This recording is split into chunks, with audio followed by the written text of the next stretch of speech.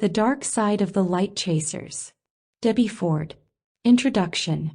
More than 12 years ago, I sat down to write my first book, The Dark Side of the Light Chasers. At the time, I had no idea how it would be received or if it would even be published.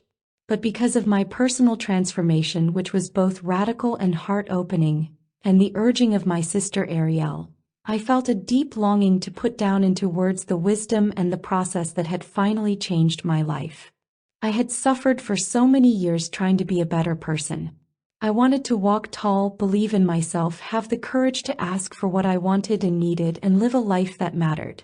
I wanted to wake up in the morning with a smile on my face and know that I was loved and that I belonged.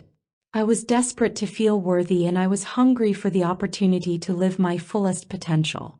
The ache inside me was more than I could bear until the day I met my real self, my whole self, my authentic self.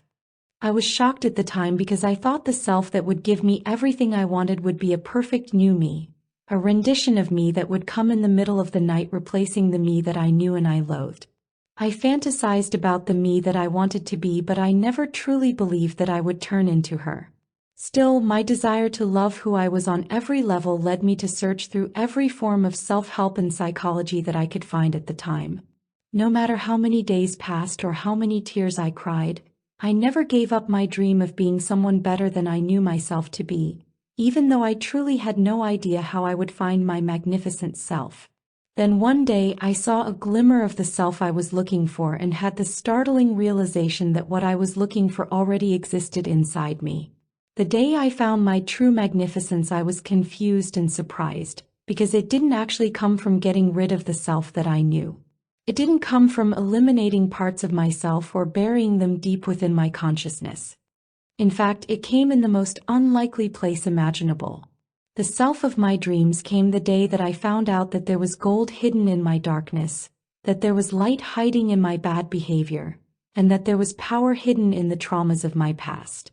It was a very holy day, a day I will never forget, when I understood that my job was not to get rid of all that I perceived to be wrong or bad about myself, and that, in fact, the opposite was true.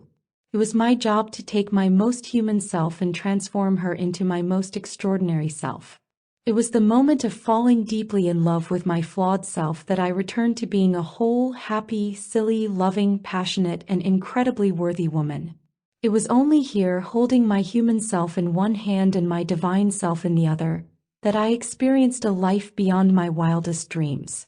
It was here that I knew finally what true love really felt like, not a love that requires another human being, but instead a love that can only be found by having a loving, trusting, and respectful relationship with oneself. It is a love without conditions, a love that holds no regrets or resentments. It is a non-judgmental love that offers compassion rather than critical thought, and kindness and care rather than self-loathing and internal abuse. The path to the love that I discovered, the process that I went through, is what I offer to you in this book. In writing down the process and doing the work again myself, I experienced an alternative reality. I realized that in every moment of my unhappiness, I had been looking for what was wrong instead of what was right. I had been looking from fear and judgment rather than love and open-heartedness. I had been looking through my punitive programming instead of my compassionate heart. While writing, I found the courage to reclaim my vulnerability, my unique gifts, and my deep desire to help heal humankind. Since the first publication of The Dark Side of the Light Chasers, which laid the foundation for all the work that I've brought into the world, I've had the tremendous honor and thrill of guiding tens of thousands of people from around the world through this journey, and I can only tell you after teaching this work for more than a decade that there is no downside for those who choose this path. When you realize that what you are made of is pure love, your heart will open and you will make peace with yourself and others. When you see the value of each and every aspect of your personality, you never see yourself or others in the same way, and you will be thrilled to be who you have the opportunity to be in this lifetime. It is a testimony to the power of this work that it is used in universities and other teaching institutions around the world, that it is given out by therapists, coaches, and other mental health professionals, and that it is passed on by those who read it. This book has sold hundreds of thousands of copies and has been translated into 19 languages because the process works. This journey has worked for me and it will work for you. You can trust in this process. It is not to be feared but to be basked in, delighted in, excited about. When you understand and embrace all of who you are, all those around you benefit. It is the gift that keeps on giving because people who are in your presence will feel better about themselves. Your children, your sisters, your brothers, your friends will open up and want to know what you know because, whether or not they acknowledge it yet, everyone is looking to return to wholeness. Everyone is looking to feel good about who they are. Everyone wants to feel authentically valuable. This is what is available to you in this book, and this is what you can expect by doing the exercises in each chapter. It is not the easy path to love what we have hated, to love what we have feared, to love what has haunted or hurt us. It often seems easier to hold on to the pain of the past rather than the healing of this moment. But I promise you it is not easier. The future we deeply desire can only be ours if we are willing to complete the pain of our past. It is only by not just accepting but embracing the past that we are delivered a future unlike the past we have lived. We evolve into the self that we yearn to be by learning to embrace all that we are and all that we have experienced, no matter how difficult it has been. When we understand that each and every aspect of our humanity is imperative to feel whole, we take the evolutionary leap into self-love and living our most authentic life. It is in this vulnerable place that authenticity is natural. It is on this path of divine truth that we are confident that we will have what we want and want what we have. It is in this place of truth that we emerge from any darkness as a greater, more impassioned expression of ourselves. Triumph over our darkest feelings and our most judgmental selves gives us an internal strength that is priceless. It cannot be bought or inherited. It cannot be accessed in any other way. There is no shortcut. It is the award that we win for traveling through the darkness of our own internal prejudice into the light of unconditional self-love. It is the golden prize that is handed out to those who are courageous enough to embrace both their humanity and their divinity. It is an award that you deserve to win. So take a deep breath and give yourself permission to transform into the greatest expression of you. You deserve it. It is your birthright to live a fully expressed life.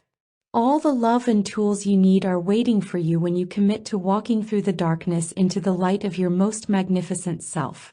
Foreword by Neale Donald Walsch. I did not feel good about myself as a kid. In fact, there were times when I really hated being me. I thought I was the only one in the world who was so inept, so unable to make friends, and so ridiculed by the boyhood fraternity which I desperately and fruitlessly sought to join. Not much changed when I became a young adult. Oh, I thought I was going to strike out on a new course. I even moved to a new city where nobody knew me, where no one would know about my childhood tendency to brag a lot as a compensation for my lack of self-regard. No one would have seen what the adults of my childhood called my flightiness. And no one would know about my habit of coming on too strong, filling the room with my presence to the point where no one else felt they had any space in which to show up. My social ineptitudes would never be discovered. Well, I found that moving didn't help. I had taken myself with me.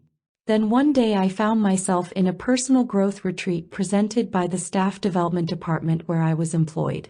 The retreat facilitator said something I will never forget. All of your so-called faults, all the things which you don't like about yourself are your greatest assets, she said. They are simply over-amplified. The volume has been turned up a bit too much, that's all.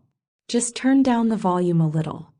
Soon you and everyone else will see your weaknesses as your strengths, your negatives as your positives. They will become wonderful tools ready to work for you rather than against you. All you have to do is learn to call on these personality traits in amounts that are appropriate to the moment. Judge how much of your wonderful qualities are needed and don't give any more than that. I felt as if I'd been struck by lightning. I'd never heard anything like this before. Still, I knew instinctively that it was truth. My bragging was nothing more than over-amplified confidence. What people called flighty or foolhardy in my youth was nothing more than spontaneity and positive thinking, once again overamped. And my coming on so strong was just my leadership ability, my verbal dexterity, and my willingness to step to the line, all 3 notches too high. I realized then that all of these aspects of my being were qualities for which I had also been praised at one time or another. No wonder I had been confused. It was only then when I looked at my shadow side, and I saw clearly why others sometimes called these my negative behaviors, that I also saw the gift in each of them. All I had to do was use those behaviors differently. Not repress them. Not disown them. Simply use them differently. I have now come to understand the extraordinary importance of leading an integral life. That is, of allowing myself to first notice, then to blend, all the aspects of who I am, those that I and others have called positive, and those that I and others have called negative, into a grander whole. Through this process I have made friends with myself at last. But oh, how long it took to get there. And how much shorter the process would have been had I been exposed to the deep insights and the wonderful wisdom in this book by Debbie Ford. Read this book carefully. Read it once and read it once again. Then read it a 3rd time for good measure. And do the exercises it suggests. I dare you. Double dare you. But neither read the book nor do the exercises if you don't want your life to change. Put the book down right now. Stick it on the top shelf of your bookcase where you'll never reach again. Or give it to a friend. Because it will very likely be impossible to experience this book without also experiencing shifts in your life. I believe in living a life of utter visibility that means complete transparency. Nothing hidden, nothing denied. Not even the part of myself that I didn't want to look at, much less acknowledge. If you agree with me that visibility is the key to authenticity, and that authenticity is the doorway to your true self, you will thank Debbie Ford from the depth of your being for this book. For it will lead you right to that doorway, beyond which is found lasting joy, inner peace, and a place of self-love so vast, you will at last find the room to unconditionally love others. And once that cycle begins, you will change not only your life, you will truly begin to change the world. Chapter 1. World Without, World Within. Most of us set out on the path to personal growth because at some point the burden of our pain becomes too much to bear. The dark side of the light chasers is about unmasking that aspect of ourselves which destroys our relationships, kills our spirit, and keeps us from fulfilling our dreams. It is what the psychologist Carl Jung called the shadow. It contains all the parts of ourselves that we have tried to hide or deny. It contains those dark aspects that we believe are not acceptable to our family, friends, and most importantly, ourselves. The dark side is stuffed deeply within our consciousness, hidden from ourselves and others. The message we get from this hidden place is simple. There is something wrong with me. I'm not okay. I'm not lovable. I'm not deserving. I'm not worthy. Many of us believe these messages. We believe that if we look closely enough at what lies deep within us, we will find something horrible. We resist looking long and hard for fear of discovering someone we can't live with. We fear ourselves. We fear every thought and feeling we have ever repressed. Many of us are so disconnected from this fear we can only see it by reflection. We project it onto the world, onto our families and friends, and onto strangers. Our fear is so deep that the only way we can deal with it is either to hide or deny it. We become great imposters who fool ourselves and others. We become so good at this we actually forget that we are wearing masks to hide our authentic selves. We believe we are the persons we see in the mirror. We believe we are our bodies and our minds. Even after years of failed relationships, careers, diets, and dreams, we continue to suppress these disturbing internal messages. We tell ourselves we're okay and that things will get better. We put blinders over our eyes and plugs in our ears to keep the internal stories we create alive. I'm not okay. I'm not lovable. I'm not deserving. I'm not worthy. Instead of trying to suppress our shadows, we need to unconceal, own, and embrace the very things we are most afraid of facing. By own, I mean acknowledge that a quality belongs to you. It is the shadow that holds the clues, says the spiritual teacher and author Lazarus. The shadow also holds the secret of change, change that can affect you on a cellular level, change that can affect your very DNA. Our shadows hold the essence of who we are. They hold our most treasured gifts. By facing these aspects of ourselves, we become free to experience our glorious totality, the good and the bad, the dark and the light. It is by embracing all of who we are that we earn the freedom to choose what we do in this world. As long as we keep hiding, masquerading, and projecting what is inside us, we have no freedom to be and no freedom to choose. Our shadows exist to teach us, guide us, and give us the blessing of our entire selves. They are resources for us to expose and explore. The feelings that we have suppressed are desperate to be integrated into ourselves. They are only harmful when they are repressed. Then they can pop up at the least opportune times. Their sneak attacks will handicap you in the areas of your life that mean the most. Your life will be transformed when you make peace with your shadow. The caterpillar will become a breathtakingly beautiful butterfly. You will no longer have to pretend to be someone you're not. You will no longer have to prove you're good enough. When you embrace your shadow, you will no longer have to live in fear. Find the gifts of your shadow and you will finally revel in all the glory of your true self. Then you will have the freedom to create the life you have always desired. Every human being is born with a healthy emotional system. We love and accept ourselves when we are born. We don't make judgments about which parts of ourselves are good and which parts are bad. We dwell in the fullness of our being, living in the moment and expressing ourselves freely. As we grow older, we begin to learn from the people around us. They tell us how to act, when to eat, when to sleep, and we begin to make distinctions. We learn which behaviors bring us acceptance and which bring us rejection. We learn if we get a prompt response or if our cries go unanswered. We learn to trust the people around us or to fear the people around us. We learn consistency or inconsistency. We learn which qualities are acceptable in our environment and which are not.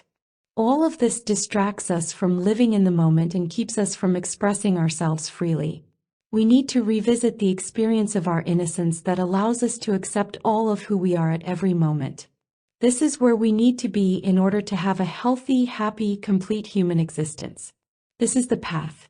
In Neil Donald Walsh's book Conversations with God, God says, "Perfect love is to feeling what perfect white is to color." Many think that white is the absence of color. It is not. It is the inclusion of all color. White is every other color that exists combined. So too is love not the absence of emotion, hatred, anger, lust, jealousy, covertness, but the summation of all feeling? It is the sum total, the aggregate amount, the everything. Love is inclusive. It accepts the full range of human emotion, the emotions we hide, the emotions we fear. Jung once said, "I'd rather be whole than good." How many of us have sold ourselves out in order to be good, to be liked, to be accepted? Most of us were raised to believe that people have good qualities and bad qualities. And in order to be accepted, we had to get rid of our bad qualities or at least hide them.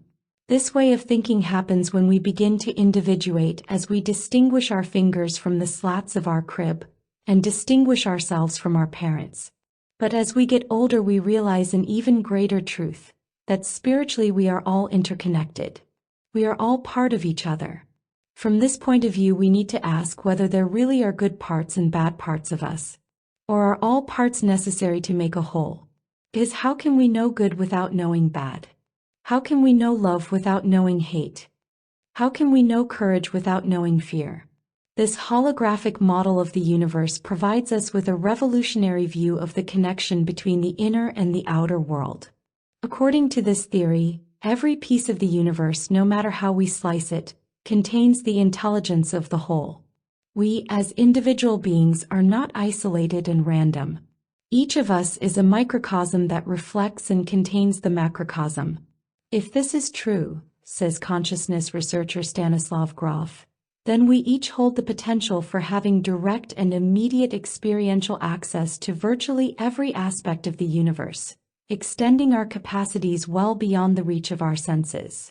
We all contain the imprint of the entire universe within ourselves. As Deepak Chopra puts it, we are not in the world, but the world is within us. Each of us possess every existing human quality. There is nothing we can see or conceive that we are not, and the purpose of our journey is to restore ourselves to this wholeness. The saintly and the cynical, the divine and the diabolical, the courageous and the cowardly. All these aspects lie dormant in us and will act out if they are not recognized and integrated into our psyches. Many of us are frightened of the light as well as the dark. Many of us are frightened to look within ourselves, and fear has us put up walls so thick we no longer remember who we really are. The dark side of the light chasers is about working through those walls and taking down the barriers we've constructed and looking maybe for the first time at who we are and what we're doing here. This book will take you on a journey that will change the way you see yourself, others, and the world. It will lead you to open your heart and fill it with awe and compassion for your own humanity. The Persian poet Rumi said, "By God, when you see your beauty, you'll be the idol of yourself." In these pages, I offer a process for discovering the beauty of your authentic self. Jung first gave us the term shadow, to refer to those parts of our personality that have been rejected out of fear, ignorance, shame, or lack of love. His basic notion of the shadow was simple. The shadow is the person you would rather not be. He believed that integrating the shadow would have a profound impact, enabling us to rediscover a deeper source of our own spiritual life. To do this, Jung said, we are obliged to struggle with evil, confront the shadow to integrate the devil. There is no other choice. You must go into the dark in order to bring forth your light. When we suppress any feeling or impulse, we are also suppressing its polar opposite.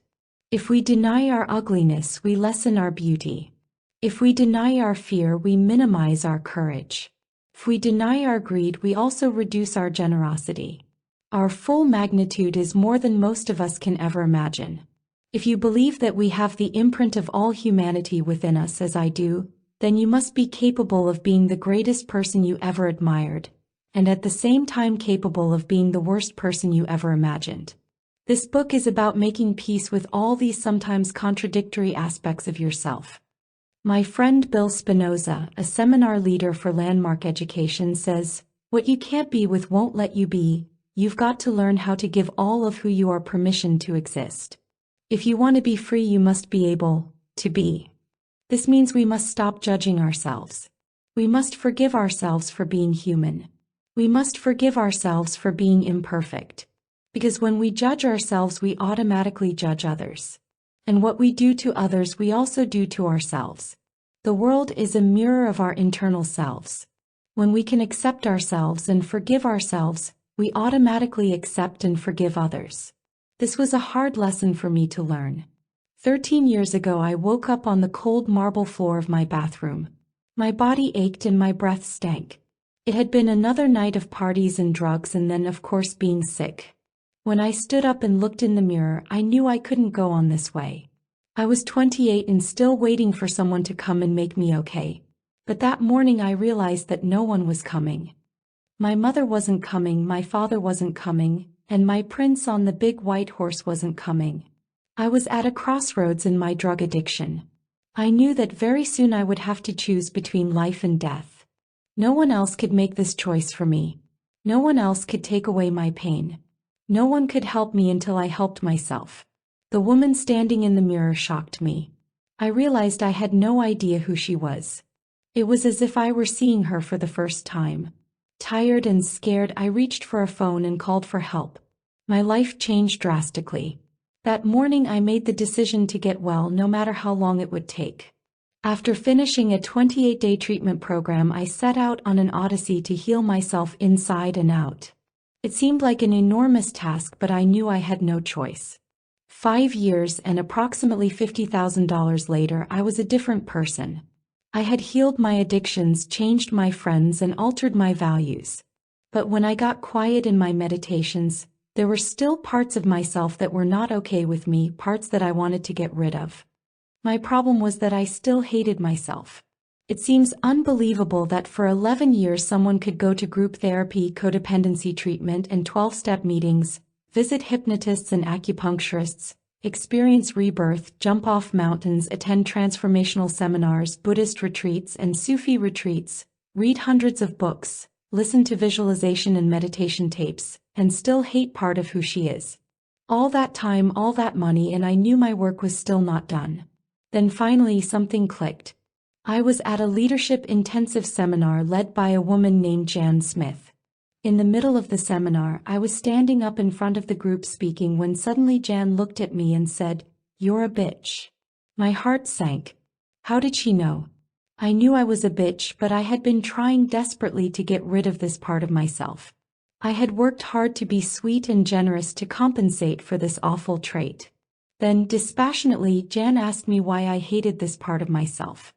Feeling small and stupid, I told her it was the part of me that caused me the most shame. I said that being a bitch had only brought myself and others pain. Then Jan said, "What you don't own owns you." I could see how being a bitch owned me. I worried about it all the time, but I still didn't want to own it. "What is good about being a bitch?" she asked. As far as I could see, there was nothing good about it. But then she said, "If you were building a house and the contractors were running over budget and were 3 weeks late, do you think it would help to be a little bitchy?" Of course I said yes. When you need to return merchandise in your business, does it help to be a bitch at times? Of course I said yes. Jan asked me if I could see now that being a bitch at certain times was not only useful but a great quality to possess if you wanted to get things done in the world. Suddenly this part of myself, which I'd tried desperately to hide, deny, and suppress, was set free. My whole body felt different. It was as if I had just dropped 100-pound weight from around my neck. Jan had taken this aspect of myself and showed me that it was a gift, that it was not something to feel shameful about. If I allowed it to exist, I wouldn't have to act it out. I would be able to use it instead of it using me. After that day, my life was never the same. Another piece of the healing puzzle had fallen into place. What you resist persists. I had heard it so many times, but I never fully understood the depth of the statement. By resisting the bitch in myself, I had kept it locked into place. The minute I accepted it and saw its gift, I relaxed my resistance and it became a non-issue for me. It became a natural, healthy part of who I was. Now I don't ever have to be a bitch, but if it is appropriate, which in this world it sometimes is, I can use that quality to take care of myself. This process seemed miraculous to me. So I made a list of all the parts of myself I didn't like and worked on finding the gifts in them. As soon as I was able to see the positive and the negative value of each aspect of myself, I was able to drop my defensiveness and allow these parts to exist freely. It became clear that the process was not about getting rid of things we dislike in ourselves, but about finding the positive side of these aspects and integrating it into our lives. This book is a guide for your journey.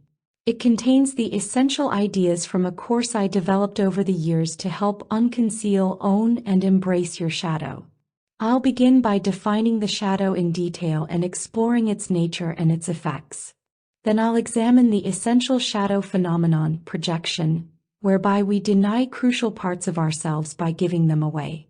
After we consider a new paradigm for understanding our inner and outer life, the holographic model of the universe, we can begin taking action, applying what we have learned to unconceal the hidden faces of our dark side.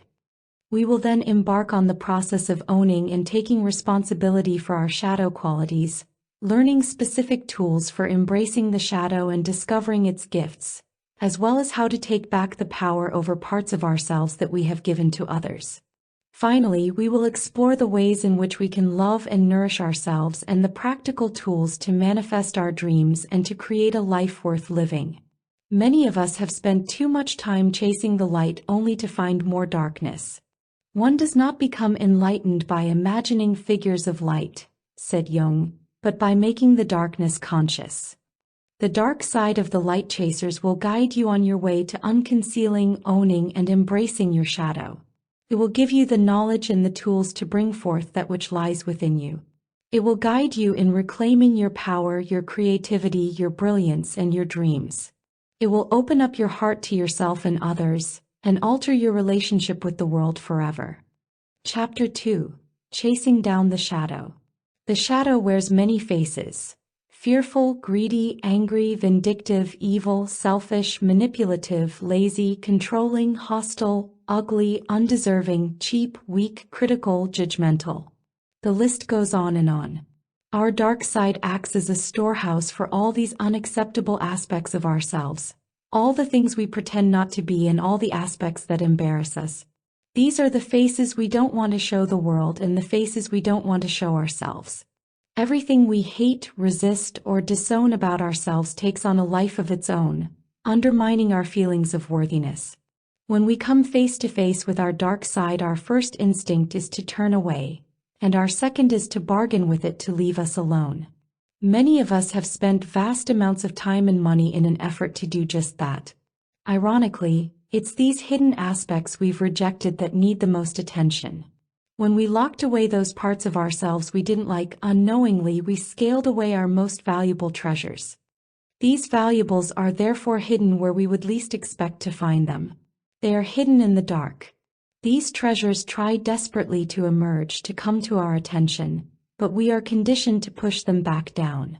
Like giant beach balls being held underwater, these aspects pop back up to the surface whenever we take the pressure off. By choosing not to allow parts of ourselves to exist, we are forced to expend huge amounts of psychic energy to keep them beneath the surface. Poet and author Robert Bly describes the shadow as an invisible bag that each of us carries around on our backs. As we're growing up, we put in the bag every aspect of ourselves that is not acceptable to our families and friends. Bly believes we spend the first few decades of our lives filling up our bags, and spend the rest of our lives trying to retrieve everything we put in our bag in an effort to lighten our burdens. Most people are afraid to confront and embrace their darkness, but it is in that very darkness you will find the happiness and fulfillment you have been longing for. When you take the time to discover your whole self, you'll open the door to true enlightenment.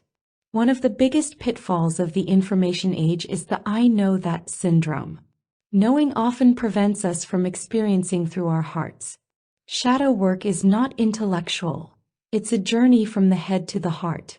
Many on the path to self-improvement believe they have completed the process but are unwilling to see the truth about themselves. Most of us long to see the light and to live in the beauty of our highest self, but we try to do this without integrating all of ourselves. We can't have the full experience of the light without knowing the dark. The dark side is the gatekeeper to true freedom. Each of us must be willing to continually explore and expose this aspect of self. Whether you like it or not, if you're human, you have a shadow. If you can't see it, just ask the people in your family or the people you work with. They'll point it out to you. We think that our masks keep our inner selves hidden, but whatever we refuse to recognize about ourselves has a way of rearing its head and making itself known when we least expect it. Embracing an aspect of yourself means loving it, allowing it to coexist with all your other aspects, not making it more or less than any other part of yourself. It is not enough to say, "I know I am controlling." We must see what controlling has to teach us, what gift it brings, and then we must be able to view it with awe and compassion. We live under the impression that in order for something to be divine it has to be perfect. We are mistaken. In fact, the exact opposite is true. To be divine is to be whole, and to be whole is to be everything. The positive and the negative, the good and the bad, the holy man and the devil. When we take the time to discover our shadow and its gifts, we will understand what Jung meant by, "The gold is in the dark." Each of us needs to find that gold in order to reunite with our sacred self. When I was growing up, I was told there were two kinds of people in the world: good and bad. Like most children, I worked to show off my good qualities and tried hard to hide my bad ones. I desperately wanted to get rid of all those parts of myself that were unacceptable to my mother, father, sister, and brother. As I got older, more people came into my life with all their opinions, and I realized there was even more of myself I had to hide. At night, I often lay awake trying to figure out why I was such a bad girl. How was it possible that I had been cursed with so many awful qualities? I worried about my sister and brother, who also had many deficiencies to overcome. Anytime one of us showed any shortcoming, we would get in trouble. I was told that the people down the street in the county jail were there because they had qualities that got them in trouble. I wanted to make sure I would not end up looking through bars to see my family and friends. So early on I figured that the best way to be accepted was to hide these undesirable parts of myself, which sometimes meant lying. My dream was to be perfect in order to be loved. So when I didn't brush my teeth, I lied, and when I ate more than my share of cookies, I lied, and when I bit my sister, I lied, and by the time I was 3 or 4, I did not even realize I was lying because I had already started lying to myself. I was told, don't be angry, don't be selfish, don't be mean, don't be greedy. Don't be was the message I internalized. I started to believe I was a bad person because sometimes I was mean and sometimes I got angry and sometimes I wanted all the cookies. I believed that to survive in my family and in the world I would have to get rid of these impulses. So I did. Slowly I shoved them so far back into my consciousness that I forgot they were there at all. These bad qualities became my shadow. And the older I got, the further back I pushed them. By the time I was a teenager, I had shut down so much of myself that I was a walking time bomb waiting to explode on anyone who got in my way. Along with the so-called bad qualities, I had also pushed back all their positive opposites. I could never experience myself as beautiful because I spent so much time trying to hide my ugliness. I could never feel good about my generosity because it was just a mask to cover my greed. I lied about who I was, and I lied to myself about what I was capable of achieving. I lost access to all of who I was. Because I had worked so hard to shut myself down, I had no patience for others who might be exposing their imperfections. I became intolerant and judgmental. As far as I was concerned, no one was good enough, the world was an awful place, and everyone in it was in trouble. I believed my problems were being imposed on me because I was born into the wrong family, had the wrong friends, the wrong face, the wrong body, lived in the wrong town, and went to the wrong school. In my heart, I truly believed these external circumstances were the cause of my loneliness, anger, and discontent. I thought, if only I had been born into wealth like I deserved, lived in Europe, and went to boarding school. If only I had the right clothes and a big bank account, my world would be fine. All my troubles would vanish. I had fallen into the all too familiar trap of, if only. If only this was like that, everything would be okay. I would be okay. This delusion didn't last long. When the fantasy dried up, I was faced with my worst nightmare. I found out that all I was me, skinny, imperfect, middle class, angry, and selfish. It has taken me 17 years to come to terms with all of who I am. The brilliant and the beautiful, the imperfect and the flawed. And it still takes work even to this day. The reason for doing shadow work is to become whole. To end our suffering. To stop hiding ourselves from ourselves. Once we do this, we can stop hiding from the rest of the world. Our society nurtures the illusion that all the rewards go to the people who are perfect. But many of us are finding out that trying to be perfect is costly. The consequences of emulating the perfect person can eat away at us physically, mentally, emotionally, and spiritually. I've worked with so many good people who suffer from various diseases. Addiction, depression, insomnia, and dysfunctional relationships. They are people who never get angry, never put themselves first, never even pray for themselves. Some of their bodies are riddled with cancer and they don't know why. Buried in their bodies, stuffed far back in their minds, are all their dreams, anger, sadness, and desires. They were raised to put themselves last because that is what good people do.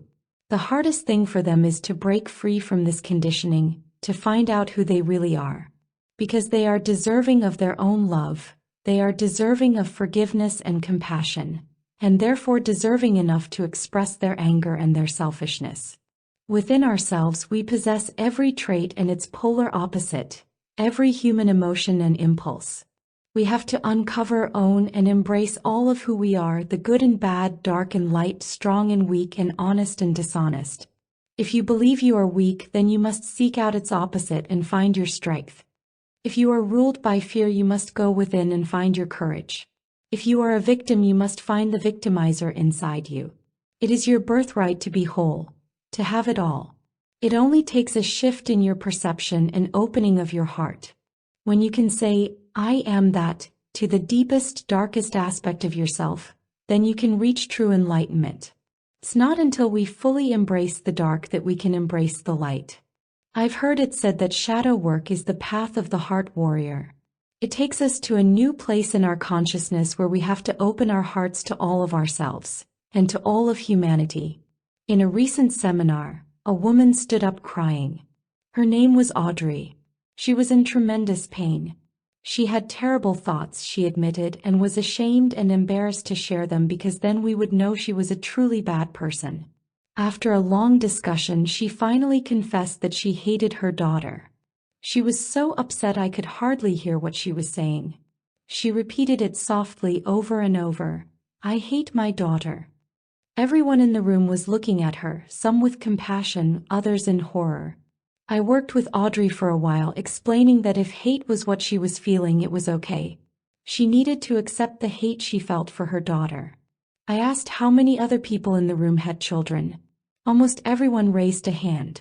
I asked them to close their eyes and try to remember a time when they might have felt hate for their children. Everyone found at least one memory of feeling hate.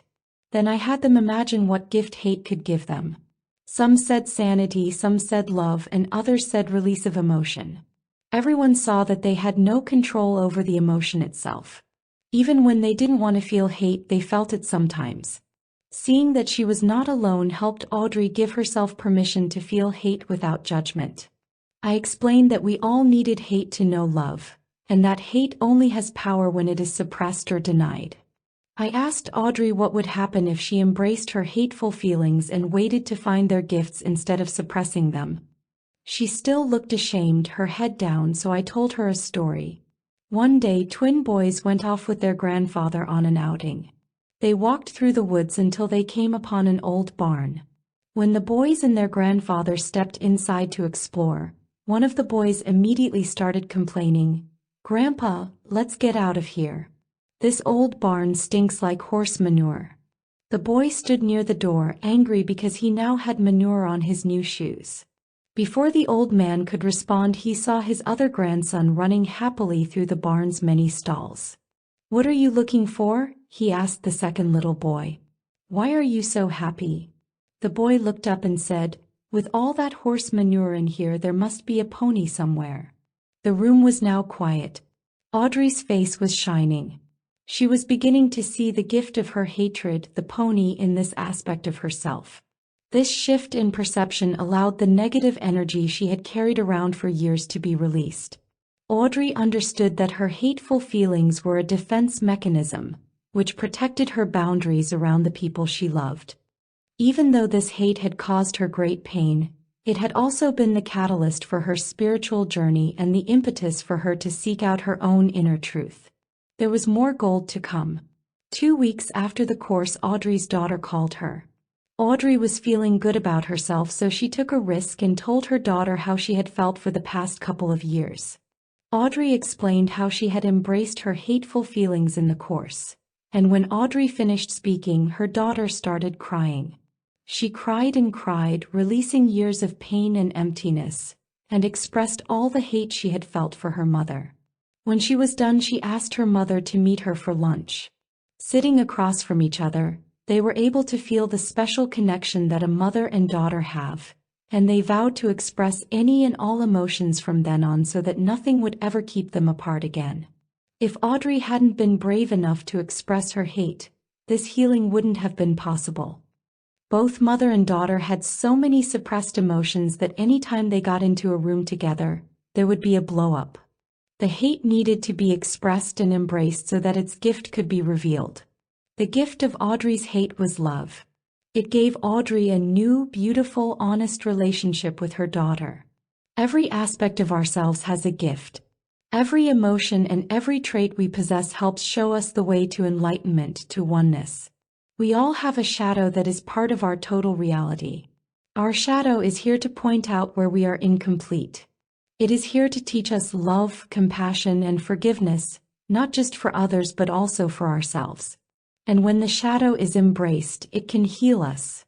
It is not just our denied darkness that finds its way into the recesses of our shadow. There is a light shadow, a place where we have buried our power, our competence, and our authenticity. The dark parts of our psyches are only dark when they are stuffed away and hidden. When we bring them into the light of our consciousness and find their sacred gifts, they transform us. Then we are free. I saw this clearly in one of my courses in a tough, resistant, gum-chewing woman with "screw you" invisibly tattooed across her forehead. Pam questioned everything, yet firmly stated she had no problem owning her darkness. She was right. Her darkness was her comfort zone. She did not care if you called her angry or a bitch. Pam considered those words compliments. So when I told Pam she was a mush pie, she looked at me in disgust and complete disbelief. Me? Mushy? Never. She was completely unable to see herself as soft, sweet, or feminine. I left her alone, trusting the weekend process would show her the way. Sure enough, the next day, after a cathartic movement meditation, I asked several people to come to the middle of the group to get a hug from the rest of us. I had never done this before, but it was clear that Pam and a few others were stuck and needed some love. When we put our arms around her, Pam broke down, wailing inconsolably and calling for her mother. For more than an hour, a group of 10 or so people sat comforting Pam while she let go of years of pain, loneliness, and sadness. Although it seemed like her tears would never end, Pam finally surrendered and allowed us to love her unconditionally. Later, I discovered Pam had been abandoned during infancy and had never met her mother, nor did she have a single baby picture of herself. In fact, she had hired a private investigator who had been trying to locate her mom for the past several years. By the last day of the course, Pam was embracing her softness and gentle qualities. Everyone kept marveling at her transformation. And just a week later, Pam heard from the private investigator and received her first baby picture. 2 weeks after that, the detective found her mother and Pam spoke with her for the first time. Once the shadow is embraced, it can be healed. When it is healed, it becomes love. If the gold is in the dark, then most of us have been looking in the wrong place. As Deepak Chopra often says, within every human being there are gods and goddesses in embryo with only one desire. They want to be born. We long to see the seeds of our divinity blossom, but we have forgotten that every seed needs fertile ground in which to grow. That dark, earthy, essential place within us is our shadow. It is a field that needs acceptance, love, and cultivation before the flowers of ourselves can bloom. Exercises. It's important to be in a state of mindfulness when you do these exercises. All the answers you need are within, but you must become quiet enough to hear them. Leave yourself plenty of time and make sure you turn off your phone and completely surrender to the process. I recommend that you set aside at least 1 hour to do these exercises. Put on comfortable clothes and sit in your favorite place in your house. You might want to light some candles and put on soft music to help create a seductive atmosphere for yourself. Nearby, keep a journal and a pen or pencil that you enjoy writing with. You might want to get a tape recorder and record the following steps so you won't have to keep opening your eyes to read what comes next. When you're ready, close your eyes and take 5 slow, deep breaths. Inhale for 5 counts, retain the breath for 5 counts, and then exhale slowly through your mouth. Use your breath to relax your entire body. Focus all your attention on your breath as you continue. This is one of the best ways to quiet your mind. Now, with your eyes shut, imagine yourself walking into an elevator and closing the door. Press one of the buttons in the elevator and go down 7 floors.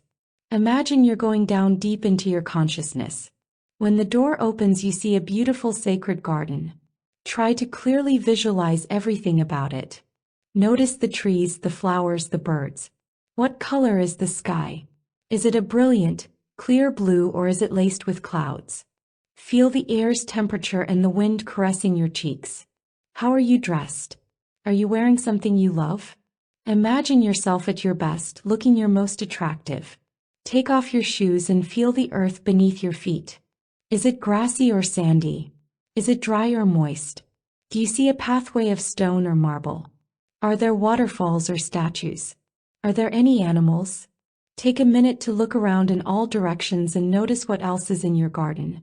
When you've finished creating your garden, create a sacred meditation seat where you can come to find all the answers you've ever desired. Spend a minute exploring your inner sacred place and make a commitment to visit it often. Return your attention to your breath and take 5 more slow, deep breaths. Bring yourself to an even deeper state of relaxed awareness. Now ask yourself the following series of questions and take your time in listening to your inner voice. After each question, open your eyes for a moment and write down your answers in your journal. The best way to do this is to write fast and to write whatever comes to your mind. There are no right or wrong answers. Don't worry about what you are writing. Just let yourself feel and express whatever needs to emerge through this process. When you have the answer to the first question, close your eyes, return to your garden, and sit down in your meditation seat. Take 2 more slow, deep breaths before you ask yourself the second question, and so on. Take your time. 1. What am I most afraid of? 2. What aspects of my life need transforming? 3. What do I want to accomplish by reading this book? 4. What am I most afraid of that someone else will find out about me? 5. What am I most afraid of in finding out about myself? 6. What's the biggest lie I've ever told myself? 7. What's the biggest lie I've ever told someone else? 8. What could stop me from doing the work necessary to transform my life? When you finish this exercise, allow yourself time to write in your journal and express on paper anything else that needs to surface. Then take a moment to acknowledge the courage and hard work you brought to this exercise and continue on to the next chapter. Chapter 3. The world is within you. We are not in the world is within us. The first time I heard this, I was puzzled. How can the world be within me? How could it be possible that you, another human being, could live inside me? It took a long time to understand that what is actually inside me are the thousands of qualities and traits that make up every human being, and that beneath the surface of every human is this blueprint of all mankind. The holographic model of the universe teaches us that each of us is a microcosm of the macrocosm. Each of us contains all the knowledge of the entire universe. If you cut the hologram on your credit card or driver's license into tiny pieces and shine a laser beam on one of them, you will see the entire picture. In the same way, if you examine one human being, you will find a hologram of the universe. This universal blueprint resides in our DNA. Dr. David Simon, medical director of the Chopra Center for Well-Being and author of The Wisdom of Healing, explains it this way. A hologram is a 3-dimensional image derived from 2-dimensional film. The unique feature of the hologram is that the entire 3-dimensional picture can be created out of any piece of the film. The whole is contained in every bit. That is why it is called a hologram. In a similar way, every aspect of the universe is contained within each of us. The forces that comprise matter throughout the cosmos are found in each atom of the body. Every strand of my DNA carries the entire evolutionary history of life. My mind contains the potential of every thought that ever was or will be expressed. Understanding this reality is the key to the door of life, the entranceway to unbounded freedom. Experiencing this reality is the basis of real wisdom. When you understand that you contain everything you see in others, your entire world will alter. Our goal in this book is to find and embrace everything that we love and everything that we hate in other people. When we reclaim these disowned aspects of ourselves, we open the door to the universe within. When we make peace with ourselves, we spontaneously make peace with the world. Once we accept the fact that each of us embodies all the traits in the universe, we can stop pretending that we are not everything. Most of us were taught that we are different from other people. Some of us consider ourselves better than others, and many of us believe that we are inadequate. Our lives are molded by these judgments. It is these judgments that lead us to say, I am not like you. If you grow up white, you might believe you are different from African Americans. If you grow up African American, you might believe you are different from Asians or Hispanics. Jews believe they are different from Catholics, while right-wing conservatives believe they are different from left-wing liberals. Each of our cultures has taught us to believe that we are fundamentally different from the rest. We also adopt prejudices from our families and friends. You're different because you are fat and I am skinny. I am smart and you are stupid. I am timid and you are brave. I am passive and you are aggressive. I am loud and you are soft-spoken. These beliefs maintain the illusion that we are separate. They create internal as well as external barriers that keep us from embracing the totality of our being. They keep us pointing our fingers at others. The key is to understand that there is nothing we can see or perceive that we are not. If we did not possess a certain quality, we could not recognize it in another. If you are inspired by someone's courage, it is a reflection of the courage within you. If you think someone's selfish, you can be sure that you're capable of demonstrating the same amount of selfishness. Although these qualities will not be expressed all the time, we each have the ability to act out any quality we see. Being part of the holographic world, we are all that we see, all that we judge, all that we admire. Regardless of skin color, weight, or religious preference, we share the same universal qualities. All humans are the same in this essential way. Renowned Ayurvedic Dr. Vasant Lad says, "Within every drop is the ocean, and within every cell is the intelligence of the whole body." When we grasp the enormity of this, we can start to see the vastness of who we are. Men and women are created equal in that they share the same full range of human qualities. We all have power, strength, creativity, and compassion. We all have greed, lust, anger, and weakness. There is no trait, quality, or aspect that we don't possess. We are filled with divine light, love, and brilliance, and equally filled with selfishness, secrecy, and hostility. We are meant to hold the entire world within us. Part of the task of being fully human is to find love and compassion for every aspect of ourselves. As is the human mind, so is the cosmic mind. Most of us are living with a narrow vision of what it is to be human. When we allow our humanity to embrace our universality, we can easily become whatever it is we desire. In Love and Awakening, John Welwood uses the analogy of a castle to illustrate the world within us. Imagine being a magnificent castle with long hallways and thousands of rooms. Every room in the castle is perfect and possesses a special gift. Each room represents a different aspect of yourself and is an integral part of the entire perfect castle. As a child, you explored every inch of your castle without shame or judgment. Fearlessly, you searched every room for its jewels and its mystery. Lovingly, you embraced every room, whether it was a closet, a bedroom, bathroom, or a cellar.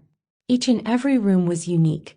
Your castle was full of light, love, and wonder. Then one day, someone came to your castle and told you that one of your rooms was imperfect, that surely it didn't belong in your castle. They suggested that if you wanted to have a perfect castle, you should close and lock the door to this room. Since you wanted love and acceptance, you quickly closed off that room. As time went by, more and more people came to your castle. They all gave you their opinions of the rooms, which ones they liked and which ones they didn't. And slowly you shut one door after another. Your marvelous rooms were being closed off, taken out of the light and put into the dark. A cycle had begun. From that time on, you closed more and more doors for all kinds of reasons. You closed doors because you were afraid or you thought the rooms were too bold. You closed doors to rooms that were too conservative. You closed doors because other castles you saw did not have a room like yours. You closed doors because your religious leaders told you to stay away from certain rooms. You closed any door that did not fit into society's standards or your own ideal. The days were gone when your castle seemed endless and your future seemed exciting and bright. You no longer cared for every room with the same love and admiration. Rooms you were once proud of, you now willed to disappear. You tried to figure out ways to get rid of these rooms, but they were part of the structure of your castle. Now that you had shut the door to whatever room you didn't like, time went by until one day you just forgot that room altogether. At first, you didn't realize what you were doing. This became a habit. With everyone giving you different messages about what a magnificent castle should look like, it became much easier to listen to them than to trust your inner voice, the one that loved your entire castle. Shutting off those rooms actually started to make you feel safe. Soon you found yourself living in just a few small rooms. You had learned how to shut off life and became comfortable doing it. Many of us also locked away so many rooms that we forgot we were ever a castle. We began to believe we were just a small two-bedroom house in need of repairs. Now imagine your castle as the place where you house all of who you are, the good and bad, and that every aspect that exists on the planet exists within you. One of your rooms is love. One is courage, one is elegance, and another is grace. There are endless numbers of rooms. Creativity, femininity, honesty, integrity, health, assertiveness, sexiness, power, timidity, hatred, greed, frigidity, laziness, arrogance, sickness, and evil are rooms in your castle. Each room is an essential part of the structure, and each room has an opposite somewhere in your castle.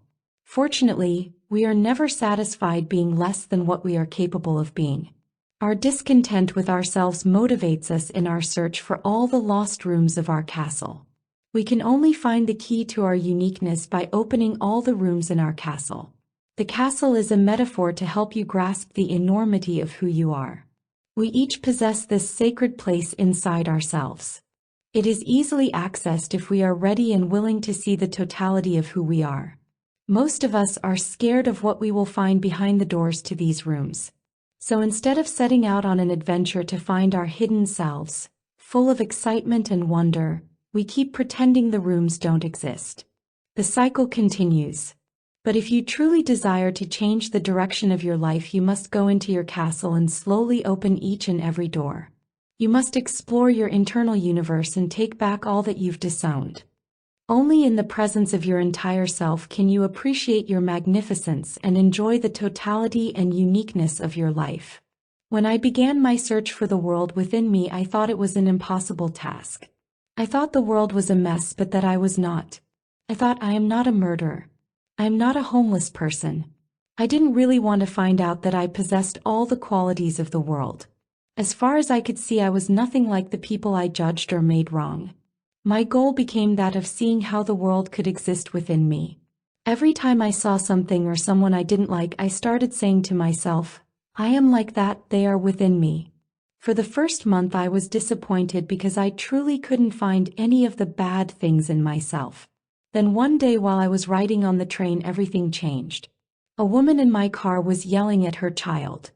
I was busy telling myself I would never treat my child that way and how awful this woman was for scolding her child in public. When a little voice in my head said, if your child had just spilled chocolate milk all over your white silk suit, you would throw a flying fit.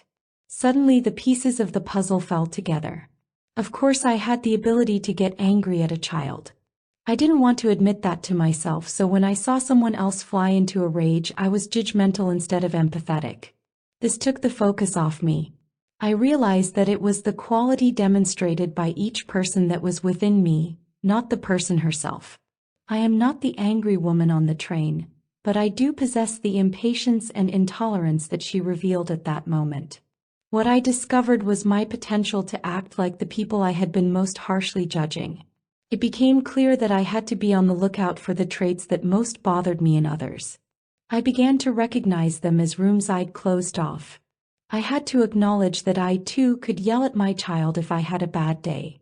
Then I looked at a homeless person and asked myself, if I had no family or no education and I lost my job, would it be possible for me to be homeless?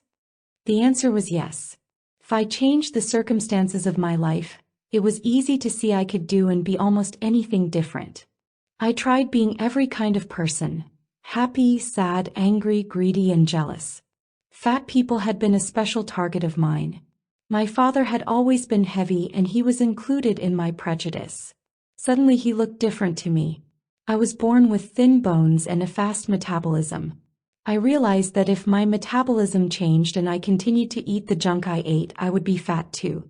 But there were still a few areas where I was having difficulty. I could never imagine myself being a murderer or a rapist. How could I kill someone in cold blood? It was easy to imagine killing someone if he tried to hurt me or my family, but how about those brutal, senseless crimes? I realized I had no desire to kill now, but if I had been locked in a closet for 14 years and beaten every day, would I be able to kill in cold blood? The answer was yes.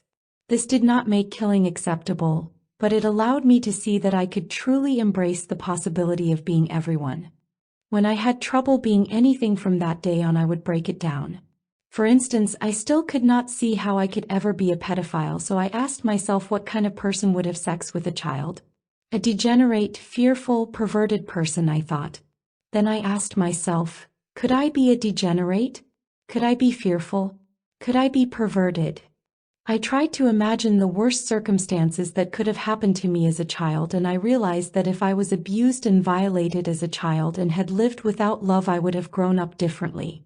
Under those circumstances, there was no way I could predict what I would and would not be capable of doing. Don't judge a man until you have walked in his shoes. Even though some of these characteristics were hard for me to own, I had to face the possibility that a demon lived inside me. Sometimes the question is not whether you have a specific trait at the moment, but whether you could display that trait under different circumstances. I tried on every kind of person that disgusted or repulsed me. Some were harder to accept than others, some took more time, but eventually there was little I could not own within myself. Over time, my inner voice that went through life judging everything and everyone had quieted. Silence of the mind is something I had dreamed about my whole life, and now I was seeing the possibility emerge. I realized that I only judged people when they displayed a quality I could not accept in myself. If someone was a show-off, I no longer judged them because I knew that I too was a show-off.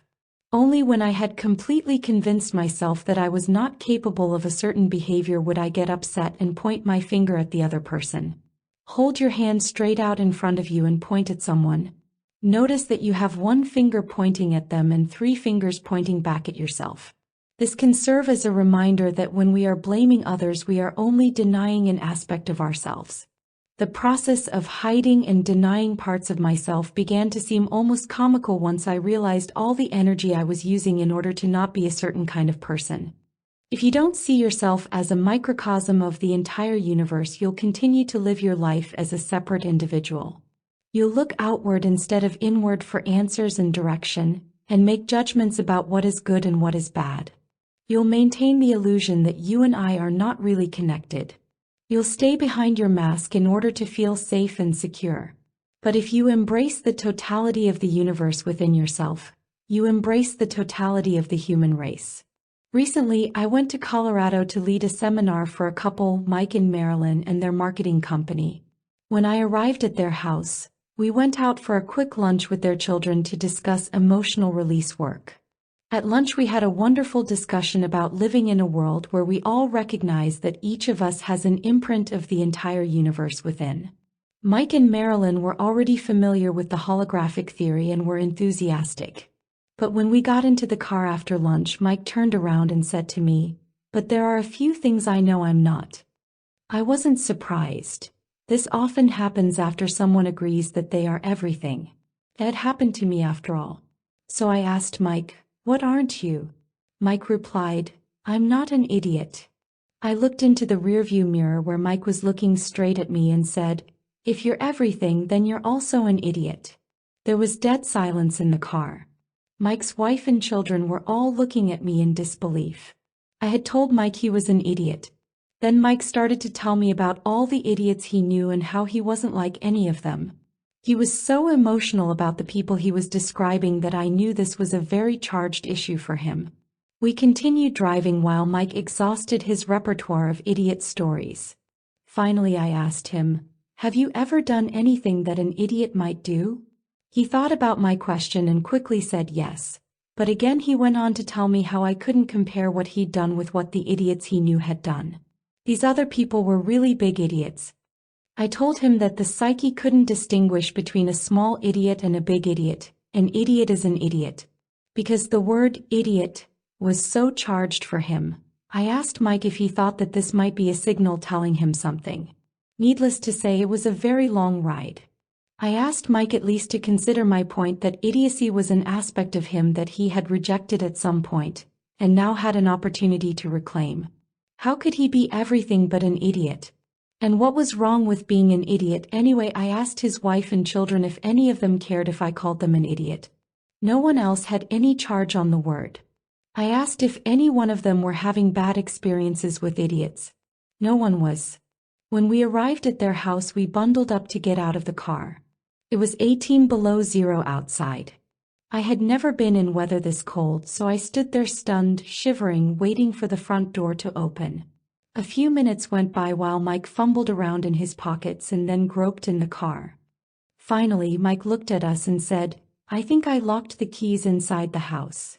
After a moment's silence, I asked, "What kind of person would lock himself out of his house in 18 below zero weather?" We all simultaneously screamed, "An idiot." Mike laughed, and Marilyn eventually found her key and got us into the house. Once again, the universe assisted me in my work. After we warmed up, I sat down with Mike to see if he could identify when he had made the decision not to be an idiot. He remembered doing something stupid as a child and being laughed at. At that time, he vowed to himself never again. He shut down a room in his castle because he thought it was bad. As Gunther Bernard so aptly said, "We choose to forget who we are and then forget we've forgotten." Aspects that are hidden from ourselves, like idiocy from Mike, have a particularly powerful influence on our present reality. They have a life of their own and are always trying to get our attention in order to be accepted and integrated into our whole self. Mike kept unconsciously attracting idiots into his life so that he could experience this disowned aspect of himself. Mike could not find compassion for his own mistakes, so he saw people who made mistakes as idiots. Hating this aspect of himself, he hated anyone else with the same flaw. This influenced how he managed people at work. His employees perceived him as difficult and sometimes irrational. I suggested to Mike that this disowned aspect of himself that he called idiot came bearing gifts. I had him close his eyes and tell me the first word that came to mind when I asked, "What is the gift of being an idiot?" He replied, "Determination." Because Mike didn't want to be considered an idiot, he had worked very hard at school and became a great student. He went to college and then on to get his master's degree and became an accountant. He worked hard to be at the top of his field and kept up on local and world news events as an educated person would. Mike was a little shocked by what he was saying.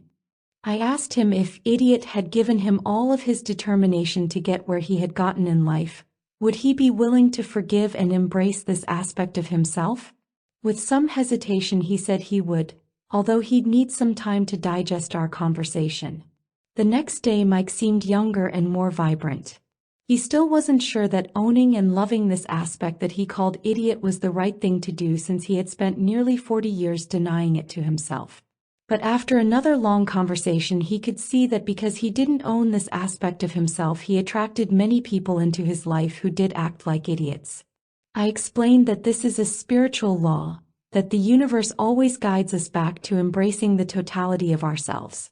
We attract whomever and whatever we need to mirror back the aspects of ourselves that we've forgotten. Each aspect within us needs understanding and compassion. If we are unwilling to give it to ourselves, how can we expect the world to give it to us? As we are, so is the universe. Self-love must sink in and nourish each level of our being. There are those who love their inner selves but are unable to look into a mirror for more than a minute at their outer appearance. Other people spend all their time and money on their outer selves and end up hating what's inside.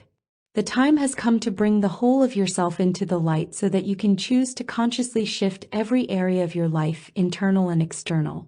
Now is the time to be the idol of yourself. Every part of you has something to give you. By loving and embracing all of yourself, you will truly be able to love and embrace all of us. Exercises. Start by clearing away anything that might distract you. You'll need your journal, crayons, and a pen. You might want to put on some soft music to help you relax. Now close your eyes and take a slow, deep breath. Use your breath to quiet your mind and surrender to the process. Take 5 more slow, deep breaths. Meeting your sacred self. Imagine again an elevator within you. Step into the elevator and go down 7 floors. When you step out of your elevator, you will see your beautiful garden. Walk through your garden and notice the flowers and trees surrounding you. Look at the lush green leaves and savor the rich smells of the flowers. It is a beautiful day and the birds are singing. Notice the color of the sky. Remember how comfortable and safe you feel in your garden. Take a moment and take another deep breath, inhaling the beauty of your sacred garden. Find a quiet place to sit and create a comfortable meditation seat, a place where you feel your best. Make sure you put on clothes that caress your body and make you feel desirable and magnificent. Then sit down and close your eyes. In a moment, an aspect of yourself will come into your consciousness. This aspect will be you at your best. It will be the totality of who you are, filled with love and compassion and with power and strength. This aspect of you is your sacred self. Invite this magnificent being to fully enter into your awareness. Visualize yourself manifesting your highest potential, feeling peaceful and silent, centered and fulfilled. Now ask your sacred self to sit down next to you. Take this aspect by the hand and look it in the eye. Ask it if it will be there for you to guide you and protect you this week. Then ask it what you need to do to open your heart and let go of any old emotional toxicity you have been carrying around. Now embrace this sacred aspect of yourself and thank him or her for coming to see you, and vow to revisit him or her and your garden often. Now open your eyes and write about your experience in your journal. What you saw, what your garden looked like, how you looked and felt. What did your sacred self look like? What did he or she have to say? Take your time. The longer you write, the more wisdom will be expressed through you. Then take out a piece of paper and some crayons and draw a picture of your sacred self. Don't worry about what your picture looks like. This is not a coloring contest. Just give yourself permission for at least 5 minutes to draw. Meeting your shadow. Close your eyes and take 5 very slow, deep breaths. Inhale to the count of 5, retaining your breath for as long as you comfortably can, and then exhale as slowly as possible. Use your breath to quiet your mind and go deep within your consciousness. Imagine yourself going into an elevator and down 7 floors. When you open the door to the elevator, you see a very dark and dingy place. Imagine the worst possible circumstances. Notice the smells, the filth, the garbage everywhere. You might be in a cave filled with rats, snakes, cockroaches, or spiders. Call forth a place that you wish never to go to. When you've created this place, continue to take slow, deep breaths and then look down into a corner and see the lowest form of yourself imaginable. Allow an image of you at your worst to appear in your mind. Try to sense and see everything about you, how you look, how you smell, how you feel. Now allow a word that describes the person you are seeing to come into your mind. After you have visited with this person long enough to get a sense of him or her, open your eyes.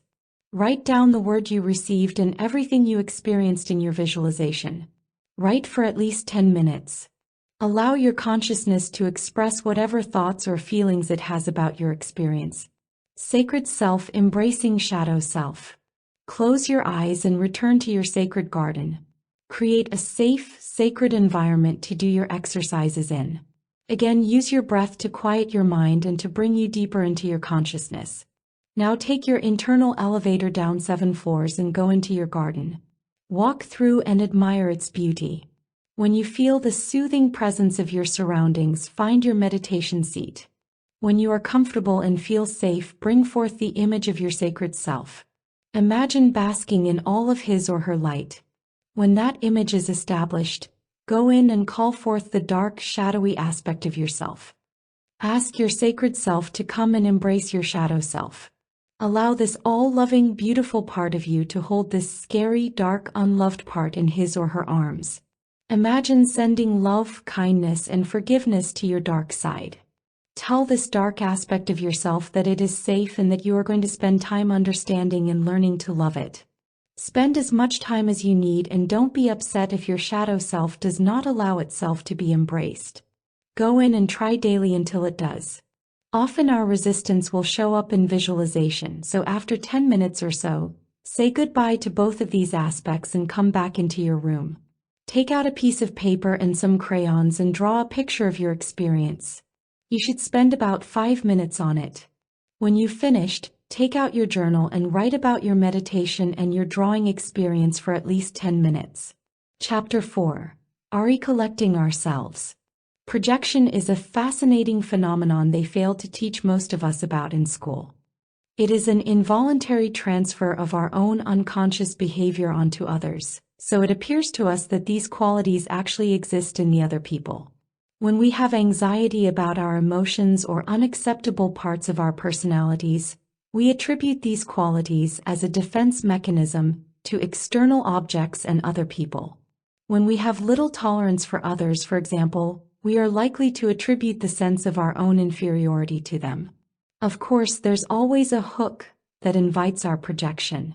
Some imperfect quality in other people activates some aspect of ourselves that wants our attention.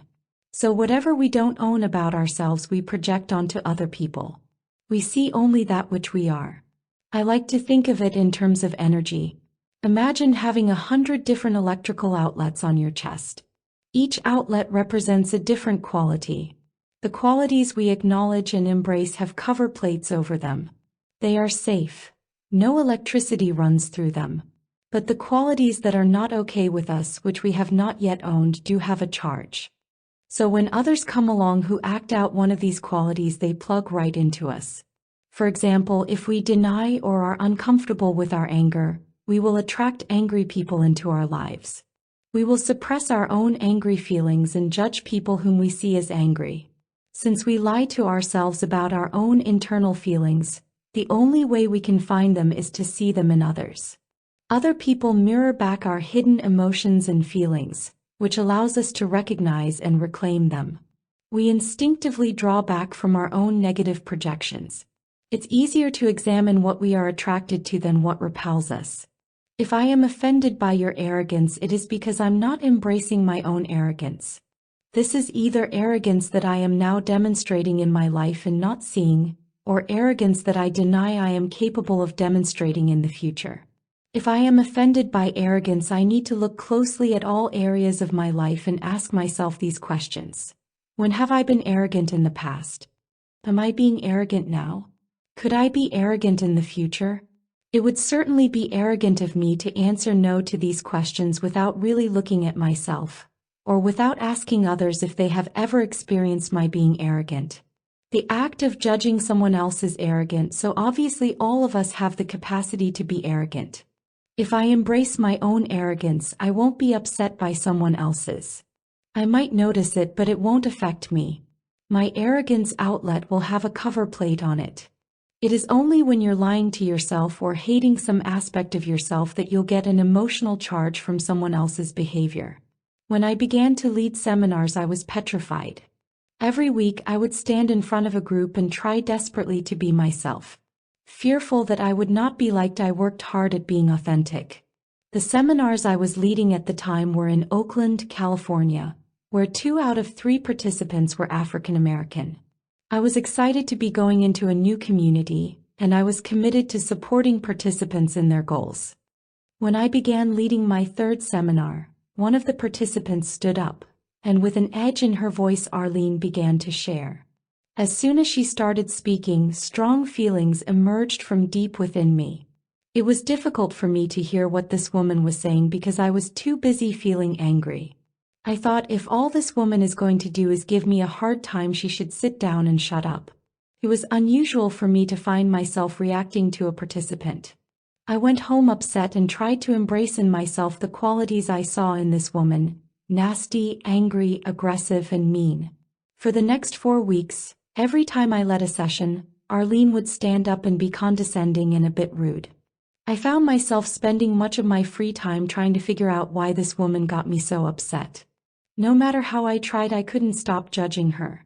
One day, feeling defeated, I called a woman in the seminar whom I worked closely with and asked her why Arlene hated me. Susan replied, "Debbie, don't worry about her. She's just a racist." I hung up the phone, feeling weak and nauseous. I quickly affirmed, "I'm not a racist." I thought about all my childhood memories of African American friends in my life. I remembered teaching them how to swim and running track with them. I thought of my father and how he'd fought for civil rights. He had the first black law partner in the state of Florida. I felt sure I was not a racist. That night, as I lay in bed thinking about the next session of my seminar, I kept hearing Susan's words, "She's just a racist." Over and over these words rang in my cars. Just as I was about to fall asleep, I heard a voice in my head asking, "What did you think about Arlene the first time she stood up and gave you a hard time?" Suddenly, I felt pressure in my chest and feared the worst. What I remembered thinking was, "You stupid black bitch." These words resonated through my body. I thought, it couldn't be, I'm not a racist. I wouldn't think that thought, I couldn't mean it. My heart raced with fear.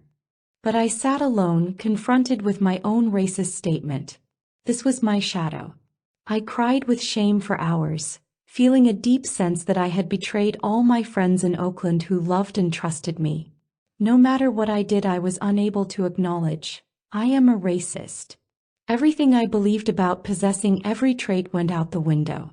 I spent hours in front of a mirror saying, I am a racist, trying to accept this part of myself, trying to find some comfort. The more I repeated the words, the easier it became. Knowing there was a gift somewhere in those words, I began to look for it. Then I remembered my father talking endlessly about equal rights and how none of us would be free until we realized that we were all equal. This passion of my father's had become a passion of my own. I saw that not wanting to be a racist had pushed me to work hard to form relationships with African Americans. It also gave me a deep need to support people who were discriminated against. At the time all this took place, I was actively involved in raising money for an organization called Prison Possibilities, which helped primarily minority inmates transform their lives.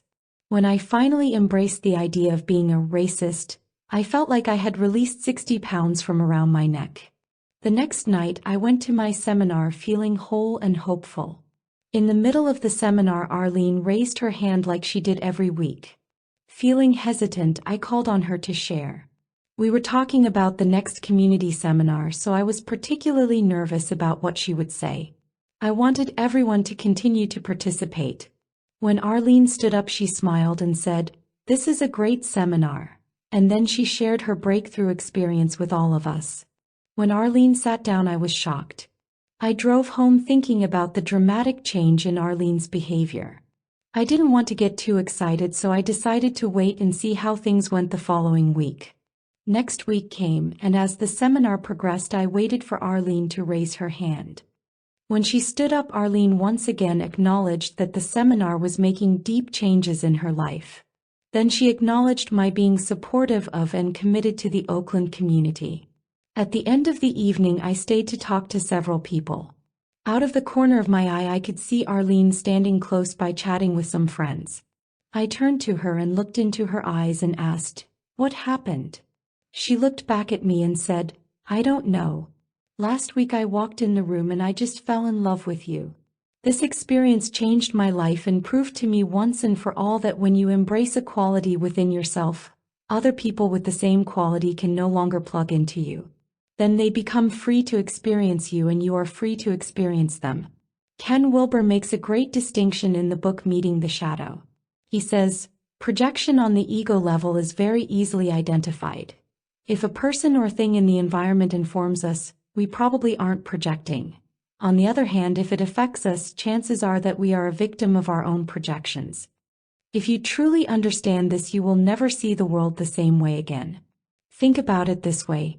If someone walks by you and spits on the sidewalk and you notice but don't react, it probably isn't something you need to work on. But if you get upset and think, how could someone be so uncouth and disgusting? Then you are projecting. You may be engaged in some disgusting behavior now or may have demonstrated some disgusting behavior in the past. For some reason, disgusting behavior is not okay with you, so you are affected by the behavior of the spitter. All of this might have started when you were small. Perhaps you actually did spit and someone said, "That's disgusting." Maybe someone in your family spit and others reacted to it in a negative manner. Whatever happened, you made a decision never to do anything like that and pushed this aspect of yourself way back into your consciousness. If this person who spits affects you, it should trigger your internal alarm. These alarms are clues to uncovering your dark side. With this in mind, you can look at what emotionally affects you as a catalyst for growth, giving you an opportunity to reclaim a hidden aspect of yourself. At this point, many of you might be saying, "This is ridiculous. I don't want to find out I'm disgusting or arrogant." You have to remember there's a gift in each of these aspects. But in order to receive the gift, you first have to uncover, own, and embrace these aspects. There's an old Sufi story about a philosopher who made an appointment to debate with Nasruddin, a Sufi wisdom teacher. When the philosopher arrived for his appointment, he found Nasruddin away from his home. Infuriated, the philosopher picked up a piece of chalk and wrote "Stupid oaf" on Nasruddin's gate. When Nasruddin got home and saw this, he rushed right over to the philosopher's house. "I had forgotten," he said, "that you were to call. And I'm sorry I missed our appointment. But I remembered our appointment the minute I saw that you had written your name on my gate." Our indignation over the behavior of others is usually about an unresolved aspect of ourselves. If we listen to everything that comes out of our mouths when we talk to others, judge others, or give advice, we should just turn it around and give it to ourselves. The philosopher could just as easily have written rude oaf, inconsiderate liar, or backstabbing coward. On the other hand, he could have come to a totally different conclusion and been afraid that Nasruddin had been hurt in an accident or had fallen ill. But the words that came to him when Nasruddin was not home were stupid oaf. When we have a trait that doesn't have a cover plate over it, we draw incidents into our lives to help us own and embrace that denied aspect, without being influenced by a single fact other than Nasruddin's absence. The philosopher projected his own unembraced trait of stupid oaf. We project our own perceived shortcomings onto others.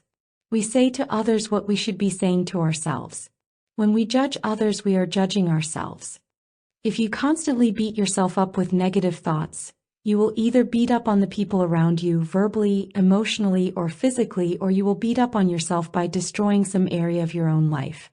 What you do and what you say is no accident. There are no accidents in the life that you create. In this holographic world, everyone is you and you are always talking to yourself. When you call someone a name for making a mistake, stop and think whether you would call yourself the same name. If you are being honest, the answer will invariably be yes. The world is a giant mirror always reflecting back parts of ourselves. Every trait is there for a reason, and all traits are perfect in their own ways. Not long ago I noticed that I was asking everyone I know how often they meditate and for how long. Then I would remind them of the importance of meditating every day and spending at least a half hour a day going within oneself. Eventually, I asked myself why I was being so adamant about the meditation practice of other people. When I examined my motives, I realized that I often skipped my own meditation practice. A part of me was starving to spend more time going within and being silent. Since I had a 3-year-old child at home, I had somehow rationalized that it was okay every time I skipped my daily meditation. When I realized I was only telling others what I needed to hear myself, I was able to take back my projections and honor my unconscious desire. I started meditating more and stopped pushing others to do what I needed to do myself. This is why I often say, attend your own lectures. When I examined my motivation for telling people to meditate, I recognized my own need. Our shadows are often hidden so well from us that it's nearly impossible to find them. If it weren't for the phenomenon of projection, they might stay hidden from us for a lifetime. Some of us buried these traits when we were 3 or 4 years old. Think about playing in your home when you were small and imagine hiding a coin.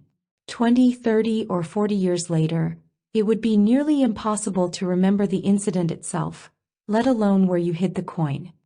When we project onto other people, we have an opportunity to finally find that coin. When my nieces come to visit me from Dallas, I always pay a lot of attention to what they're eating. When we go out to restaurants, I try to steer them towards foods that are low in fat. Then when I think they've eaten too much, I discourage them from ordering dessert, which they love. Often I tell them we'll go for low-fat dessert later. During their last visit, we all stood around my kitchen talking about what we project onto other members of our family. We went around the room taking turns and had a lot of fun telling each other which person had the honor of receiving our negative projections. When it was my turn, I suddenly realized that this obsession with my niece's eating habits was my own projection. I was dissatisfied with my own unhealthy eating, so whenever they came to town, I pretended there was nothing wrong with me and everything was wrong with them. I'm tall and thin, so I can pretend I eat well even when I don't. But as soon as I realized it was not about them but about me, I could deal with the real issue. This made room for me to have a better relationship with my nieces. Suddenly it didn't matter to me what they ate. We could just go out and enjoy each other's company. You can't just look at areas of your life that you think aren't working. You want to find all the places where you deceive yourself. One place where I frequently run across hidden issues is with people trying desperately to avoid being like their mother or father in some aspect. If your mother was strict, you might become lenient. If you grew up in a poor home, you might have a powerful drive to be rich. If your parent was domineering, you might be passive or too tolerant of others' behaviors. If your father was unfaithful, you might become very loyal, and if one of your parents was lazy, you might become a workaholic. I could go on, but the point is that acting in reaction to your parents is often just a disguise. One of my clients hated her father because he was so cheap. Holly had spent her entire adult life trying to avoid being cheap by buying fabulous presents for everyone in her family. And she was always inviting friends out for dinner and shows and paying for everything. Holly was proud of the fact that she was so generous. When I told her that she needed to embrace her own impulses to be cheap in order to forgive her father and let go of her resentment, she was unwilling to see herself that way. For weeks we discussed her life, with Holly noting how generous she was being with everyone. Then one day Holly called me from the supermarket. She realized she had just spent almost an hour looking at different products, comparing prices and the amount of product in each container so that she could save pennies. It astonished her that she would spend $500 on a sweater without thinking twice, but that she wasn't willing to pay an extra 20 cents for a box of Kleenex. Suddenly the bell went off for Holly. She realized she was cheap just like her dad, only in a different way.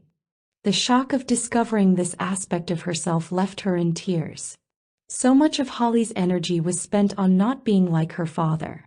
She had hidden her impulses to be cheap for so many years.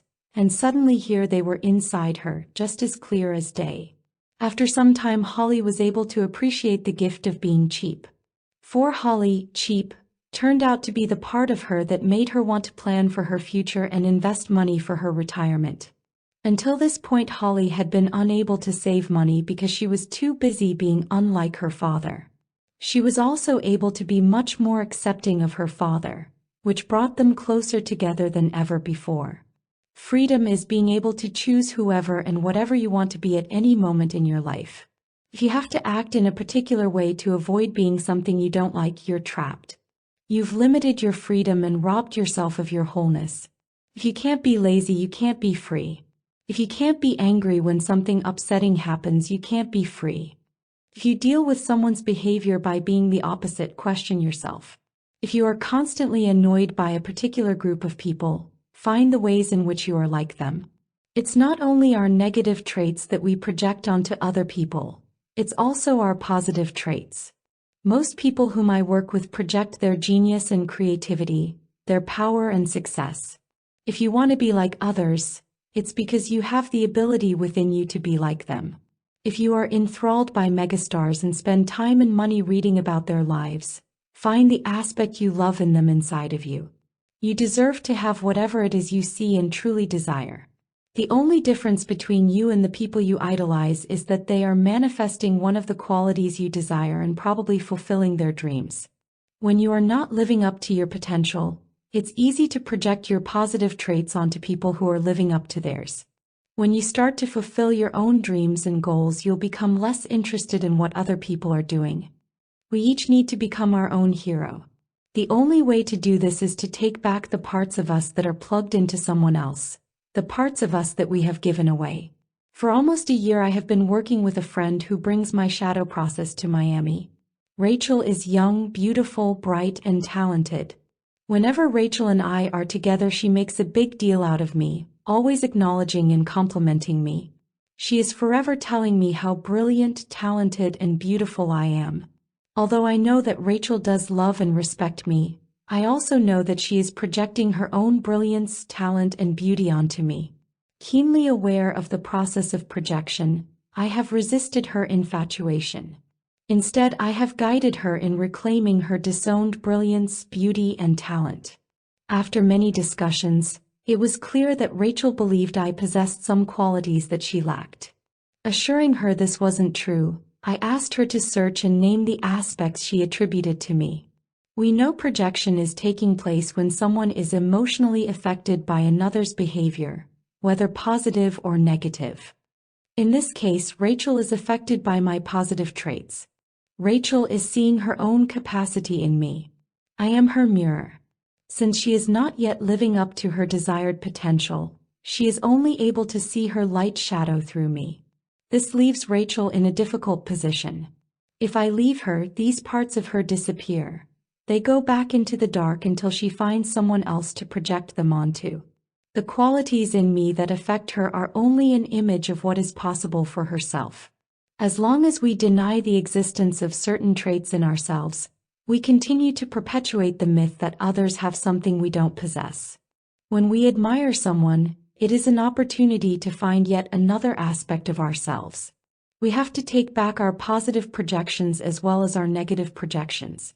We have to remove the plugs we've attached to others, turn them around and plug them back into ourselves. Until we are able to retrieve our projections, it is impossible for us to see our full potential and experience the totality of who we really are. If I'm attracted to Martin Luther King's courage, it's only because I am seeing the amount of courage I am capable of expressing in my life. If I'm attracted to Oprah Winfrey's influence, it is because I'm seeing the amount of influence I am capable of having in my life. Most people project their greatness. This is why actors and famous athletes make so much money in this country. We are paying them to be our heroes, to act out our unfulfilled dreams and desires. People envy these stars without knowing anything about their personal lives.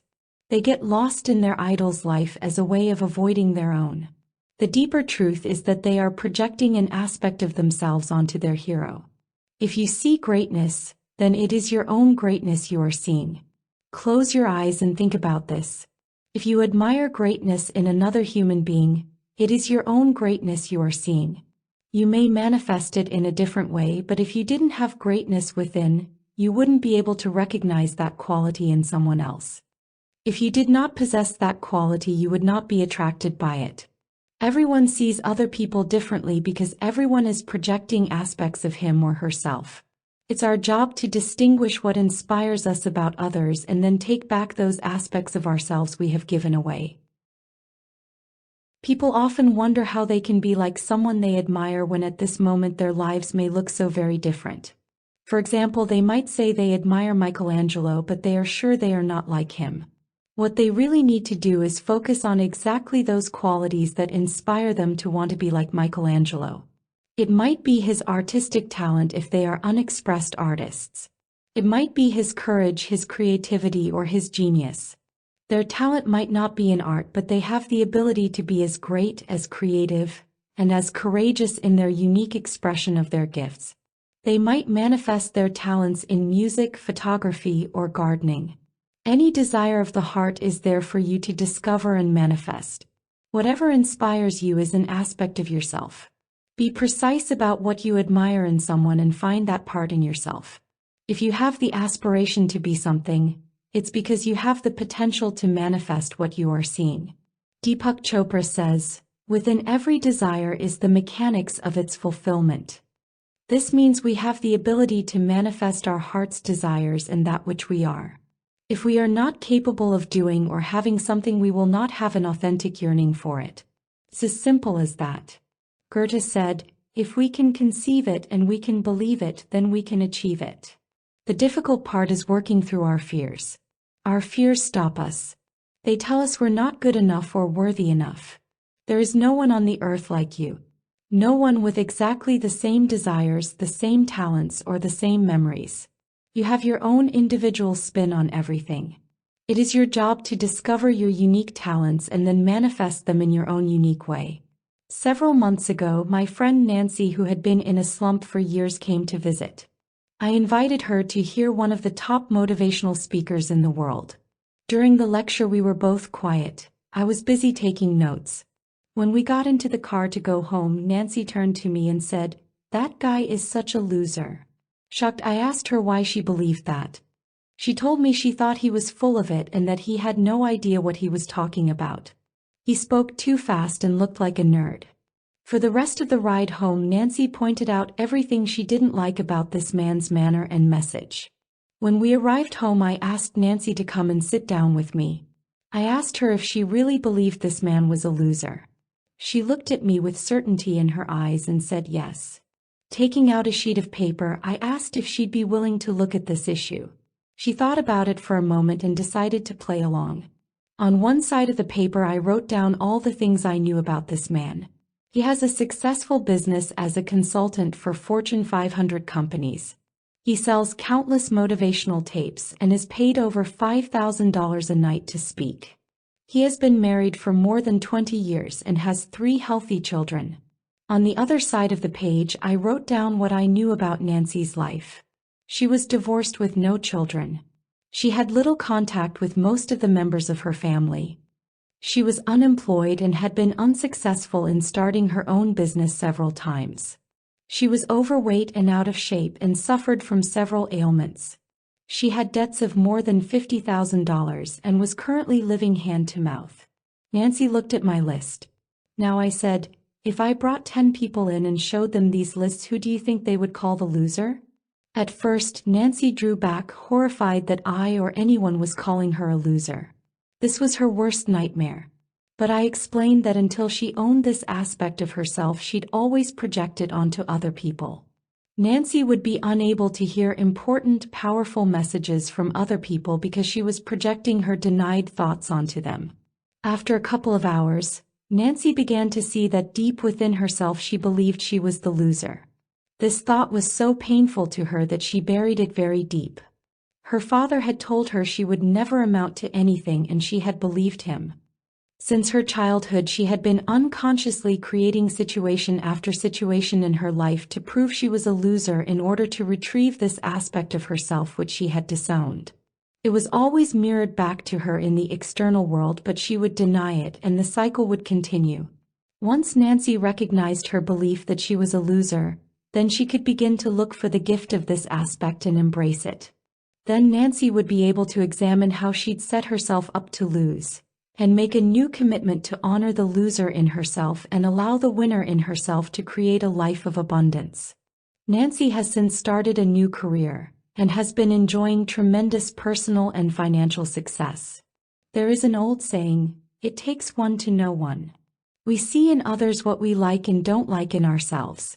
If we embrace these parts of ourselves, we will be able to see others as they are, not as we see them through our cloud of projection. There is another saying that the 3 greatest mysteries of the world are air to birds, water to fish, and man unto himself. We are able to see everything in front of us in the outside world. All we have to do is open our eyes and look around. We cannot see ourselves. We need a mirror to see ourselves. You are my mirror and I am yours. Exercises. 1. For 1 week, observe your own judgments about other people. Whenever you are upset by another person's behavior, write down the quality in him or her that is most upsetting to you. Write down any opinions you have of the people who are closest to you. Be sure to include your friends, family, and coworkers. This list marks the beginning of discovering your hidden aspects. You will refer to it when you start the process of owning your shadow. 2. Make a list of the advice you give to other people. What are you telling others to do to make their life better? Reflect on whether the advice you give to others isn't just advice to yourself. Sometimes we tell other people what to do as a way of reminding ourselves what we need to do. Realize that your advice to them may be a way to remind yourself. Chapter 5. Know thy shadow, know thyself. Within each of us lies a solid gold treasure. This golden essence is our spirit, pure and magnificent, open and glowing. But this gold has been covered up by a hard shell of clay. The clay comes from our fear. It is our social mask, the face we show the world. Unconcealing your shadow reveals your mask. We must look at this mask with love and compassion, for there is great value in understanding what we hide behind. Consider the story of the Golden Buddha. In 1957, a monastery in Thailand was being relocated and a group of monks was put in charge of moving a giant clay Buddha.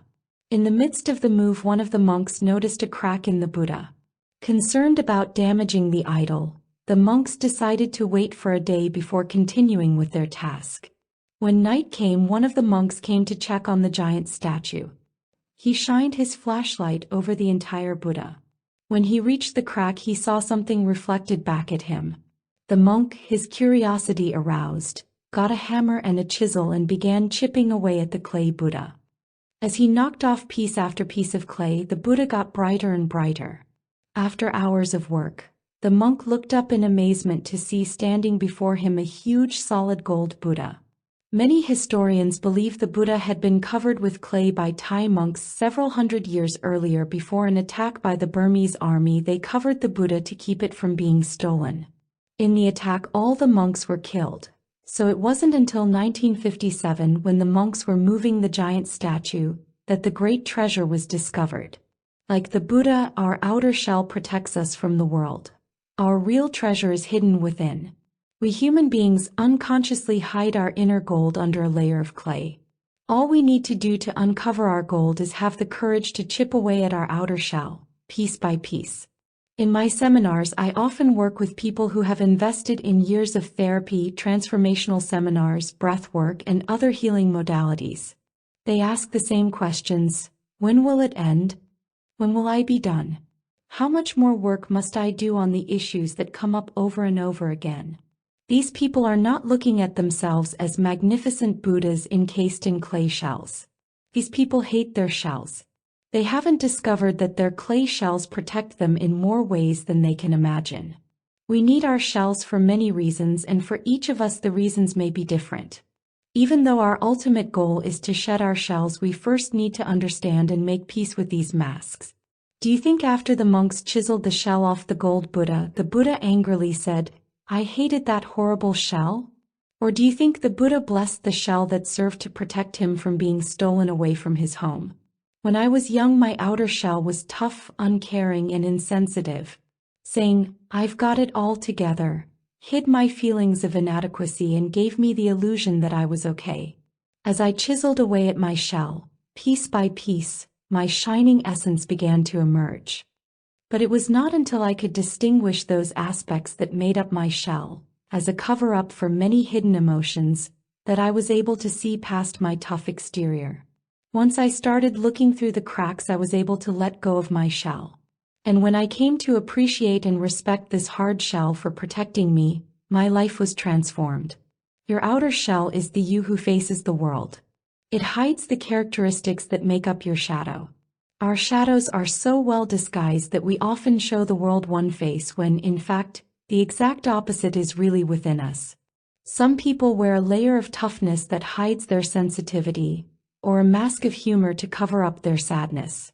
People who know it all are usually covering up feelings of stupidity, while those who act arrogantly have yet to reveal their insecurity. The cool people are hiding the geek within, and the smiling face an angry one. We have to look beyond our social masks in order to discover our authentic selves. We are masters of disguise, fooling others but also fooling ourselves. It's the lies we tell ourselves that we need to decipher. When we're not completely satisfied, happy, healthy, or fulfilling our dreams, we know these lies are in our way. This is how we recognize our shadow at work. The shift that needs to occur is perceptual. You need to see your outer shell as having served as protection, not just something that keeps you from fulfilling your dreams. Your outer shell is divinely designed to guide your spiritual process. By revisiting and exploring each incident, emotion, and experience that led you to construct that shell, you'll be guided back home to embrace the totality of your being. Our shells are the road map to our personal growth. They are made up of all that we are and all that we don't want to be. No matter how painful your past or present might be, if you look at yourself truthfully and use the information stored in your outer shell as a guide, it will lead you in your journey towards enlightenment. When you get to know your whole self, you will no longer need your shell to protect you. You will naturally allow your masks to fall away, exposing your authentic self to the world. You will not have to pretend that you're more or less than anyone else. Everyone in the world can become your peer. Our shells are created from our ego ideal. The ego is the self distinguished from other. Spirit combines self and other as one. When this union between spirit and self occurs, we become one with ourselves and one with the world. Most people don't get very far unconcealing their shadow because they're unwilling to be honest with themselves. The ego doesn't enjoy losing control. The moment you acknowledge all aspects of yourself, the good and the bad, the ego begins to feel a loss of power. In the Tibetan Book of Living and Dying, Sogyal Rinpoche explains that the ego is our false and ignorantly assumed identity. So ego, then, is the absence of true knowledge of who we really are together with its result. A doomed clutching on at all costs to a cobbled together and makeshift image of ourselves, an inevitably chameleon charlatan self that keeps changing and has to keep alive the fiction of its existence. If you begin the process of unconcealing your shadow and a voice inside starts screaming for you to stop, know that it's only your ego fearing its own death. Give yourself permission to uncover your true self. Challenge the person you think you are in order to unveil the person you are capable of becoming. Using other people as mirrors helps you to decipher your mask. Go out and interview people close to you, friends, lovers, family, and colleagues. Ask them which 3 things they like the most about you and which 3 things they like the least. It's important for the people you're asking to know it's okay for them to be honest. You're the only one who can make it safe for others to tell you the truth. Find out if you appear to others the way you appear to yourself. Other people often see more positive aspects in us than we see in ourselves, and at the same time they see more negative traits than we see or admit to ourselves. People often resist this exercise. They fear being judged. The word judgment carries a lot of baggage, so I prefer to use the word feedback. Feedback is a useful tool. We never have to believe what others think about us, but if we are afraid to hear what the people closest to us have to say, we should take notice. Most people are afraid they will hear what they fear most. This is denial at work. Think of denial as an acronym for don't even notice I am lying.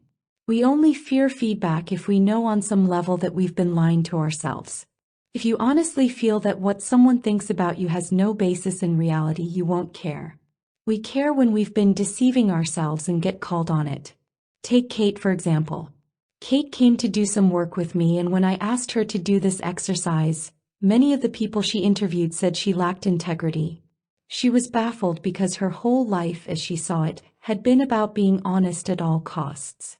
Knowing how this process works, I was sure the people around her perceived some aspect of Kate that she had hidden from herself. I asked her to close her eyes and allow images to come to her mind whenever I asked her a question. After we consciously took several deep breaths together, I put on some music and began to guide her through a visualization. I asked her to go for a walk in a garden. I had her imagine beautiful plants, trees, and flowers there. When Kate was relaxed and comfortable, I asked her to remember a time when she had been dishonest, a time when she had lied or cheated, a time when she had no integrity. We sat in silence. Then tears began rolling down her cheeks. When Kate finally spoke, she recounted this story. Kate had wanted to be a doctor her entire life. She had finished her last year of medical school and was in her 3rd month of residency at a large hospital in New Orleans. It was dinner time in the hospital and everyone was busy. Kay was in a hurry too. She was making rounds, looking in on her patients. She entered a woman's room and decided she wanted to flush a line around the woman's heart with saline. Kate couldn't find a nurse to help, so she rushed down the hall herself to get a tube of saline solution. Without looking at the tube a nurse had given her, Kate injected the solution into the line. Halfway through the procedure, the woman whom she was injecting the fluid into went into a seizure. Shocked, Kate looked down at the tube in her hand and saw that the label said potassium chloride. She stopped the injection immediately and stabilized the woman until she came out of the seizure. By this time, many of the staff doctors had come to try to figure out what happened to this patient. Kate had already hidden the tube. She was horrified, because she broke one of the fundamental rules taught in medical school. Never give medicine to a patient without first checking the label. She could have killed or seriously injured this woman. When the doctor asked Kate what happened, she lied and said she didn't know. Until this moment, Kate had never told anyone this story. In fact, she had never thought about it since the day she finished her residency and left that hospital. On that terrible day, Kate swore that she would never make a medical mistake again. In the 16 years since that incident, Kate became a world-famous physician and author, proud of her integrity and full of distaste for anyone with standards lower than her own. But in her personal life, what kept coming up was Kate's friends questioning her integrity. Because she'd disowned this part of herself, buried it long ago, she was blind to it. Kate wore a mask of integrity to hide the part of herself that was deceitful. She had fooled herself into believing her own disguise. This single act of dishonesty, which Kate had not come to terms with, took on a life of its own. When she lied to others in her relationships, she was unable to see it. She complained that she was always being misunderstood. And despite all her accomplishments, Kate was never satisfied with her life. She feared intimate relationships, keeping her friends at arm's length to make sure no one discovered her secret. She thought she loved herself, but after our work together she could see there was a part she hated, an aspect of herself that once caused her shame and humiliation. Once Kate was able to see and own her lack of integrity, a light went on inside her. She was now able to see the other places in her life where she'd lied to herself or to others. When we finished our work, Kate looked years younger. She was able to release the giant lie she'd suppressed in herself. She felt light and free but didn't understand why. This is how I explained her physical sensation of release. Think for a moment about how much energy it takes to hide something from yourself in the world. Try taking a piece of fruit, say a grapefruit, and carry it around in your hand the whole day. Keep the grapefruit out of your own sight and make sure when you are around other people that you hide the grapefruit so they cannot see it. After a few hours, notice how much energy you're expending. This is what our bodies have to do all day long. Except they don't have just one piece of fruit, they have to deal with all of the pieces of fruit you're trying to hide from yourself and from the world. When you finally allow these truths about yourself to surface, you'll be free. You'll have all that excess energy to spend on your personal growth and on the path to achieve your highest goals. We are only as sick as our secrets. These secrets make it impossible for us to be our authentic selves. But when you make peace with yourself, the world will mirror back that same level of peace. When you're in harmony with yourself, you'll be in harmony with everyone else. Other people listen to what you're saying and see what you're doing, but they are also conscious of your body language and whether or not it contradicts what you say and do. So it's important to look closely at what you're physically communicating to others. As Emerson said, "Who you are speaks so loud I can't hear what you're saying." What are you saying when you're not speaking? Our body language, our facial expressions, and the energy we give off are constantly sending out messages. Recent studies show that 86% of our communications are nonverbal. That means that only 14% of what you say verbally makes any difference to those you are speaking to. You want to ask yourself, what am I communicating in the silence? What are the messages I am sending out?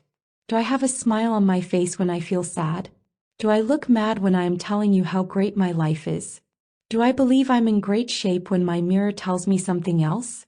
Can I look into my eyes and feel good about what I am seeing, or do I run away? These are often difficult questions to confront. You have to give yourself the freedom to not like your answers, because inevitably there will be unpleasant ones. But they'll be the most useful. Recently, I worked with a group of people who were being trained to lead seminars on healing. We were videotaping everyone so they could see how they appeared to other people. An attractive young woman named Sandra got up to speak. While her words were beautiful, all I could take in was the way she swayed, her slow, sensual movements that flirted with the audience. When she finished her talk, I asked her how she thought people perceived her. She replied as competent and loving. When we asked the rest of the group, they made comments like, cute, sexy, has a lot of attention on herself. I told her that if I were a man, I'd want to have a drink with her after the seminar. As a woman, I might be offended by her sexy movements. Everything she was doing was distracting us from what she was trying to communicate.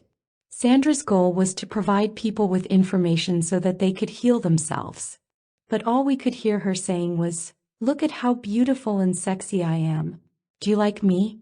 Do you find me attractive?" All this was unspoken, but nonetheless, the audience was thinking about Sandra's body instead of the message she wanted us to hear.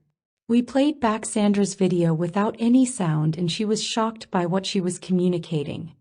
When I asked her why she thought she was doing this, she said she wanted people to like her, and she got her power by attracting men to her. The truth was that her body language was actually depleting her power. Sandra had been studying for years to be a healer. Now she finally had the opportunity to speak in front of large groups, and she was presenting them with her mask rather than her message. Sandra was more than willing to see and hear the truth even though she felt angry and embarrassed by her performance. She worked hard on owning her silent communications and the part of herself that needed so much approval from men. As soon as she uncovered this aspect of herself, Sandra was able to embrace it and subsequently became a great speaker who could fulfill her dream of helping people. Interviewing others to find out how they perceive you is a scary process. But every bit of feedback is a blessing. It takes courage and commitment to see all of yourself. If you're unwilling to hear the truth, you'll be unable to transform your life. People often go through a kind of grieving process after they've discovered parts of themselves that had been hidden for a long time. If you've been fooling yourself about your level of self-love, you've got to let yourself feel sad or angry for a while. Remember the core of your being. The whole of who you are doesn't change as you transfer certain emotions and impulses to your shadow. You never actually become a different person. The true, wonderful you always exists way down, deep inside. So coming to terms with your shadow is a way of remembering who you really are. Now that we've received feedback from others, let us continue the process of unconcealing our shadow. Another way to expose your hidden aspects is to make a list of 3 people you admire and of 3 people you hate. The people you admire should inspire you with qualities you'd like to emulate. The people you don't like should get you really angry or upset. They would have done something which you find horrifying. The lists do not have to include people you know, although they can. They can also be politicians, actors, writers, philanthropists, musicians, or killers. After you've made your list, write down the 3 qualities you like or admire most about each person, and those you dislike or hate the most. Then, on a separate sheet of paper, make a list of all the positive qualities of the people you admire on one side and all the negative qualities you dislike on the other. My list looked like this: Martin Luther King Jr., visionary, courageous, honorable. Jacqueline Onassis, elegant, successful, leader. Arielle Ford, my sister, spiritual, creative, powerful. Charles Manson, predator, fearful, hateful. Hitler, murderer, prejudice, evil. Harriet Spiegel, an old teacher, arrogant, know-it-all, angry. These lists are a good place to find disowned aspects of yourself. Carefully go over each trait you've listed. I like to start with the negative traits first. In the beginning, you might have trouble seeing how you have the same traits as someone like Hitler. It is important to break down any general word, like murderer. The question to ask is, what kind of person would commit these acts? For example, for murderer, you might say selfish, enraged, doesn't value human life. If you come up with a phrase like, doesn't value human life, then ask yourself what kind of person has no value for human life. You might come up with sick, demented, and narcissistic. The important part of this process is to break the language down until you get to a specific word or a quality that you hate or dislike. Find the qualities that give you an emotional charge. Determine what plugs you in. Stephen, a successful business consultant who came to one of my seminars, had been meditating for 8 years and made a real commitment to alter his life. He hadn't had a relationship for the past 5 years and was ready to find a partner, get married, and start a family. He felt ready to dig inside himself and to try to find out why he'd been so unsuccessful in love. By the second day, Stephen had unconcealed many aspects of himself, but there was one thing bothering him. On a break, he called me over to tell me there was a gentleman in the seminar he could not stand. I asked him what he disliked so much about this other man. He only thought about it for a second, then whispered in my ear, "He's a wimp and I hate wimps." I didn't say a word but stood there quietly until Stephen was ready to speak. There was a glimmer of recognition in his eyes as he told me this story. When Stephen was 5 years old, his father had wanted him to go on a pony ride. They were at a state fair with his entire family.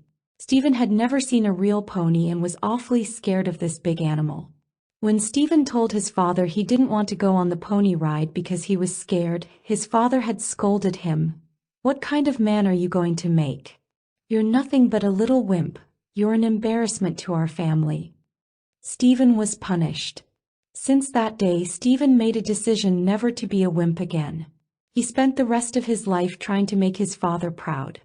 He became a black belt in karate, played college football, lifted weights, all to prove he wasn't a wimp. He'd managed to fool his father, but he'd also learned to fool himself. He'd forgotten this painful incident. I asked Stephen if he could see any area in his life where he was still a wimp. After some thought, he said he was a wimp about women. He was afraid of women, of communicating honestly with them, so whenever there was a problem in a relationship, Stephen just left. He'd left almost every woman he'd ever been in a relationship with, and at this point he was even scared to ask attractive women out. I told Stephen to take some time to fully feel his shame and his embarrassment. When I asked Stephen what the good thing was about being a wimp, he looked at me like I was crazy. He couldn't comprehend how something this horrifying, something he'd spent his whole life denying, could be a gift. But then Stephen remembered a time when being a wimp had probably saved his life. When he was in college, a group of his friends had gotten together to do some drinking. They'd been going at it for a couple of hours when one of the guys suggested going to a bar in the next town. Stephen's 3 other friends decided they should all go. Stephen was scared to drive drunk or to be in a car with anyone who was drinking and driving, so he told his buddies he had a date and was going to get laid. He didn't want to tell them he was scared to go. He didn't want to be a wimp. 2 hours later, his friends drove off the road. One of Stephen's closest friends was killed, and the other 3 were seriously injured. Stephen couldn't believe what he was remembering. He had blocked this painful incident from his mind. At the time of the accident, he figured it was just luck that he had skipped out that night. I asked him if there were other times when being a wimp had kept him out of trouble. He could see now how this trait had made him a cautious man, had kept him out of fights, and had probably saved him from all kinds of trouble. We talked about many past incidents before I asked Stephen how he felt about being a wimp now. His face lit up. He had embraced it. He could see now that this aspect of himself had been valuable many times. Stephen could now be proud of it. The shame and the pain disappeared. Stephen's new perspective empowered him. We do not have any say about the events of our lives, Nietzsche commented, but we do have say over how we interpret them. Interpretation can really ease our emotional pain. Inventing interpretations is a creative act. As soon as Stephen could love and respect his wimpiness, he was able to stop projecting it onto other men. Instead of being repelled by wimpy behavior, he could be informed by it. Later in the course, Stephen got to know the man that he thought was a wimp. He was amazed at how different this man seemed to him. Had Stephen changed that much, or had this man changed in only a couple of hours when Stephen owned being a wimp? It changed the lenses he looked through. Now he could see clearly. Letting go of his need to be macho, Stephen could accept his sensitivity, shyness, and cautiousness. Let him open his heart and allowed people to get close to him. Unconcealing is the first step of the shadow process. Unconcealing requires rigorous honesty and willingness to see what you hadn't been able to see. Acknowledgement of our shadow self begins the process of integration and healing. Remember that each of these negative traits has a positive gift for you, more value than you can ever imagine. It's only a matter of doing the work, and in a short while you'll receive the blessings of wholeness, happiness, and freedom. Exercises. 1. Here's a list of negative words. Take a few minutes and identify any words that have an emotional charge for you. Say out loud, I am. If you can say it without any emotional charge, then move on to the next word. Write down the words that you dislike or react to. If you are not sure that the word has any charge for you, close your eyes for a minute and meditate on the word.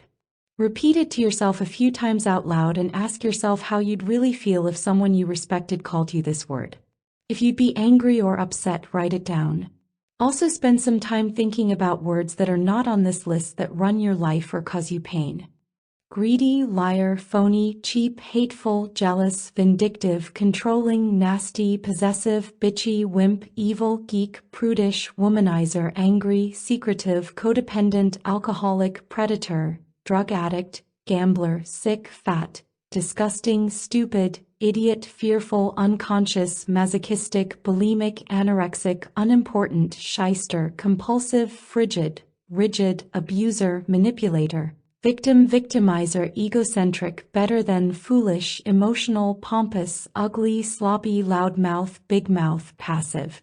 Aggressive, smelly, lame, coward, jerk, inauthentic, offensive, inappropriate, wild, dead, zombie, late, irresponsible, incompetent, lazy, opportunist, lush, stingy, unfair, dumb, traitor, weasel, immature, gossip, snippy, desperate, childish, floozy, shrew, pansy, gold digger, hormonal, cruel, insensitive, scary, dangerous, explosive, perverted, psychotic, needy, energy sucker, shit disturber, mean, defensive, man-hater, sad, frail, impotent, insipid, castrated, mama's boy, nervous, arrogant, miser, spinster, slut, deceitful, judgmental, imposter, superficial, violent, thoughtless, martyr, hypocrite, love buyer, sneak, grudge, carrier, condescending, competitive, power-hungry, wasteful, insane, sinister, bigot, white trash, anxious, stuck, hotshot, goofy, woman-hater, sadistic, nose-picker, loser, worthless, failure, envious, critical, flabby, neglectful, whore, shameful, dirty, bitter, shameless, bossy, inflexible, old, cold, withdrawn, soulless, heartless, has-been, cagey, resentful, racist, unenlightened, snob, elitist, faggot, dominating, sleazy, overbearing, inflexible, bad, ignorant, thief, cheater, scammer, pushy, classless, trashy, devious, conniving, groupie, insecure, depressed, hopeless, not good enough, beggar, whiny, asshole, ballbuster, frugal, unlovable, delinquent, scared, hyper, nosy, intrusive, perfectionist, anal, know-it-all, ass-kisser, malicious, resentful, righteous, freak, useless, middle class, resistant, withholding, betrayer, inferior, destructive, thick-headed, confrontational, weak, impatient, full of shit, dyke, self-destructive, imperious, idiot, ruthless, oversensitive, pig-headed, tight-ass, tasteless, uninteresting, lifeless, empty, diabolical, ridiculous, wretched, pain in the ass. 2. Imagine that an article was written about you in your local newspaper. What are the 5 things you would not want to be said about you? Write them down. Now try to imagine 5 things they could say about you that wouldn't matter to you at all. The question is, are the first 5 things true and the second 5 untrue? Or have you decided with the help of your family and friends that the first 5 things are the wrong things to be, therefore you do not want them said about you? We must uncover what's behind these words so we can take back these disowned parts of ourselves. Write down the judgments you have about each of these words. See if you can identify when you first made that judgment or whom you took the judgment from. Was it your mother, father, or another family member? Chapter 6. I am that. Once we have unconcealed all of our disowned aspects, we are ready to move into the second stage of the process, which is to own all of these traits. By own, I mean acknowledge that a quality belongs to you. Now we can begin to take responsibility for all of who we are, the parts we like and the parts we dislike. At this point, you don't have to like all of your aspects. You just have to be willing to acknowledge them to yourself and others. There are 3 helpful questions you can ask yourself. Have I ever demonstrated that behavior in the past? Am I demonstrating that behavior now? Under different circumstances, am I capable of demonstrating that behavior? Once you answer yes to any of these questions, you have started the process of owning a trait. Some traits are easier to acknowledge than others. Aspects of ourselves that we've tried hardest to deny or have projected on someone else are the hardest to own. They take more time. But it's just as important to be ruthless with yourself as it is to be gentle. Be willing to find out that you are what you least want to be. Be determined to look with new eyes past the defense mechanisms which only want to say, I am not that. Look through eyes that say, I am that. Where am I that? Resist the temptation to judge yourself. Don't jump to conclusions and decide you're an awful person if you find out that you're selfish or jealous. We all possess these qualities as well as their polar opposites. They are a part of our humanity. All of our emotions and impulses, the ones we call positive and the ones we call negative, are there to guide us and teach us. You may be skeptical, but give yourself the opportunity to get to know all these aspects and find their gifts. I promise that you will find gold at the end of this process. Owning is an essential step in the process of healing and of creating a life you love. We can't embrace that which we don't own. If you want to manifest your full potential, you have to reclaim the parts of yourself that you've denied, hidden, or given away to others. When I was in the beginning stages of my own healing process, I could never find the right man. No one I wanted seemed to want me.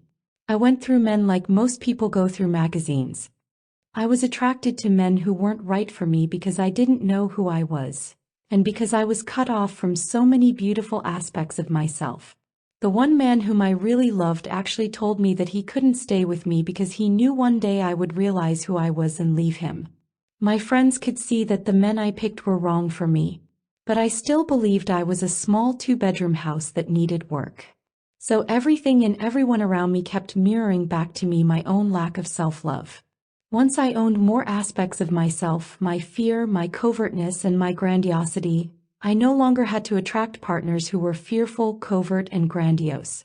It became easier for me to attract men who could mirror back the positive aspects of myself, men who were kind, giving, and who loved and accepted me as I am. If there is an aspect of ourselves that we don't accept, we'll continually attract people in our lives who act out that aspect. The universe will keep trying to show us who we really are and to help make us whole again. Most of us have buried these disowned aspects so deep we can't see where we could possibly be a particular kind of person that we look at with distaste. However, if a particular type of person keeps showing up in your life, it's for a reason. For years, every time my friend Joanna went on a date, she would tell me, "He's not for me, he's a geek." The first 6 or 7 times it happened, I didn't say a word. But after a while it became too obvious. I finally suggested to Joanna that she was the geek. I told her that if she owned the geek in herself, she wouldn't find herself dating geeks anymore. He thought I was crazy. I pointed out that I never went out with geeks. How was it possible that all the men she met had this quality which she disliked so much? So the geek stories went on for months. It became almost comical because the dynamic was so clear to me and so hidden from Joanna. Then very late one night I got a call from Joanna, who had finally had it after a date with yet another geek. She was really in pain and asked me to explain to her how she was a geek. I gently suggested that sometimes, when she wore those little pink socks with her white leather sneakers, people might consider her geeky. She half laughed and made me promise that if she owned the geek in herself, she would no longer have to date them. She agreed to make a list of all the times in her life she had been a geek. The next day Joanna called me with a long list of geeky things she'd said and done. Because she didn't want to be a geek, Joanna had constructed a cool facade. She had been living that way for more than 20 years. But when she looked closely, she was able to see that geekiness did rear its ugly head once in a while. By discovering those geeky moments in her life and being able to laugh about them with me, Joanna could see that being a bit of a geek wasn't so bad. And since she owned her geekiness 2 years ago, I can honestly tell you she hasn't been out with a single geek. When she looked to see what her geekiness had given her, Joanna saw that out of her desire not to be a geek, she had manufactured a public persona who was cool, chic, and elegant. It was Joanna's geekiness and her response to it that had enabled Joanna to create a beautiful style all her own. There are lots of ways to tackle owning your traits. Start by concentrating on qualities that offend you. Take out your list of words that describe the people you dislike or hate and examine each trait. No matter how resistant you are, you must own each of these traits in order for the process to work.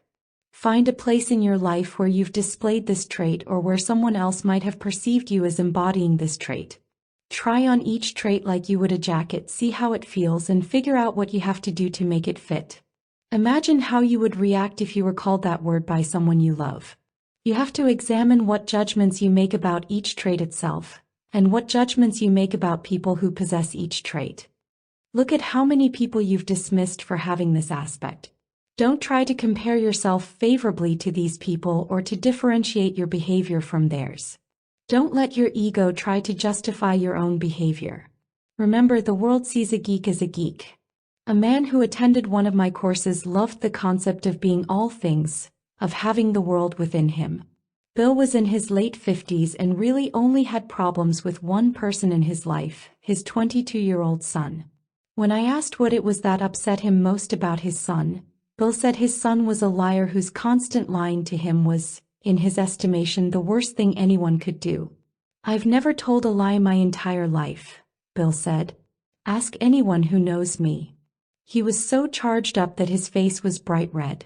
For a good 15 minutes I was unable to help him acknowledge that he'd ever lied in the past, or was capable of lying in the future.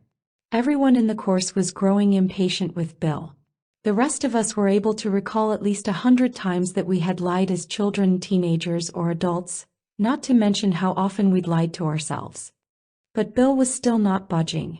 Then I asked Bill if he'd ever cheated a little on his tax returns. A huge smile crossed his face, and with his finger pointing directly at me, he said, "That's a different kind of lying."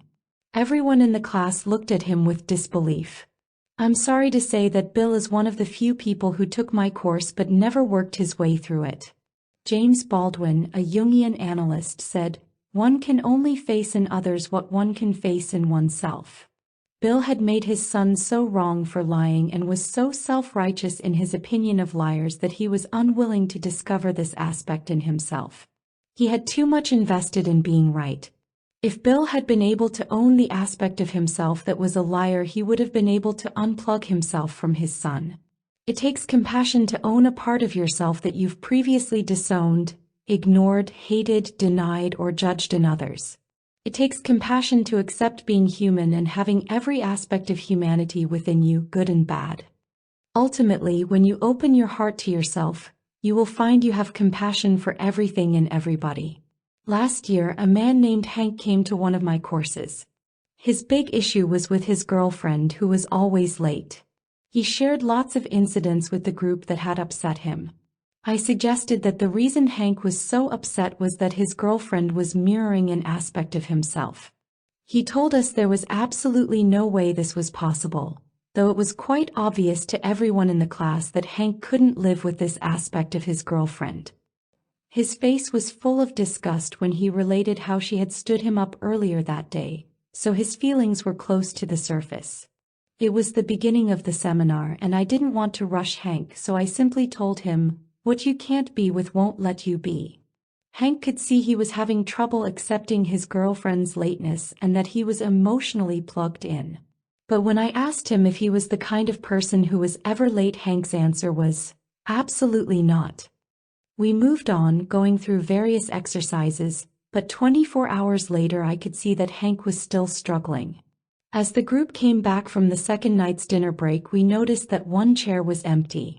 I had asked everyone to come back from breaks promptly so we wouldn't waste any valuable time.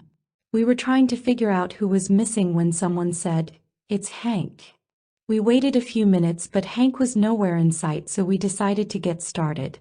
Just then a woman in the front row looked at me and said, "I don't know if you've noticed, but Hank has been late coming back from every break.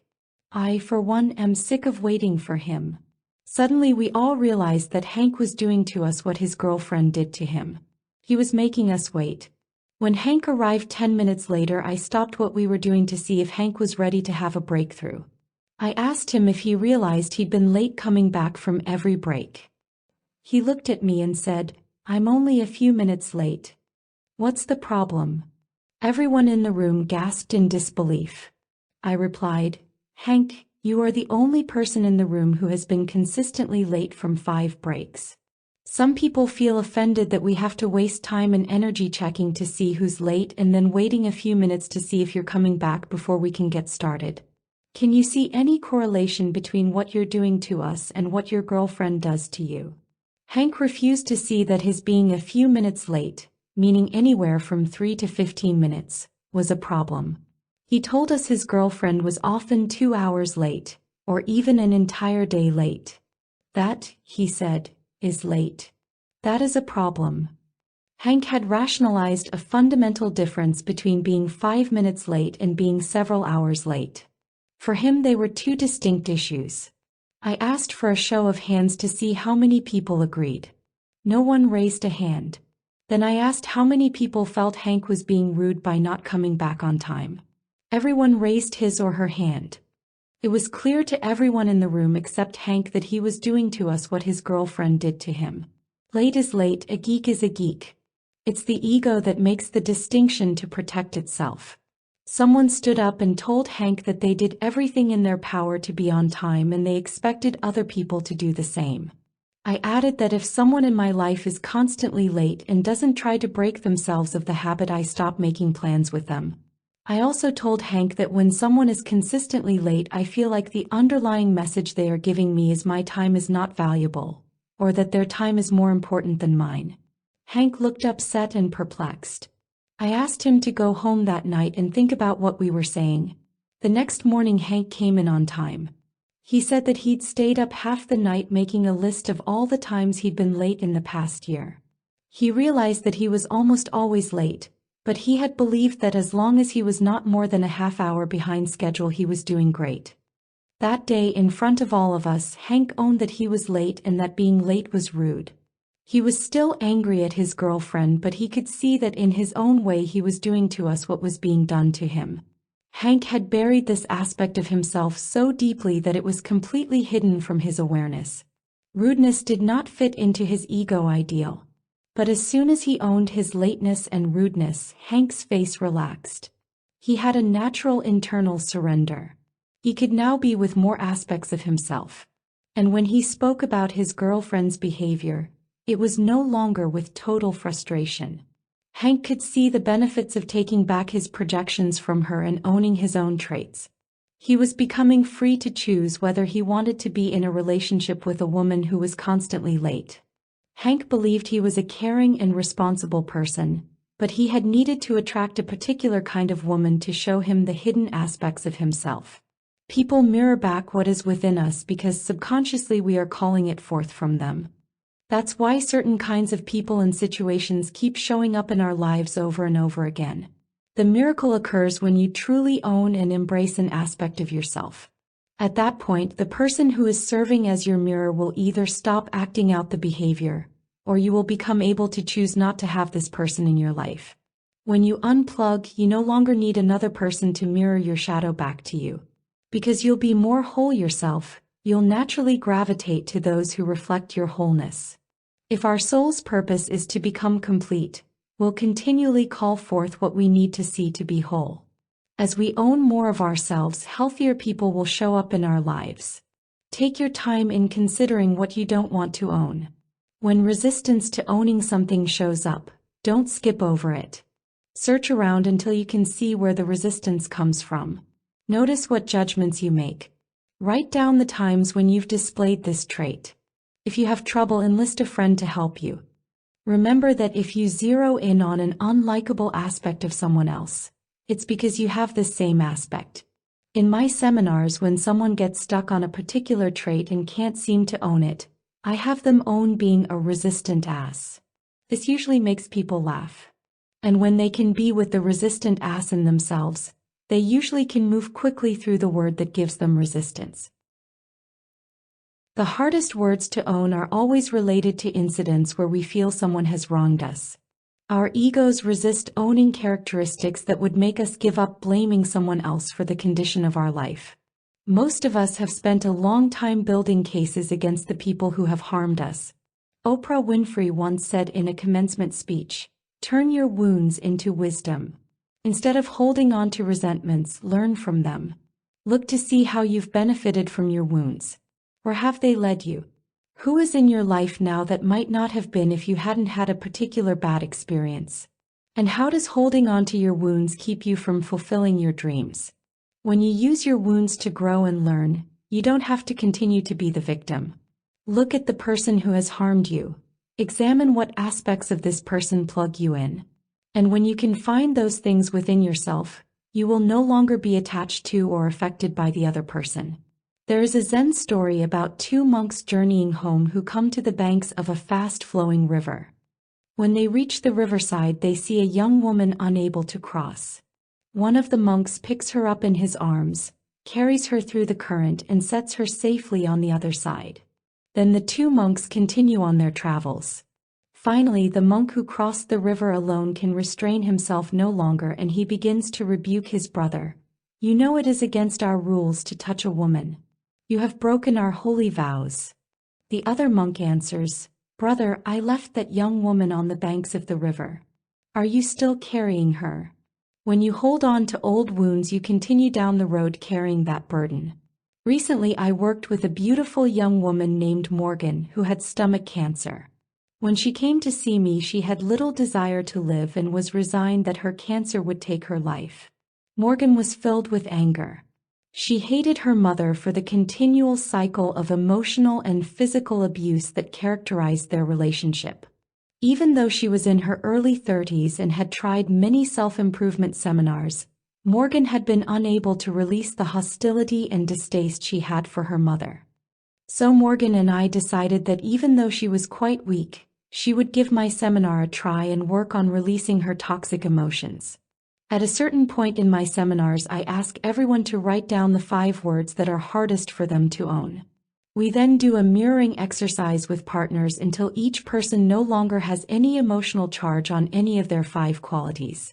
For example, if one of my charged words was incompetent, I would say, I am incompetent, and my partner looking me in the eyes would say, you are incompetent. Then I would repeat, I am incompetent, and she would repeat, you are incompetent. This continues until it no longer matters to me if I am incompetent or if you call me incompetent. Just saying the word out loud over and over breaks down our resistance to being called that word and to having that quality. Before we start, I usually walk around the room and check people's lists because they often leave off words that are obvious to everyone else, but hidden from themselves. When I arrived at Morgan's seat, she was busy owning her words. But I noticed that one word Morgan always used when she spoke about her mother was nowhere on her list. Knowing this was an important thing for her to own, I told Morgan's partner to work on the word insane. Morgan looked at me with disgust. She said, I'm not insane and you know it. Once again I said, if we are everything, then how could she not be insane? I told her she could call me insane and I wouldn't mind a bit. Morgan's partner didn't care if we called her insane either. Morgan squirmed, then cried, then told us she felt she might vomit. She couldn't say she was insane. The word could not come out of her mouth. Morgan's partner and I both looked at her and shouted, insane. Say it. Own it, Morgan. Insane. I asked, tell me, Morgan, when in your life have you been insane? Morgan recounted a few incidents that clearly could have been considered insane, but the words still stopped her. All I wanted to hear her say was, I'm insane. I knew if she could repeat this word long enough, it would lose all its energy and the grip it had on her life. What we fear appears. And for Morgan, insanity came in the form of her disease. She had no freedom. But now she was on the brink of owning her greatest fear and nightmare. Morgan went home that night able to say, I'm insane, but still she did not completely feel it. Later though, after a warm bath and a few hours of saying the word over and over to herself, she got it. A few months later she wrote me a letter. I had to break any fear and everything that I went through as a child that I associated with insanity to own insane. I had to embrace it and let it go. Once I owned it, I dropped to my knees and started praying. Dear God, please remove the scales from my eyes. Let me see only the beauty in my mother. For the next 45 minutes I prayed with the most authentic fervor to remove the judgment I had against my mother and myself, to accept that she had done the best she could. I prayed that I could forgive myself for the unconscious blaming, for being hurtful toward myself, for not loving myself, and for becoming ill. I was bathed by an exquisite peace. Prior to the work, the mere thought of my mother would make me cringe and tense up. Now I felt only peace. The exercise had opened the gate, I had walked through it. The cancer stopped spreading and began to slowly recede. Morgan is now cancer-free. Tests show no signs of the disease. When she stopped hating aspects of herself, she was able to forgive herself and her mother. Today she tells me that owning the word insane was the hardest part of the process. Her eyes were sealed shut when it came to seeing her mother within herself. But once she realized she was dying of resentment, she allowed herself to embrace the totality of her being. Owning your shadow restores your body's natural tendency toward wholeness. When you are whole, you are healed. Transformation itself only takes seconds. It is a shift in perception, a change in the lenses we look through. If we see the world as if we're a hammer, then everything looks like a nail. If we shift from being a hammer to a bolt, then everything looks like a nut. Our perceptions are always colored by how we see ourselves, and the decisions we make about what is good and bad, right and wrong, what we like and what we don't like. If you shift lenses from I'm in the world to I am the world, you will understand that it's not only okay to be everything, but it's essential. I know this is a difficult concept for most people to accept. We're taught never to say negative things about ourselves. If I wake up feeling worthless, I'm supposed to pretend that I don't feel that way. I'm supposed to say to myself that I'm worthy and hope I will come to feel worthy later in the day. I have to go to work pretending I feel worthy because feeling worthless is not okay. I have to hide behind my mask of worthiness all day, hoping no one will see through it. But inside I'll feel a quiet despair knowing I'm not being myself, all because I'm unable to embrace being worthless. We resist this aspect of ourselves and pass judgments on the kind of person that is worthless. We are told affirmations will make us okay. But as I tell people in my lectures, if we put ice cream on top of poop, after a few spoonfuls we will taste the poop again. When we integrate negative traits into ourselves, we no longer need affirmations because we'll know that we're both worthless and worthy, ugly and beautiful, lazy and conscientious. When we believe we can only be one or the other, we continue our internal struggle to only be the right things. When we believe that we are only weak, nasty and selfish, traits that we believe our friends and families don't possess, we feel shame. But when you own all of the traits in the universe, you'll understand that every aspect within you has something to teach you. These teachers will give you access to all the wisdom in the world. Sometimes, in order to own a trait, you've got to release some stored-up anger at yourself or at others. People often ask me if it's okay to be angry at themselves. My answer is that it's okay to feel whatever you are feeling. Allow yourself to feel and express everything that is within you. You need to get all this negative emotion out before you'll be able to truly love yourself, to feel compassion for yourself and others. You deserve to express your emotions in a healthy way. The only time it's not okay to express your emotions is when you're hurting another person. Screaming is a good way to let out pent-up emotions. Often our voices have been literally suppressed and we're unable to use our entire vocal range. When you allow yourself to scream completely, with every ounce of your being, you can really clear out repressed energies. If you don't want to disturb anyone, scream into a pillow. If you have never really screamed, or if you grew up in a home where there was a lot of screaming, you may have decided screaming was wrong. Now we're back to what you can't be with won't let you be. So scream. It's important to have access to your entire range of emotions. One of my seminars included a beautiful woman in her late 60s who hadn't ever raised her voice in her entire life. Janet had never screamed, never uttered a curse. Her father had drilled into her the idea that nice people didn't do such things, and if she was to be respected and loved by him, she would have to obey his rules. For 60 years Janet had done exactly what she had been told. And now she was having recurring polyps in her throat. When she finally found me, she was ready to release all the emotion that was stuffed inside her and disobey her father. She had come to believe that the cause of her health issues was suppressed emotion. Still, she could hardly raise her voice. For 5 days we yelled, screamed, and cursed. Then the moment came when we said the F word. What a release! Janet's whole body shook. The entire next day she walked around with a huge grin on her face. It had taken every ounce of courage she had to do this work, even though her father was long dead. 6 months later Janet was feeling great and her throat was completely clear. She was expressing herself joyfully and felt she had finally made peace with herself and her father. As long as we are not hurting others, we should joyfully express our rage. When you come face to face with an aspect of yourself that you hate, express it. Express it with the intention of releasing all your judgments, your shame, your pain, and your resistance to taking back this disowned aspect of yourself. My favorite way to release anger is batting. I take a plastic bat and a couple of pillows.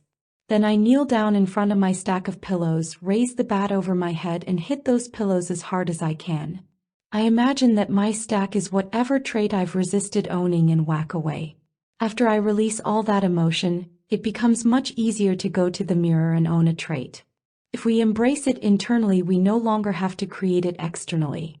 One of my close friends, Jennifer, was convinced she was being stalked. Jennifer would see this same woman at all the public events she attended. She was sure the woman was following her. "She's evil," Jennifer would tell me. Of course, being the good friend I am, I told Jennifer, "You are evil." She'd get furious with me and hang up the phone screaming, "I'm not evil."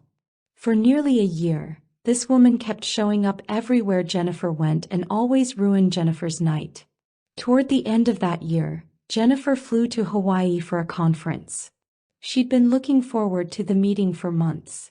Sure enough, the woman showed up at the first lecture. Jennifer was horrified. She called me from Hawaii. "What do I have to do to get rid of this woman?" I told her this woman must be mirroring a disowned aspect of herself.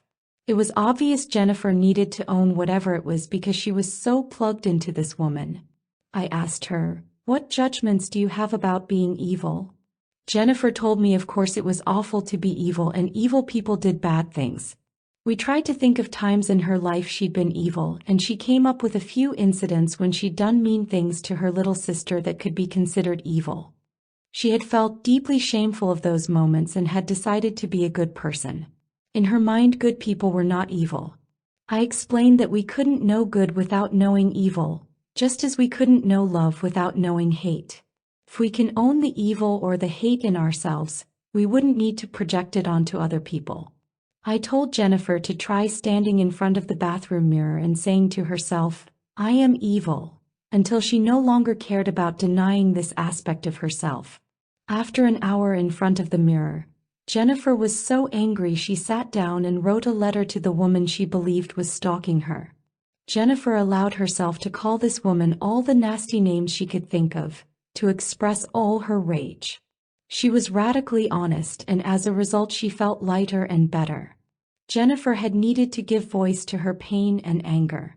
After writing the letter, she tore it to shreds, went back to the mirror and owned her evil. Once she could face this aspect of herself, she could also face this other woman. She unplugged. When Jennifer saw the woman the next day, she said hello and walked away without being affected at all. She never saw the woman again. This is freedom. The pain of our perceived flaws compels us to cover them up. When we deny certain aspects of ourselves, we overcompensate by becoming their opposite. Then we create entire personas to prove to ourselves and others that we are not that. Recently, while visiting a close friend, I started talking to her father about my work. Norman is a perfect example of this phenomenon. Intrigued, he had asked me to show him what I did. So I asked him to tell me 2 words he wouldn't want said about him in the newspaper. He replied that he would not want to be called dull or stupid. I laughed out loud. "Exactly," I said. "No one who knows you today would ever say you were dull or stupid." Because he'd always put his family first, Norman had never taken the time to finish his education. But after the death of his wife of more than 30 years, Norman had gone back to school to get a master's degree. He had enrolled in a program at a university near his home and had ridden his bike to school daily. He graduated with honors and is now working toward his PhD. When he is not in school, Norman is traveling all over the country, going to conferences and lecturing on physical health and the aging process. He recently went to a Buddhist retreat for a month to get in touch with his spirituality. Would anyone meeting Norman consider him dull or stupid? Everyone I know would call him courageous, interesting, and bright. But Norman's decision not to be dull and stupid actually runs his life, and results in his always competing with himself, to prove that he's not dull or stupid. No matter how hard he works, he always has to do more to make sure he's never exposed, and show the world that he's smart and interesting. It was fairly easy for Norman to recognize how his life is run by the words dull and stupid. He always feels that whatever he achieves is not enough. The irony, of course, is that dull and stupid have given him his enormous drive and determination. They force him to seek out interesting people and places. If he didn't have this terrible aversion to these two words, we don't know if Norman would have had the drive to do everything he's accomplished in the past 4 years. Norman perceived the gifts of these two aspects and understood that he is everything. How can we know smart unless we know stupid? How can we know interesting without knowing dull? When you are internally driven by not wanting to be something, you often become the opposite. This robs you of your right to choose what you really want to do with your life. Norman has no freedom just to take time off and vacation with friends. He won't read a novel or spend an evening playing bridge for fear that he might turn into an old man who is dull and stupid. He cannot look to see if these opportunities are best for his health or for his soul. When you don't own an aspect of yourself, it runs your life. If we look closely, all of us can see where we're dull and stupid. If we're honest and aren't displaying these aspects right now, then we have to identify a time when we've been dull or stupid in the past. Our opinions of ourselves are the most important opinions. If we feel good about our own lives, we seldom care what others say. In Norman's case, he has spent the last 3 years buried in books, working feverishly to be in the top of his class. Some people would say he's dull because all he does is study. Others might say he is stupid to be wasting his time going to school. Until Norman can love the part of him that is dull and stupid and integrate these aspects into his psyche, he will be driven to prove to the world that he is smart and interesting. We exhaust our internal resources when we try not to be something. We are here to learn from all these parts of ourselves and make peace with them. To be truly authentic persons, we have to allow the aspects of ourselves that we love and accept to coexist with all the aspects of ourselves that we judge and make wrong. When we can lovingly hold all of these traits together in one hand without judgment, they will naturally integrate into our system. Then we can take off our masks and trust that the universe created each of us with a divine design. Then we can stand tall, embracing the world within. Exercises. In order to be completely free, we need to be able to own and embrace all the qualities that upset us in other people. 1. Refer to your list of words from Exercise 1 in Chapter 4. Sit or stand in front of a mirror and say each word over and over again. I am that trait.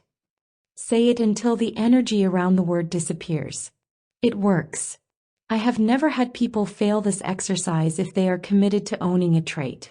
If you get stuck and feel anger or rage at someone who has displayed this trait, or if you feel pissed off that you have this trait, take time out from the mirror and sit down and write a hate letter to this trait. Expressing anger in this way is healthy. These letters are for your eyes only. You are not going to mail them or read them to anyone. You are going to write them as a way to release your built-up emotions. If you don't know what to say, start with, I am angry at you for, and then write as fast as you possibly can without thinking. Write anything that comes to your mind. Don't worry about grammar or about making sense. Just focus on releasing old emotions and toxicity. This exercise is a way of discharging toxic emotions stored in our bodies. If feelings arise during the process, stay with them. You may find it especially difficult to say those words that you have judged harshly. Even if you're crying, stay with the process. At some point you will notice the charge you have on the word releases spontaneously. 2. Using the same list of words, see if you can identify times in your life when you have demonstrated these traits. If you cannot think of any time you have exhibited this trait, then ask yourself in what circumstances might it be conceivable for you to demonstrate this trait? Would anyone else say I've demonstrated this trait? Write down your responses next to each word. Chapter 7. Embracing your dark side. Most of us long to experience peace of mind. This is a lifelong pursuit, a task that calls for nothing less than embracing the totality of our being. Discovering the gifts of even our most hated qualities is a creative process that needs only a deep desire to listen and learn, a willingness to release dysfunctional judgments and beliefs, and a readiness to feel better. Your true self makes no judgments. Only our fear-driven egos use judgments to protect us, protection that ironically prevents us from self-realization. We must be prepared to love all that we have feared. My grievances hide the light of the world, says A Course in Miracles. To get past your ego and its defenses, you need to get quiet, be brave, and listen to your inner voices. Behind our social masks lurk thousands of faces. Each face has a personality of its own. Each personality has its own unique characteristics. By having internal dialogues with these subpersonalities, you will turn your egotistical prejudices and judgments into priceless treasures. When you embrace the messages of each aspect of your shadow, you begin to take back the power you've given to others and form a bond of trust with your authentic self. The voices of your unembraced qualities, when allowed into your consciousness, will bring you back into balance and harmony with your natural rhythms. They will restore your ability to resolve your own issues and illuminate the purpose of your life. These messages will lead you to discover authentic love and compassion. Until I started communicating with my subpersonalities, I had to rely on others to help me find out what was wrong with me. I went from one therapist to another. I tried local psychics, fortune tellers, and astrologists to get the answers I needed. If I felt there was something wrong with me, if I was feeling angry or sad or even overly happy, I would have to make a call or pay someone to tell me what was going on. What a way to live. If they told me something that I wanted to hear, I would think they were brilliant. But if they told me something I didn't want to hear, I would go to another person and another till I got the answer I was seeking. I knew there had to be a different way to live. Why would God make us so we can't understand ourselves? Why would God make us so we'd have to pay someone else to tell us about ourselves? Now I realize that we're brilliantly designed to heal ourselves and return to wholeness. But sometimes we can use a little help. Talking to our subpersonalities is an excellent exercise to advance the process. Examining our subpersonalities can be a tool to help us reclaim the lost parts of ourselves. First, we must identify these parts and then name them. Then we'll be able to disengage from them. Actually, naming them creates distance. Roberto Assagioli, founder of psychosynthesis, says that we are dominated by everything from which our self becomes identified. We can dominate and control everything from which we disidentify ourselves. If I take one of my traits which I don't like, for example whiny, and then name it Whiny Wanda, it suddenly seems less threatening to me. In a funny way, as soon as I name these aspects of myself, I feel fondness for them. I can then stand back and look at them in an objective way. This process starts to loosen the grip these behaviors have on your life. My first experience with subpersonalities was in a transpersonal psychology class at JFK University in Orinda, California. Every week, we would learn and actually experience a different model of emotional healing. The week on psychosynthesis altered my life.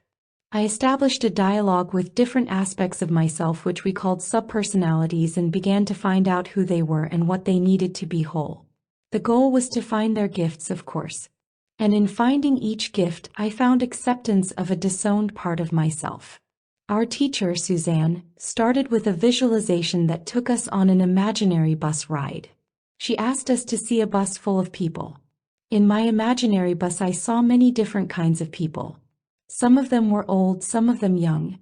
They were dressed in everything from miniskirts to bell-bottoms. I saw fat girls, skinny girls, girls with black hair, red hair, big chests and flat chests. I saw every size and shape I could imagine. There were short people, tall people, circus people, people of every color and nationality. There were hookers and saints. It was a big bus, crowded with people, many of whom I didn't want to know. My first thought was, oh no, you have to do better than this.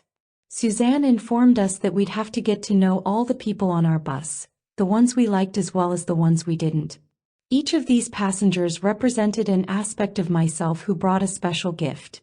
They were all there, each offering something unique, if only I would meet them and listen to their wisdom. We were told to let ourselves get off the bus with one of our subpersonalities. And Big Bertha Big Mouth was right there reaching out to take my hand. She was the first subpersonality who wanted to have a conversation with me. When I saw her face, I thought, there is no way I am going for a walk with this woman. I'll find another subpersonality to walk with. Bertha stood about 5 feet tall, weighed 200 pounds. She was in her 60s and was my worst nightmare in terms of appearance. She had thinning gray hair which was poorly cut and sticking up in front of her face. She reeked of hairspray and cigarettes. She was wearing a beige muumuu with large orange polka dots.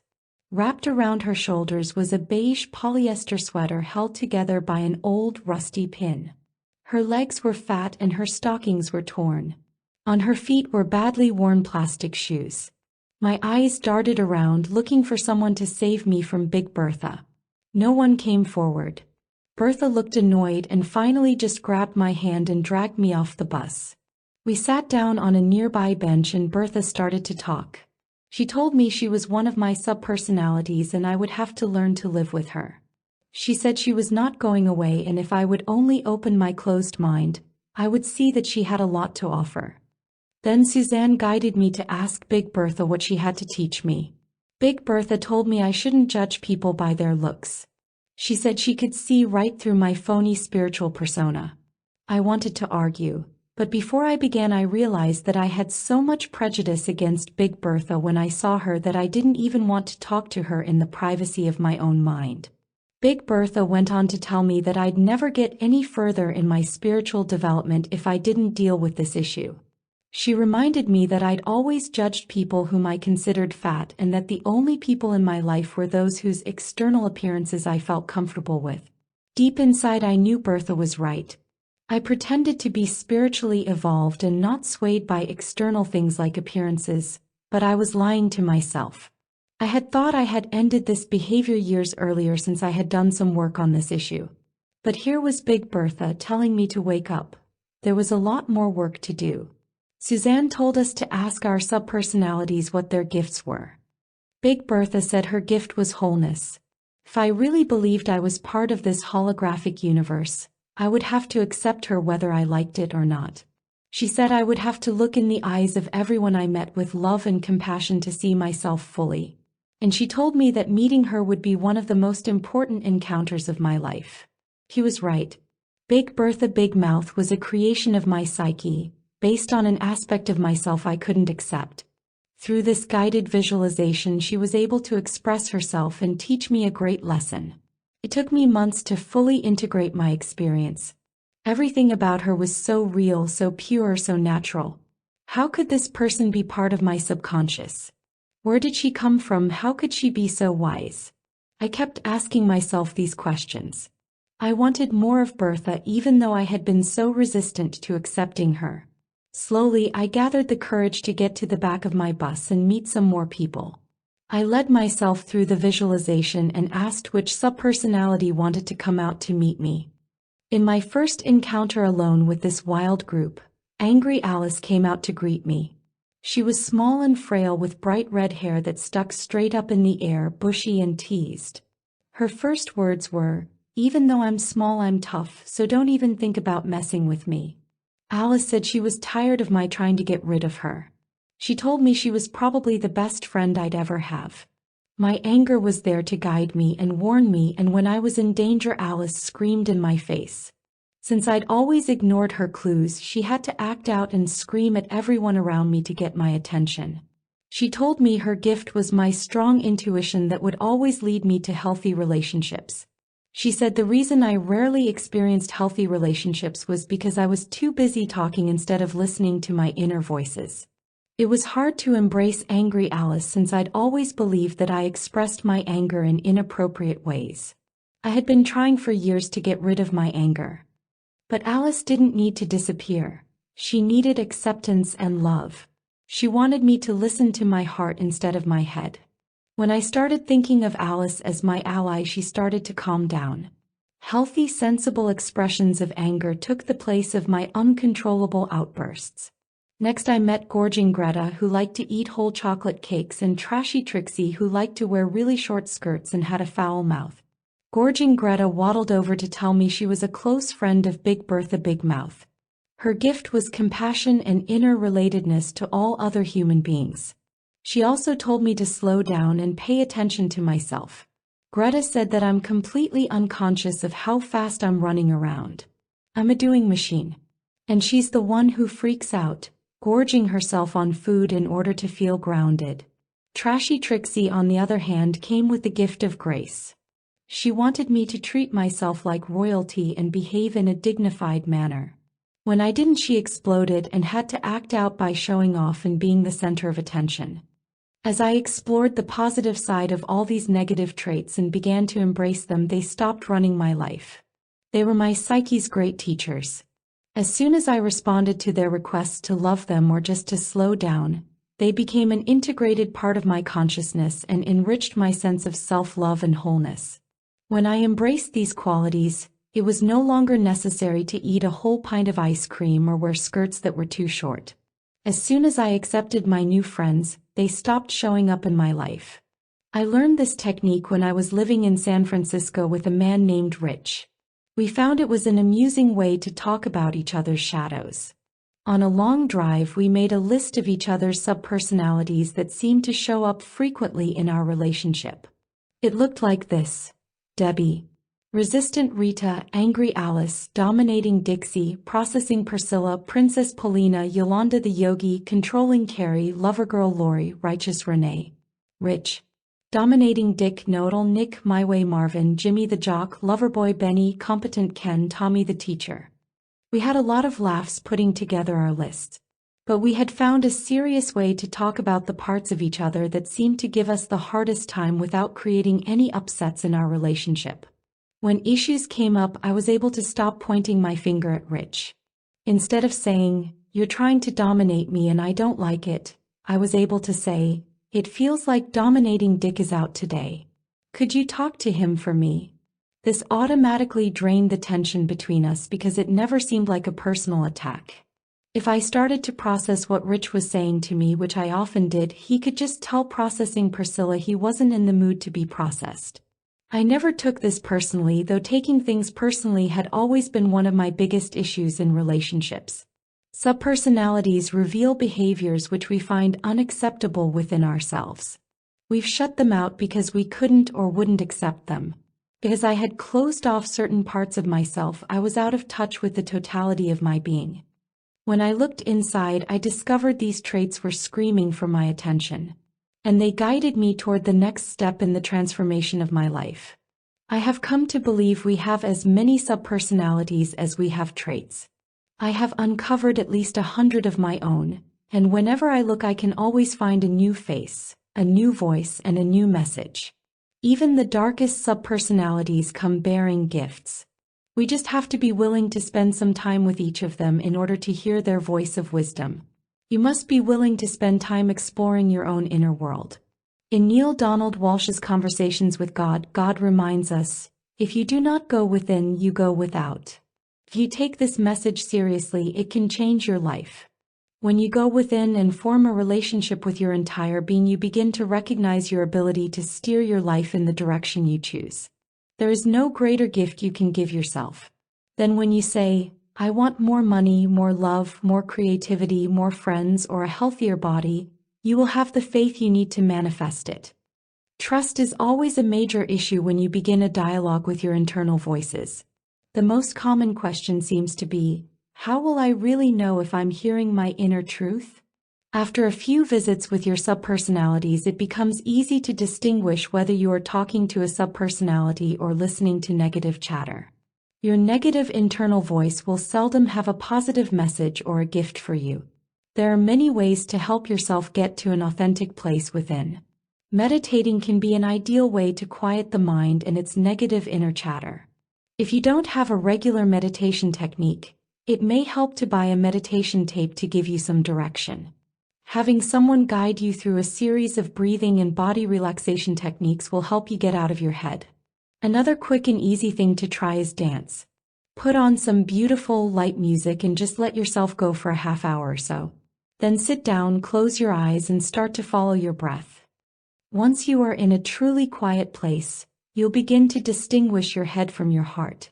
It takes some practice, but once you make this distinction, it makes the process of finding and exploring your subpersonalities much easier. Your head can be heartless. Your heart, though it will be straight and tough at times, will always be full of compassion. It's important to receive your subpersonalities with welcoming arms. Easy to say, but not always easy to do. This is one time when expecting the worst may work in your favor. then what you get will probably be much better than you thought. People are often shocked by the cast of characters they call up, but that's usually because they were expecting a busload of angels. Subpersonalities might be headless or appear as animals, monsters, or aliens. Whatever you experience in your psyche during a visualization is the right image for you. It's important not to judge whom you meet or what you experience. It's also common to see people you know, ex-lovers, old bosses, family members. Usually someone you didn't get along with. When these familiar faces show up in your subconscious, resist the urge to blink them away. Stay with them and find out what they're trying to teach you. You may be able to forget about them for now, but if you don't deal with their issues, you'll end up meeting them again and again in life. This isn't a card game where you can throw back the subpersonalities you don't want for new ones. In fact, the personalities you least want to see will have the greatest lessons for you. Recently, I worked with a woman who seemed to have it all. Not many women have achieved the level of success, fame, and fortune that Shelley has. She climbed the ladder of success in the entertainment industry and worked very hard to get to the top. She got mostly positive press but was very sensitive to criticism. After years of going at a pace too fast for most people, Shelley took a few months off to work on herself. She had realized she often acted aggressive but hated this part of herself. When she said, "I am aggressive," her face tightened up and tears came to her eyes. She couldn't live with this aspect of herself. We sat facing each other for a while and I just had her say over and over, "I am aggressive, I am aggressive." Shelley was still feeling uncomfortable with this aspect of herself, so I had her close her eyes and took her on a bus ride. We called up a subpersonality which she named Aggressive Allie. Allie had big teased red hair and was in her mid-50s. She was dressed in a navy business suit and had a powerful presence. At first Shelley didn't like her. But we asked Aggressive Allie what her gift was to Shelley. Allie said protection. Allie told Shelley that she had protected her while she built her career. Allie said she had made sure no one got in Shelley's way and that no one hurt her or stopped her from attaining her dreams. Then we asked Aggressive Allie what she needed to be whole. Allie wanted love and acceptance. She was tired of being this big, awful, mean woman whom Shelley beat up on. Allie was the person who had made all Shelley's fame and recognition possible. Now she wanted some credit. In her opinion, she wasn't asking for a lot from Shelley, only love and appreciation for the part she played in Shelley's life. Shelley lay on my couch with a huge grin on her face. She was ecstatic. She had fallen in love with Aggressive Alice. She embraced a part of herself that she'd been trying to bury for years. This quality had caused her shame and self-loathing. The paradox was that by not embracing her aggressiveness, Shelley had been robbed of enjoying the gifts of all her success. Shelley was now free to enjoy the fruits of her labor. This is often how it works. You have a quality which has a gift for you. You call on the gift to help get something you want in life. Then, because this aspect of yourself is not fully integrated into your psyche and because you've made some negative judgment about it, it takes on a life of its own, acting out in inappropriate ways. Until we embrace the qualities from which we've disassociated ourselves, they will continue to act up until their needs are met. Remember, what you resist persists. When Shelley had accepted Aggressive Allie, her anguish about being aggressive vanished. Now she's free to use this aspect of herself only when and if it's appropriate. Another useful way to embrace your traits is inviting other people into your consciousness to get their perspective on disowned aspects.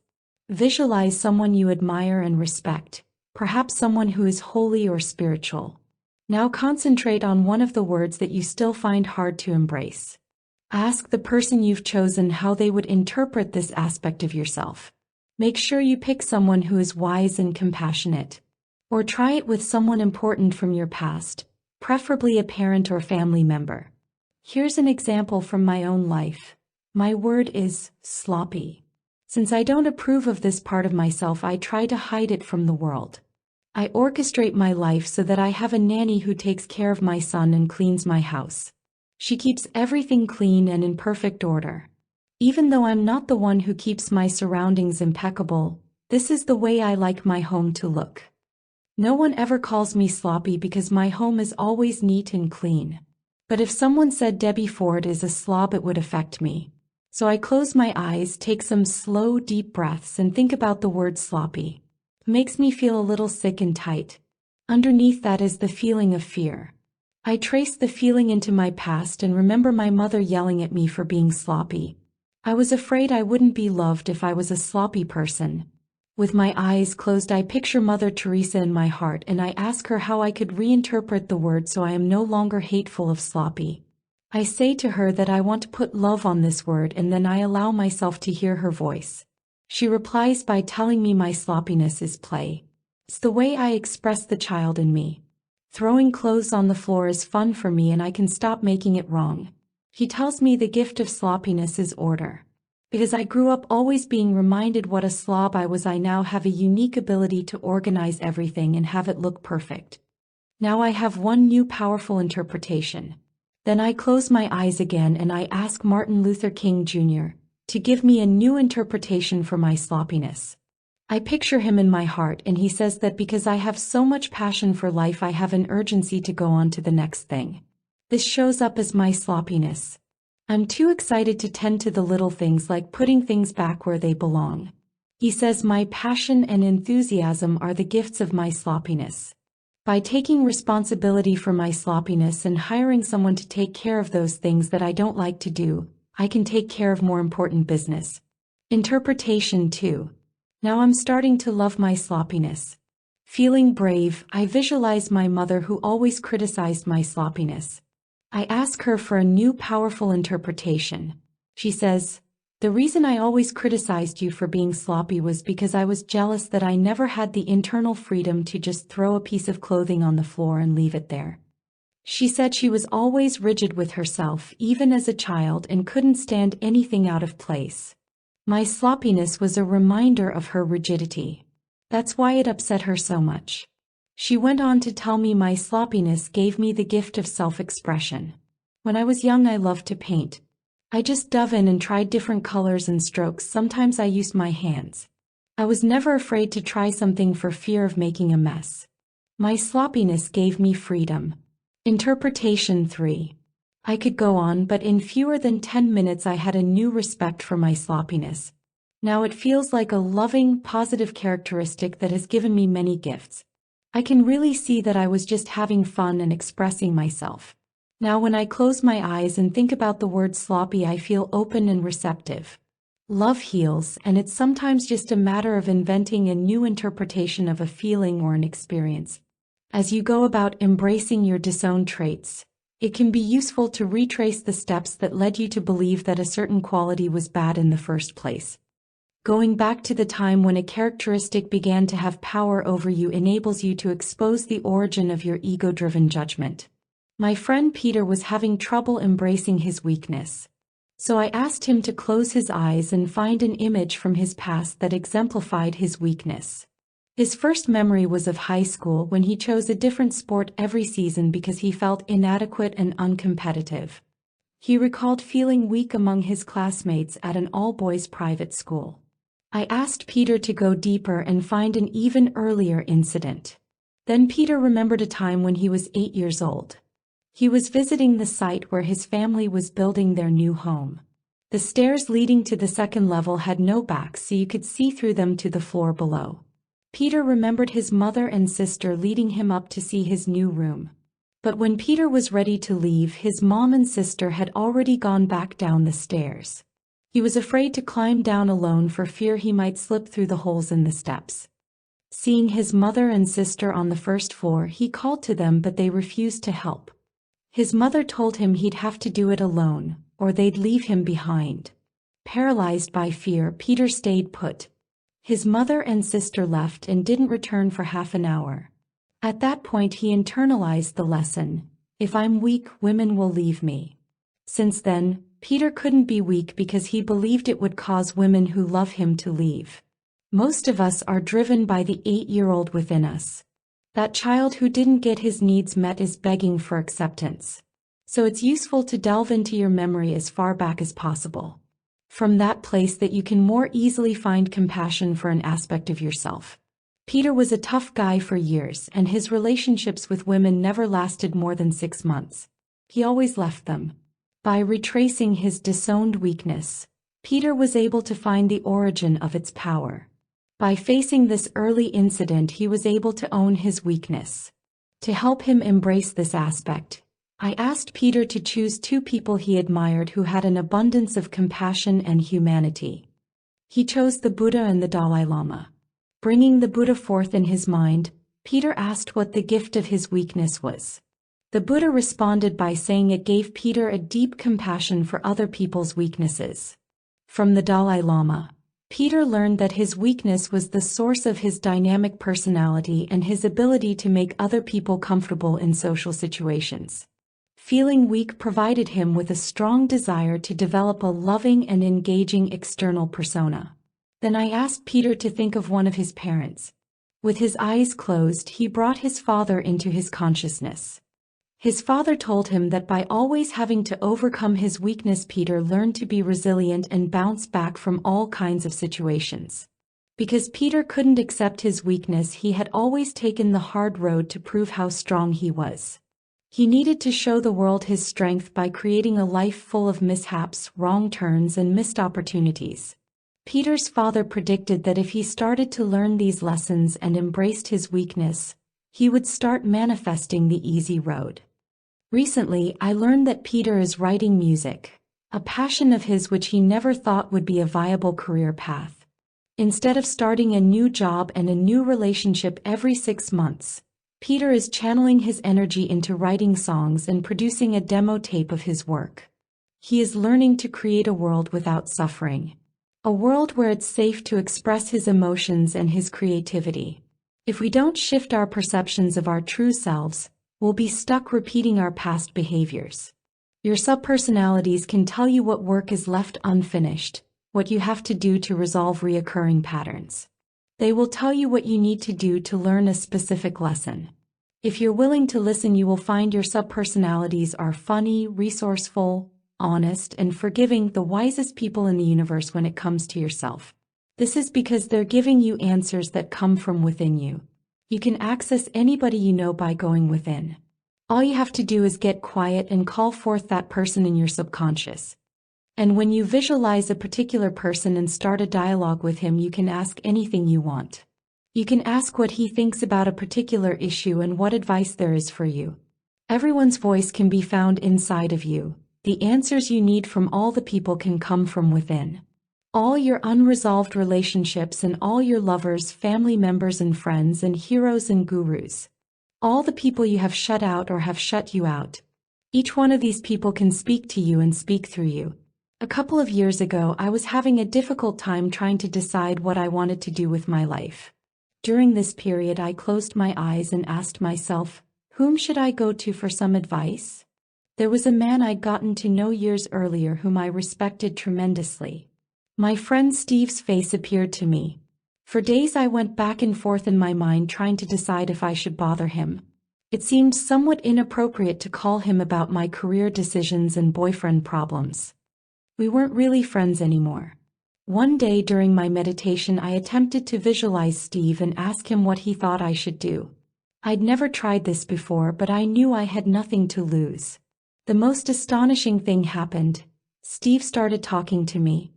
He told me he was glad I'd come to him for help, and he answered all of my questions clearly and concisely. When I finished, it felt like I'd just spent an hour with the real Steve, receiving his wisdom and feeling his love. It was an amazing, eye-opening experience, simple, direct, and to the point. I didn't even have to leave my house or spend money on a phone call. For months I called on the Steve within me to guide me on my path. I'd found a friend and confidant within myself. My girlfriend Sierra used a similar technique with me after my father passed away. I went to see her in the middle of my grieving, when I was feeling particularly sad that my father would never get to know my son, Bo. Sierra had me close my eyes and visualize my father playing with my son. It was as though my father was standing right in front of me, telling Bo he'd always be there to protect him. My father told Bo how much he himself loved music and hoped Bo would also find joy and beauty in music and play one of the instruments he had left behind. This was a moving and extremely valuable experience. It changed the way I felt about the loss of my father. When I left the session with Sierra, I was sure my father would always be there to guide and comfort me, and that I could bring him close to Bo by sharing his love of music with Bo. The feeling of loss shifted from a hopeless, sinking feeling of despair to one of optimism. Your subpersonalities are there waiting for you. Go in and reclaim them. They want nothing more than attention and acceptance. They are the voices of your future, not your past. They will always be there to guide you, embrace you, and comfort you, whether they come in the form of someone you know or in the form of some shadowy figure. If you befriend yourself, you'll break the continuing cycle of loss of self or loss of others. What you'll find out is that we never lose anyone. Our relationships simply change form. Someone might not be there physically but will always be there within us. By reclaiming everything you hate about yourself, you open up a world within where you have access to the entire universe. We each have the capacity to give ourselves everything we need to be happy and whole. When we reconnect with our whole selves, it's virtually impossible to feel lonely, isolated, or left out. We need to find the universe within us and learn how to love, honor, and respect that universe. Then we can accept the magnitude of ourselves. When we discover the magic of the world within, we stand in awe of ourselves. With that awe comes peace, satisfaction, and gratitude for our humanity. Every single subpersonality has a gift for you. Every aspect of you, whether you like it or not, can benefit your life. To think there is only darkness is to deceive yourself. There is light in every part of us and every part of the universe. To not find our gifts is to reject the extraordinary design of life. Our souls long to learn these valuable lessons. We need to stop judging our soul's journey and trust in the design of our humanity and eternal goodness. There is an ancient saying, all things must grow or they die. Our highest purpose is to learn and grow from our experiences and then move on. Once we receive the benefit of our traits, we are free to choose the experiences we desire. Exercise. Do this exercise when you are very relaxed after a walk or a bath. You are going to meet your inner voices, so you want to have your mind as quiet as possible. Early in the morning or before you go to bed is also a good time. Put on some soft music and light an aromatherapy candle to help you create a relaxed mood. Close your eyes and start following your breath. Take long, slow, deep breaths, retaining the breath for 5 or more seconds, and then slowly exhale. Do this 4 or 5 times until your mind is quiet. Now imagine stepping onto a large yellow bus. Take a seat in the middle of the bus. You're feeling excited about taking a long-awaited trip. Imagine riding down the street on a clear, beautiful day. You're sitting there minding your own business when someone taps you on your shoulder. You look up and this person says, "Hello, I'm one of your subpersonalities, and all the other people on this bus are also your subpersonalities. Why don't you get up now and walk around and see who's on your bus?" You get up from your seat and you walk through the entire bus looking at all the different people in their seats. You see before you every kind of person: tall people, short people, teenagers, and old people. There might be circus people, animals, and homeless people. With you on the bus are people of every race, color, and creed. Some of them are waving to get your attention, others may be hiding quietly in the corner. Continue to walk through the aisles, slowly visualizing all the characters on the bus. Now the bus driver directs you to allow one of your subpersonalities to take you for a walk off the bus in a nearby park. Take your time and allow one of your subpersonalities to come and take your hand and escort you off the bus into the park. Sit down next to this person and ask his or her name. Ask that person to tell you what trait he or she represents along with a name. For example, if you meet someone angry, you could name this person Angry Alfred or Angry Anne. If you don't hear a name, you give that person one. Take all the time you need. Notice how this person is dressed and looks. What does this person smell like? Notice his or her mood and body language. Take another deep breath and ask, "What is your gift to me?" After you have received the gift, ask, "What do you need to be whole?" Or, "What do you need to integrate into my psyche?" After you have heard every answer, ask this person, "Is there anything else you need to say to me?"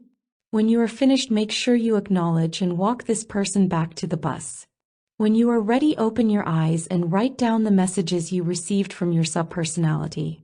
Then take out your journal and write for at least 10 minutes about your experience.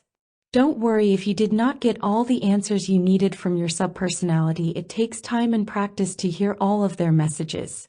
Make a date with yourself to do it again. This is an exercise that requires you to surrender to yourself. So make sure you have created a safe environment for the process. Chapter 8. Reinterpreting yourself. When left unhealed, the past will destroy our lives. It buries our unique gifts, our creativity, and our talents. And when these parts of ourselves go unclaimed, they stagnate inside us. We use them against our world instead of in harmony with it. We think we're mad at the world, that we want to change the world, that if only the world were different we'd be able to live our dreams. But it's we who need to change. We're angry at ourselves for not persisting, for not honoring the God force inside us, for not giving ourselves permission to express ourselves as we truly desire. We think we're mad at our parents for repressing us early in life. Actually, we're angry at ourselves for perpetuating that repression. It's as if a long time ago, someone put us in a cage, and although the cage hasn't been there for years, we still struggle against its imaginary walls. The cage is our self-imposed limitations, our self-doubt, and our fear. We were taught that it's hard work to go after our dreams. We may not have understood that it's even more difficult living day in and day out with the knowledge that we don't pursue them. We are left without desire, which is the key to fulfilling our full spiritual potential. We are left with desperation, which builds up slowly and expresses itself in our bodies as disease and in our psyche as rage. If we're unwilling to make peace with the past, we'll simply drag our desperation and rage into the future. The strength to look clearly at your past and take back aspects of yourself that you've given away lies within you. All you have to do is close your eyes, go within, and ask. The power you need is there, but it will only come out when your desire to change your life is stronger than your desire to stay the same. It's always easier to blame others for the condition of our lives. When we lose touch with ourselves, we lose touch with our divinity. And because we don't trust ourselves, we come to believe that other people can't be trusted. For some people, the pain of the past is so great they believe the only way they can cope with it is to blame and deny. You must embrace your past if you want to change your present. If you want to manifest your desires, you must be accountable for everything that takes place in your world. If you want to see someone's future, often all you have to do is look at their past. The past leads us to conclude that all we can hope for in the future is a variation on what we already have.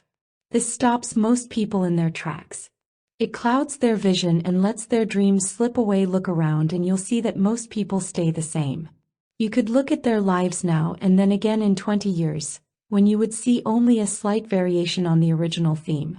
Our core issues, whether they are based on sex, wealth, relationships, health, or career, often remain dominant throughout our lives.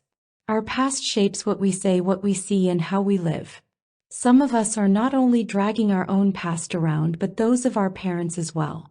Pain is passed down from generation to generation, and if it's not questioned, we'll never break the cycle. We begin to disown parts of ourselves because of our core beliefs, which are always tied to our families and early childhood. What our parents did and didn't do had great impact on our lives. Our caregivers and teachers also contributed to who we are now. The pain you experienced when you were 2, 6, or 8 is just beneath the surface of your consciousness. Until it's transformed, it's always there driving your life. Most of us never explore our core beliefs to see if we've consciously chosen them. I meet people every week who want to be artists or write books, but they are sure they can't fulfill their desires. When I ask them why, they tell me they're not talented or educated enough. They have confidence in their reasons but not in their dreams. And when we explore the origins of their beliefs, we learn that most often they've been told by someone they love, verbally or non-verbally, that they weren't capable of fulfilling their dreams. Since they never questioned this idea, they're trapped by it. They never even try to attain their heart's desire. Core beliefs that run our lives sound like this: I can't do it. It will never happen to me. I'm not deserving. I'm not good enough. Recently, a young woman whose name was Hallie came to one of my courses. She was 21 years old. Because she suffered from depression and wasn't able to take care of herself, she lived at home with her mother. When the course began, Hallie sat quietly, looking down, avoiding eye contact with everyone. She had a nervous habit of tapping her hand on the table, which was distracting to anyone sitting near her. During rest breaks, Hallie could often be found on the ground in fetal position. I asked everyone to eat meals with someone else, but Hallie sat alone. On the second day, I walked by Hallie and asked her if she had owned "Poor Me." She looked at me with a puzzled smile and asked, "Me?" I couldn't help laughing. Hallie's silent message was so loud it was screaming at us. I sat down next to her and asked her what she thought she was communicating to the world. Hallie said she didn't think of herself as a poor me. In fact, she hated poor me people, her mother being one of them. When my assistant Rachel and I pointed out Hallie's behaviors to her, the entire puzzle of her life seemed to fall into place. Hallie told us that deep inside she believed she was unlovable. Poor me was a way of getting attention.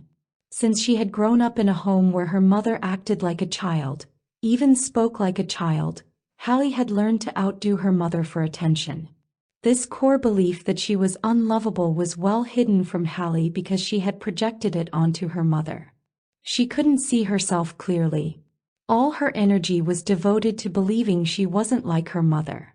But when we showed her how she appeared to us, Hallie realized her behavior was a direct result of observing her mother. By embracing poor me and becoming conscious of her little girl act, Hallie allowed the opposites of these traits to surface. What developed in her was, "I'm a responsible woman." And within a few months, Hallie got a job and moved out of her mother's house into her own apartment. Feeling confident, Hallie met a man and began an intimate relationship for the first time in years. As soon as Hallie was willing to see the core belief that was driving her, and to examine it honestly, she gained the freedom to choose a new path for her life. We adopt many beliefs unconsciously from our families, and the rest of the life choices we make are colored by these beliefs without our ever asking, "Does this belief empower me?" We're often just following in the footsteps of our family members. This is fine if the reality you adopt is making you happy, but if it's not, question it. Prejudice is passed down. Pain is passed down. Guilt is passed down. Shame is passed down. Are your problems your own, or have you inherited them from former generations? My grandmother is a chronic worrier. Her core belief is, something bad is about to happen. My mother doesn't worry at all, but I adopted my grandmother's worrying. I often have the same types of thoughts that she has. We mirror each other's worries about the safety of my son. As obvious as it seems now, it took me years to realize that I adopted this trait from my grandmother, who adopted it from her father. When I find myself worrying now, I have to stop and ask myself whether I'm really worried or am I just acting out one of my old core beliefs. As soon as I identify that I have nothing to worry about and acknowledge being stuck in a family pattern, I can affirm my own truth. Every time I break up my automatic responses by looking closely at myself, I elevate my consciousness. Then I can shake free of my past. Many people have decided that they will not be like their parents. But we all must acknowledge that we've spent years absorbing our parents' positive and negative qualities. Our parents did the best they could given their own past. We cannot change the way we were raised, and when we're willing to look for the lessons in our experiences, we'll be able to see that each incident provided us with an opportunity to learn and grow. One of my best friends, who was sexually molested by her grandfather for years, once said to me, "Thank God for all the abuse of my past, because I have become one of the most resourceful people on the planet. I got here by learning how to deal with all the pain and abuse of my past." All negative events are blessings in disguise. Some of us choose to live under the illusion that bad things happen for no good reason. But pain has a purpose. It teaches us and guides us to higher levels of awareness. One night, while I was meditating after seeing 5 or 6 young men being arrested and handcuffed at the beach, I asked God, why on this glorious summer night did these boys have to start a fire at the beach? A voice within me said this was spirit guiding these young men back home. Getting in trouble was a wake-up call from the God force inside them. In prisons you'll often see hundreds of tough young men reading Bibles and attending religious services. Men who'd never spent so much as an hour of their adult lives thinking about God are now searching their souls for answers. The challenges in our lives can provide insights which help us free ourselves from a past which strangles our passion and keeps us from our spiritual center. An ancient teaching says, "The world is a teacher to the wise man and an enemy to the fool." No event is painful in and of itself. It's all a matter of perspective. It's important to understand that everything happening in the world is as it should be at every moment. There are no mistakes. There are no accidents. The world is a heavenly sky and a bottomless pit. When we understand that we cannot have one without the other, it becomes easier to accept the world as it is. I look back at my own past filled with lies and deceit, hurt and pain, drugs and sex. But I see that without all these experiences and without all the darkness I carried around for so long, I wouldn't be able to teach as I do today. Every incident from my past, every sleepless night, every tear carries me a little closer to fulfilling my soul's journey. No one says what I say in the way I say it. No one does the things I do in the exact way I do them. I am me and you are you. Each of us is unique and we all have a special journey of our own. I was 13 when my parents divorced. This event upset me emotionally for many years. During holidays I became sad and depressed, wishing the new year would come soon so things could get back to normal. Then one evening I had a specific insight into why I felt so bad. I always spent those holidays with my mother, and it occurred to me that the thought of my father being without his children on Thanksgiving was upsetting me. And what was more upsetting was my being without my father. I stayed in my sullen mood, knowing there was nothing I could do about the situation. Feeling unworthy and powerless, I declared the past complete. I said out loud, "I did this. I created this so I could grow, and if I don't like the reality that is in front of me, I'd have to create a different one." I started imagining different scenarios. Going to my father's for an early dinner and then to my mother's for a late one. I imagined just going to see my father and not my mother. All these scenarios also seemed depressing, but then I got an idea. I called my mother, who always hosted Thanksgiving dinner, and suggested that I host it this year. Enthusiastically, she said it sounded like a great idea. Then I quietly suggested that I'd like to invite my father and his family.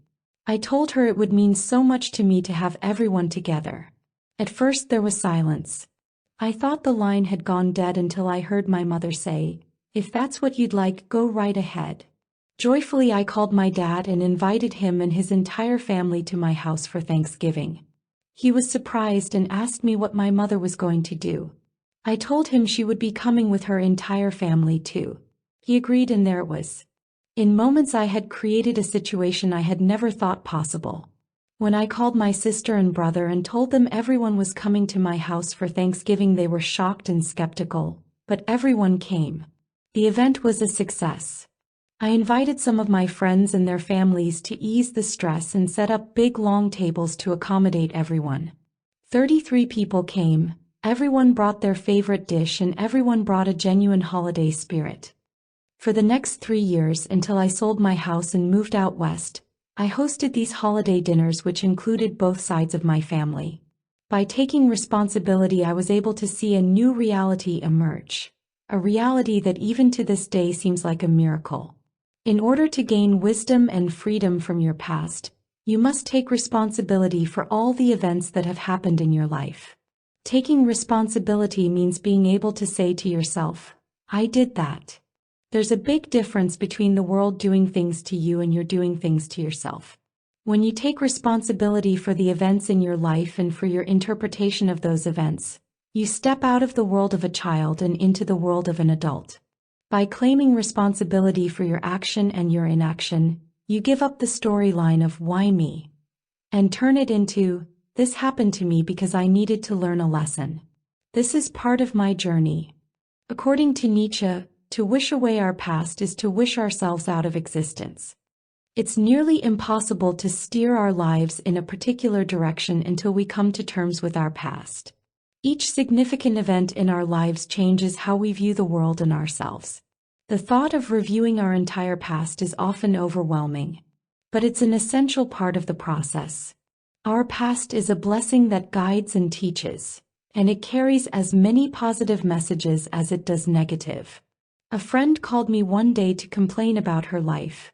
Every time Nancy looked in the mirror, she saw her body getting softer and her face looking more like her mother's.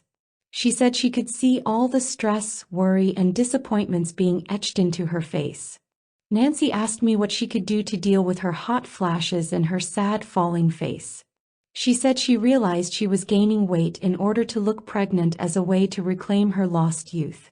Together, Nancy and I designed a program for her to journal, meditate, and do anger release work every day for 28 days. She needed to complete her past and to release all her stored emotions. Nancy willingly opened herself up and batted while focusing on the words old, fat, pathetic, and ugly, the words that she didn't want to be. After 28 days of doing this release, Nancy felt complete. Different issues came up for her along the way, so she took whatever time she needed to journal and invent new interpretations for each event. It was a long month, but at the end she felt totally ready to love and nurture herself. The next 28 days Nancy spent loving every part of who she was. She told me she needed to be hugged and kissed, so she hugged and kissed herself. She forgave herself completely. Finally, she was at peace. Recently, Nancy called me to tell me she had decided to have a facelift. She said having embraced old, she could now embrace young, at a whole new level. She wanted to know if I thought she was still running away from old. We chatted for a while and it was clear Nancy didn't need the surgery, but it was a decision that would empower her in her personal life and in her job. Nancy is an esthetician and makeup artist. I explained that many people love themselves the way they are but choose to shave their underarms or wax the hair above their lips. We do these things to look better, and there's nothing wrong with it as long as we're the ones choosing and as long as we're not running away from ourselves. Nancy explained that it had all fallen into place like a miracle. One day at a plastic surgeon's office where she worked part-time, the nurses asked her if she would like to create a fantasy face on the computer. Nancy thought it might be fun. The new image of Nancy turned her on, but still she had never thought seriously about having her face done. Months later, Nancy mentioned the experience to her husband. Without even being asked, he told her if she wanted to have a facelift, he'd pay for it. Nancy said the moment just fell into place. Nancy had the surgery and loves the results. She said it wasn't until she felt good about who she was that she could even think about having plastic surgery. Nancy's pain had guided her to do inner work. By transforming her inner self, she was able to transform her outer self. Our pain can be our greatest teacher. It leads us to places we'd never go on our own. How many people would choose to spend 20 years in pain so that they could find and fulfill their soul's journey? If I hadn't been in so much pain, I might still be stoned, sunbathing on the deck of a race boat in Miami Beach, talking about myself. The positive and the negative got me where I am today. Would I choose to go through all the pain again to have what I have now? The answer is yes. I bless my past and my pain. But before I embraced my darkness, I hated it. I resented pain and I resented others who seemed to live without it. It took me a long time to accept responsibility for my actions. I had tried so hard not to take responsibility for anything. It wasn't until I was ready to look at a higher version of my life that I realized God was trying to teach me something and that I had a special gift which I would find only if I went through the darkness. Today I strive to take full responsibility for every incident in my past to learn what was necessary to get me where I needed to go. Taking responsibility is a huge task. Most of us are willing to take responsibility for the good we create in our lives, but we often resist taking responsibility for the bad. When we take responsibility, we can be empowered by everything. Even if we feel hurt or ashamed by something that happens, we can find peace in the knowledge that somehow it's helping each of us to fulfill our dreams or direct our soul's journey. We can look at ourselves and say, The world is my canvas and I drew this event into my life to teach myself a valuable lesson. We become accountable for everything that happens. We say to the universe, I am the source of my own reality. This is the place of power from which you can alter your life. Until you look the past directly in the eye, it will always be there, bringing more of the same into your life. Psychologist Rollo may define insanity as doing the same thing over and over again expecting different results. We must learn from our past and reclaim the parts of ourselves we have disowned. This is how we can break the cycle. Those who have learned from a bad experience, taken responsibility for their feelings, and made a conscious commitment to have their life be different will seldom create the same situation again. If we approach our lives with awareness, we can begin to make new and different decisions about what we want to create. A shift in perception is all we need. To alter our perception, we must search each moment in our past until we find a powerful interpretation that allows us to take responsibility. We waste valuable energy creating reasons for why things aren't our fault. It's always easier to blame someone else for what we don't like about our world, but that path is a dead end. There's always pain when you are a victim of circumstance, the pain of desperation and powerlessness. But you live in a universe where everything happens for a reason. Find a blessing for all the events that have taken place in your life and you will find gratitude. You will experience what it's like to be blessed. Every word, incident, and person that still has an emotional charge needs to be retraced, faced, replaced, and embraced. We need to retrace our steps back to the genesis of the emotional charge. Then we face the incident, owning up to its reality as part of our past. We need to become fully aware of the influence it has had on our life. Then we look at the incident from a different perspective, which allows us to replace our negative feelings with positive ones. We take control of our lives by choosing our interpretations. That enables us to embrace our disowned past and unplug ourselves from other people. We must choose interpretations that move our lives forward rather than leave us feeling alone and helpless. It's my belief that inventing a new interpretation is the simplest way to transform something negative into something positive. Everything that occurs in our world is an objective event. It has no inherent meaning. Each of us sees the world through different lenses, so each of us will perceive a particular incident differently. It's our perceptions and our interpretations that affect our emotions, not the incident itself. It's our perceptions and interpretations that deny responsibility and lay blame. Whom do you blame for your selfishness? Your addictions? Your failures? Now is the time to stop being a victim. Accept responsibility and you will accept your selfishness, addictions, and failures. You will also unleash your generosity, your grace, and your divine right to have it all. Each of us has to come to terms with how we're affected by holding on to an old, unevolved view of ourselves and our lives. Each of us has to make a conscious decision to alter our world by altering our interpretations. Shift your interpretation of a word, and not only will it lose its negative charge, it will return your own power to you. Here is an exercise that will help you alter your interpretations.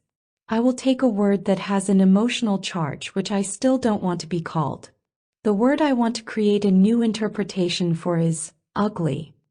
I go back through my memories and find an early incident in my life that caused me pain and formed my judgments about ugliness. When I retrace, I remember my father used to tease me by calling me pig nose and Bucky when I was a little girl. My interpretation: my father doesn't love me and thinks I'm ugly. I know this feeling has haunted me, so now I must choose to face the incident. I allow myself to experience the feelings of pain, humiliation, and shame I still attach to that moment and to that word. Then I begin to create a new interpretation of the event in order to embrace ugly. New interpretations. Positive 1. I am beautiful, so my father became nervous around me. The only way he knew how to deal with his nervousness was by calling me names that he thought were cute. 2. My father thought these names were cute and used them with affection. 3. My father loved me so much that he wanted to prepare me for the real world. He thought he could protect me by downplaying my beauty. Negative 1.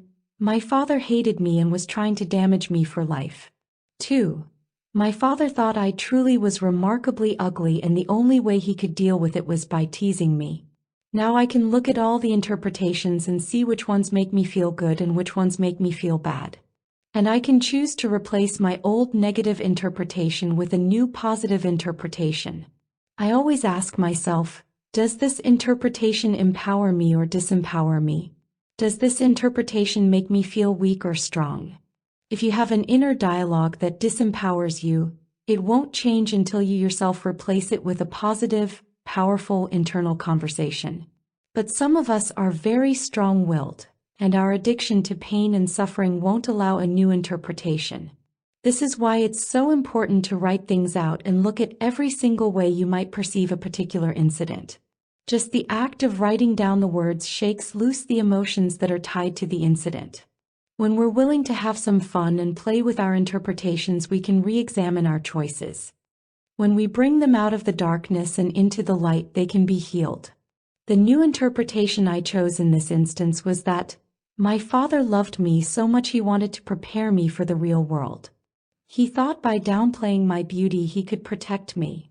I picked it because it made me laugh. It seemed a little ridiculous when I wrote it down, but when I closed my eyes and asked myself which interpretation nurtured my soul, it was this one. Once I chose to replace the old interpretation, I was able to embrace ugly without feeling past pain. Now my internal reference point has shifted. Now my father's old habit seems almost light and sweet. Regardless of his true motives, I'm now at peace with that experience.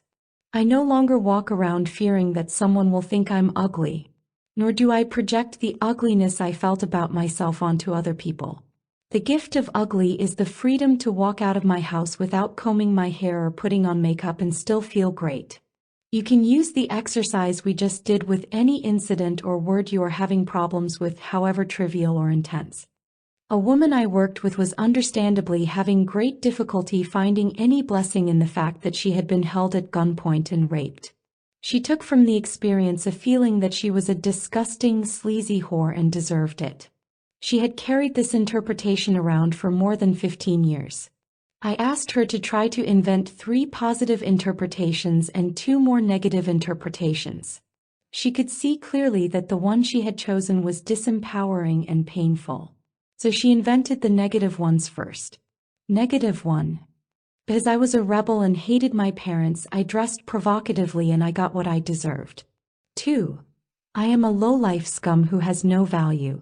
I deserve to be used and abused. Positive 1. I was a lost and naive young girl just trying to belong. This event helped guide me toward becoming a more conscious, careful, aware person. 2. This incident was a blessing in disguise. As a result of it, I learned how to respect myself and respect my body. 3. I learned I never had to be a victim again. This incident was a wake-up call, part of a divine plan to awaken my spiritual self. Once Hannah had come up with all these interpretations, she realized that she had a choice. We had gone through the negative interpretations first because Hannah had thought it would be impossible to invent positive ones. But by the time we had finished, Hannah was able to find many different interpretations that could empower her. She even admitted that the one she chose felt like the truth. She chose the second of the positive statements above. This incident was a blessing in disguise. As a result of it, I learned how to respect myself and respect my body. As soon as Hannah made the decision to alter her interpretation, she was able to embrace sleazy and disgusting, 2 words that had run her life for over 15 years. By allowing these aspects to present her with their gifts, she also made room for their polar opposites to emerge. Proud and beautiful were what Hannah longed to be, and now she had access to these integral parts of herself. As you become more conscious, it will be increasingly evident that it's your responsibility to choose empowering interpretations. It is sometimes easier to be a victim, but a negative perspective provides you with a guarantee of more of the same. The more aware you are of the gifts of life, the faster you will choose your own perspective on everything that happens to you. Tragic events happen to many of us. It's a part of life. It takes courage to empower yourself through these events. But when you use these times to grow, they become blessings. Another courageous example is the life of a beautiful young woman named Julia. Julia had desperately wanted a child for a couple of years. When she finally became pregnant, she and her husband were ecstatic. Around the 14th week of her pregnancy, Julia noticed she was bleeding. Frightened, she immediately went to see her midwife. When they couldn't find a heartbeat, she went in for a sonogram. Again, no heartbeat, the baby was dead. Julia was devastated. She cried for days, mourning her loss. While the dead fetus was still inside her, I was privileged to do some work with Julia. I asked for her interpretation of this tragic event.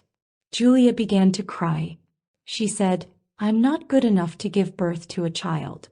It must have been the alcohol I drank before I knew I was pregnant that damaged my baby." To the natural pain of her grief, Julia was adding the blame she placed on herself. As we spoke, it became clear to me that Julia wanted to make this a sacred event, not just another bad thing that had happened to her. When we began our work, Julia wanted to create the negative interpretations first. Negative.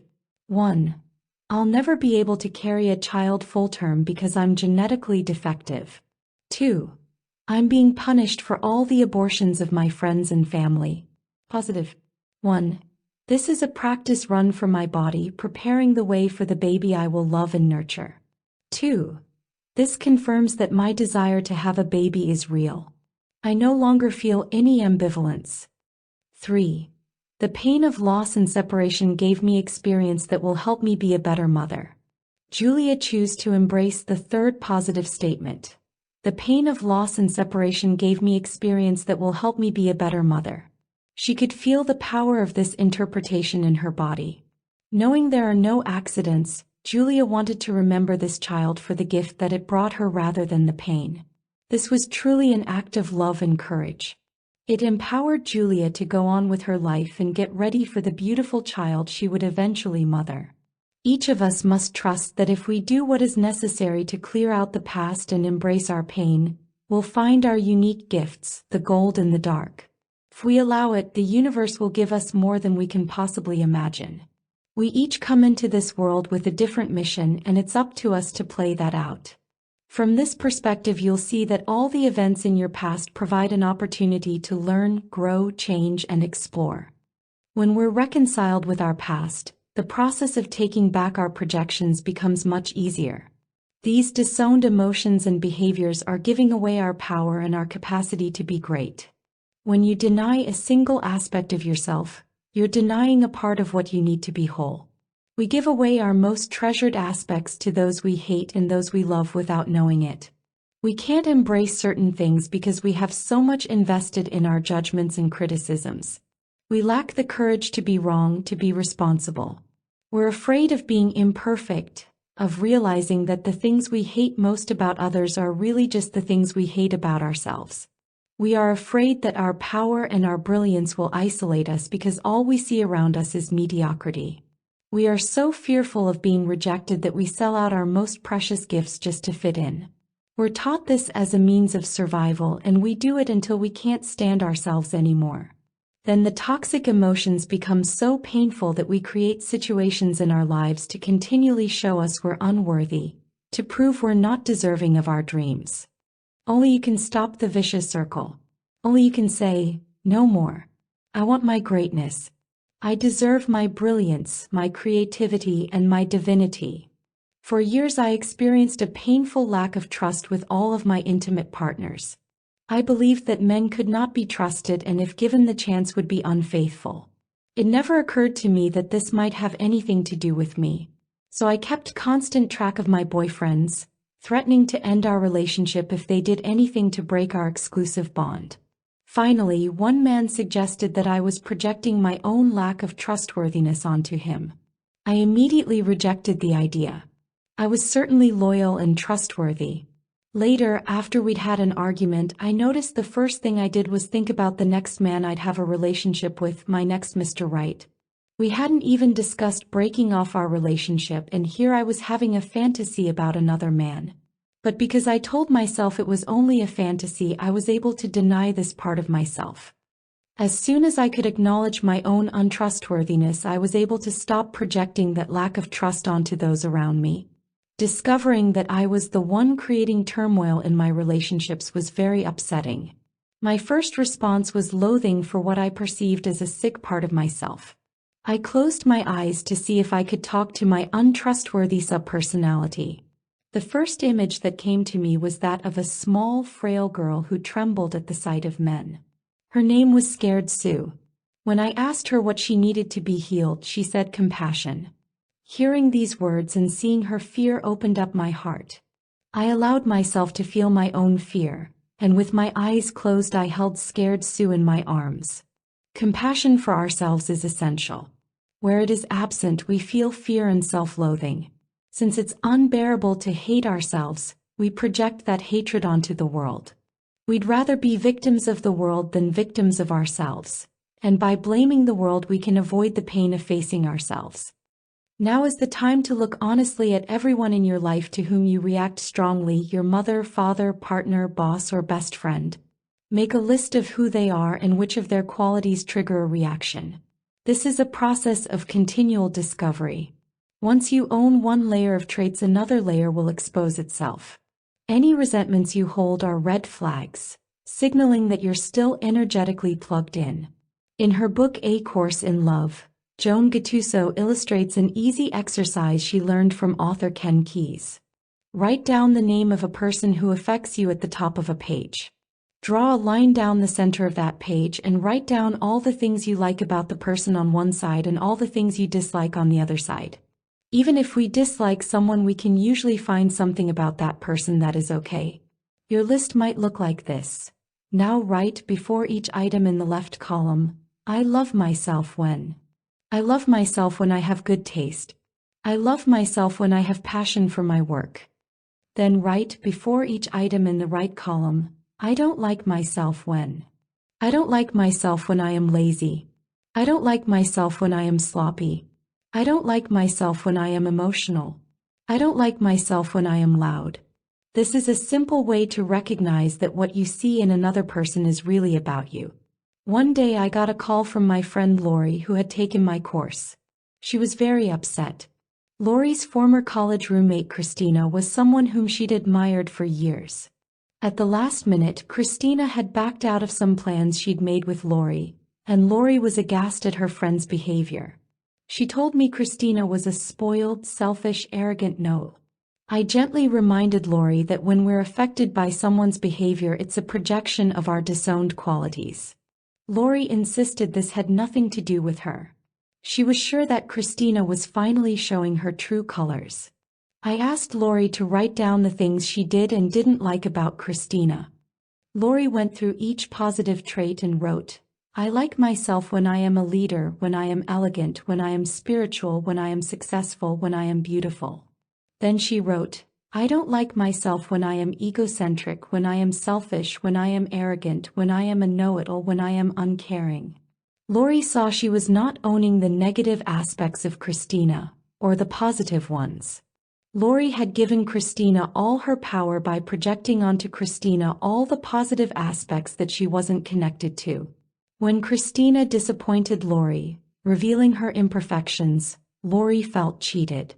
When she found out that this perfect, spiritual, beautiful, elegant woman had flaws, it underscored Lori's flaws. Lori had projected so much of her disowned self onto Christina that she felt lost and angry when Christina was being herself. In order to unplug, Lori had to take back the parts of herself she'd projected onto Christina. I told Lori to try writing Christina a letter expressing her feelings. Even though she was never going to mail this letter, it was important that Lori be able to express all the anger and resentment she was feeling. By the time she'd finished writing the letter, Lori had decided she didn't want to give her power to Christina or anyone else. Lori was ready to own her beauty, success, elegance, spirituality, and leadership qualities. One by one, Lori identified these aspects within herself. She reclaimed all her positive projections and then her negatives. For Lori, it was harder to own the positive than the negative. In fact, as soon as she embraced the positive, she had no charge on the negatives. When we fully own something on one side of the scale, it often brings the opposite quality into balance. Christina turned out to be a catalyst for Lori in finding her beauty and her light. People come into our lives to help us restore our wholeness. The margin by which most of us judge ourselves is very narrow. If all the good is on one side and bad on the other, most of us will live in the middle, owning a small portion of our good and a small portion of our bad. We need to learn how to live in the full range of human capacity, and to not feel bad about doing it. Every emotion and impulse is perfectly human. We must fully embrace the dark in order to embrace the light. God, Spirit, Love. To me they are all the same. They are always there even if we cannot see them. They are waiting for us to invite them in. The doorway is in our hearts. When we're willing to open our hearts to all that exists and start looking for the good rather than the bad in everything, we will see God. We will see love.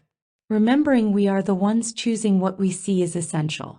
On some level, we ask for all the lessons we learn in this lifetime. Every incident, no matter how horrible, has a gift for you. And if you get your gift, then I will get mine, for I am you and you are me in the world of the Spirit. Exercises. 1.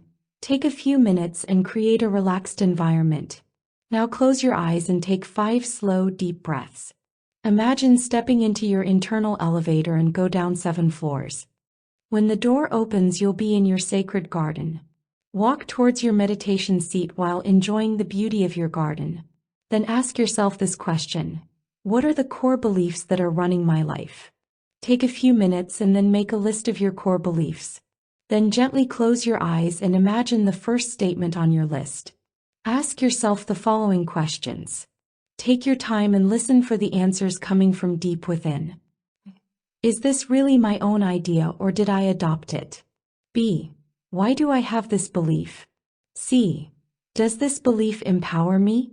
D. What would I have to give up to alter this belief? Take time to write in your journal when you have answered all the questions. 2. Write a short letter to each belief on your list, thanking it for serving you. Now invent a new belief to replace the old one. Make a verbal commitment to honor this new belief. Then open your eyes and write down the new empowering belief. 3. Write down a word you still cannot fully embrace or love. Close your eyes and find an early incident in your life that affected you in such a way that it made this quality offensive. Now write down your interpretation of the incident. Underneath your interpretation, write down 5 new interpretations of the event. 3 positive ones and 2 negatives. If you can't think of any, ask your friends or family. Thinking up new interpretations is a creative act that takes practice. Instead of being stuck with one interpretation, try on many. You want to loosen the interpretation that has been causing you pain. Chapter 9. Letting your own light shine. Our deepest fear is not that we are inadequate. Our deepest fear is that we are powerful beyond measure, says Marianne Williamson in A Return to Love. It is our light, not our darkness, that most frightens us. We ask ourselves, who am I to be brilliant, gorgeous, talented, fabulous? Actually, who are you not to be? You are a child of God. Your playing small doesn't serve the world. There's nothing enlightened about shrinking so that other people won't feel insecure around you. You were born to manifest the glory of God that is within you. It's not just in some of us, it's in everyone. And as we let our own light shine, we unconsciously give other people permission to do the same. As we're liberated from our own fear, our presence automatically liberates others. This chapter will show you how to let your entire light shine, how to embrace in yourself all the grace and magnificence you see in others. This means owning and embracing not just your dark shadow but your light shadow too, everything positive that you've denied and projected onto others. We live in a new age. It's a time of opening up and of healing and growth. It's not passive, but it requires surrender of our egos and our old patterns. As Charles Du Bois once said, the important thing is to be able at any moment to sacrifice what you are for what you could become. The only thing that stops us from being our whole, authentic selves is fear. Our fear tells us that we can't fulfill our dreams. Our fear tells us not to take risks. It stops us from enjoying our richest treasures. Our fear keeps us living in the middle of the spectrum instead of embracing the full range. Fear keeps us numb. It blocks us from the exuberance and excitement of life. Fearful, we create situations in our lives to prove to ourselves that our self-imposed limitations are appropriate. To overcome our fear, we have to face it and replace it with love. Then we can embrace it. And once we can embrace our fear, we can choose not to be afraid anymore. Love allows us to cut that cord.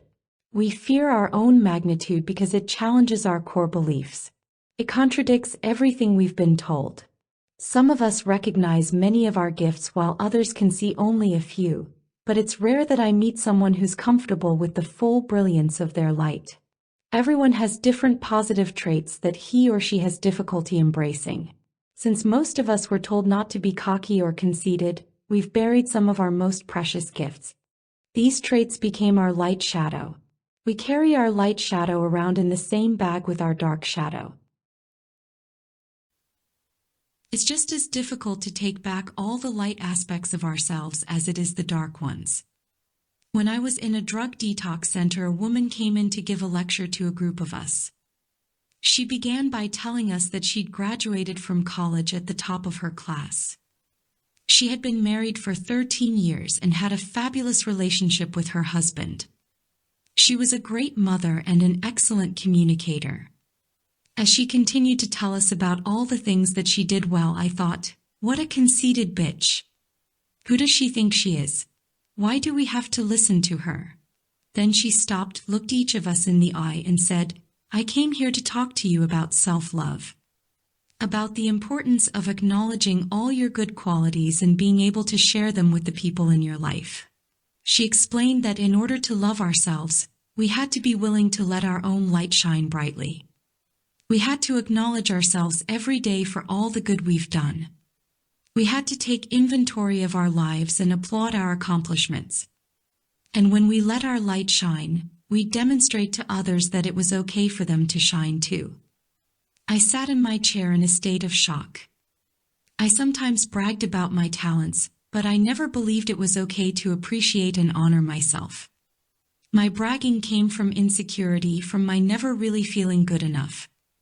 The paradox of the situation was that, according to the lecturer, I didn't feel good about myself because I wasn't willing to own my God-given gifts. I wasn't willing to appreciate my talents. For some reason, I had always believed that downplaying the best parts of myself made me a better person. That afternoon, I learned one of the most valuable lessons of my life. Not only is it okay to say nice things about ourselves, it's imperative.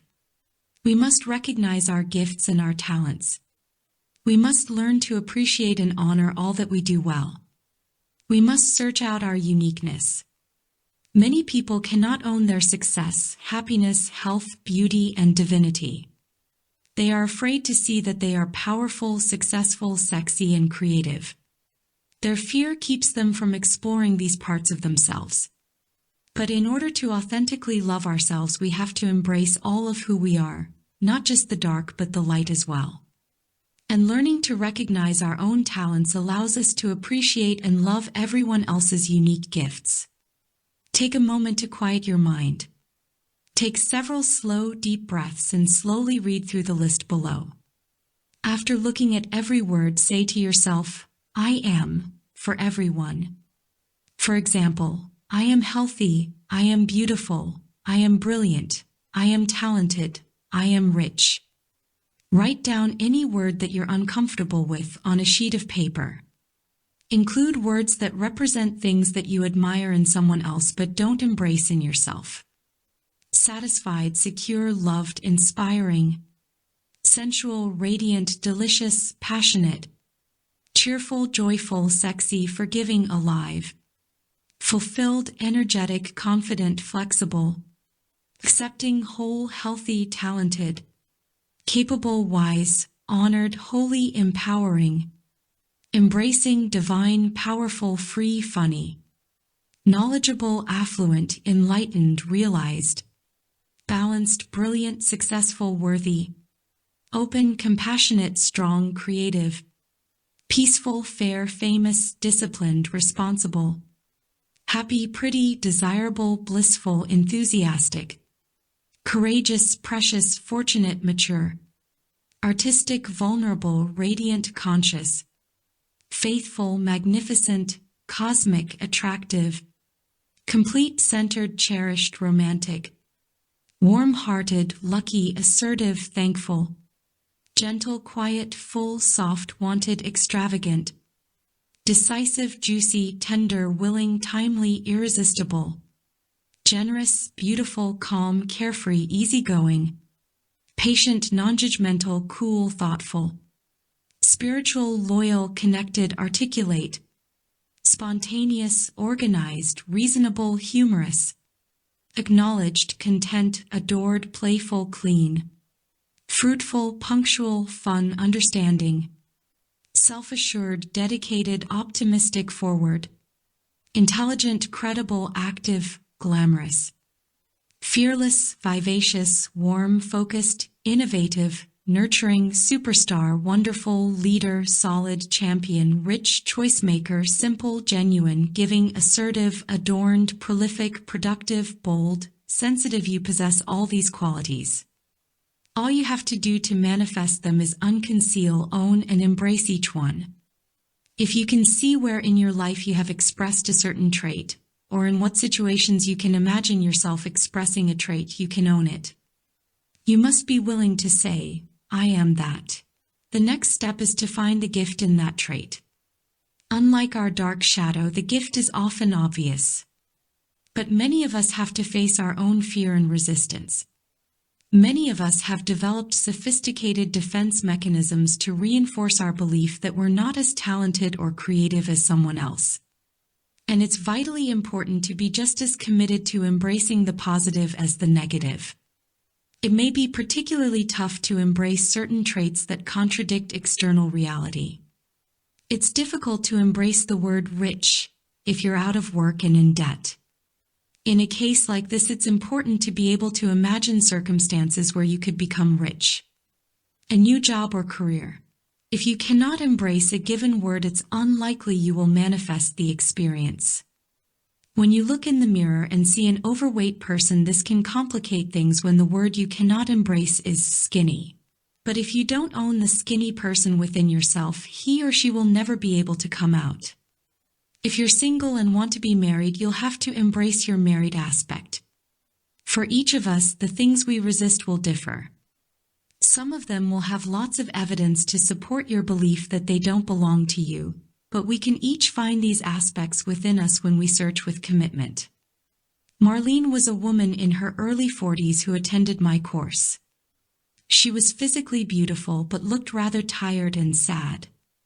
I went through the list of positive traits with the group and asked everyone to write down the words they couldn't embrace.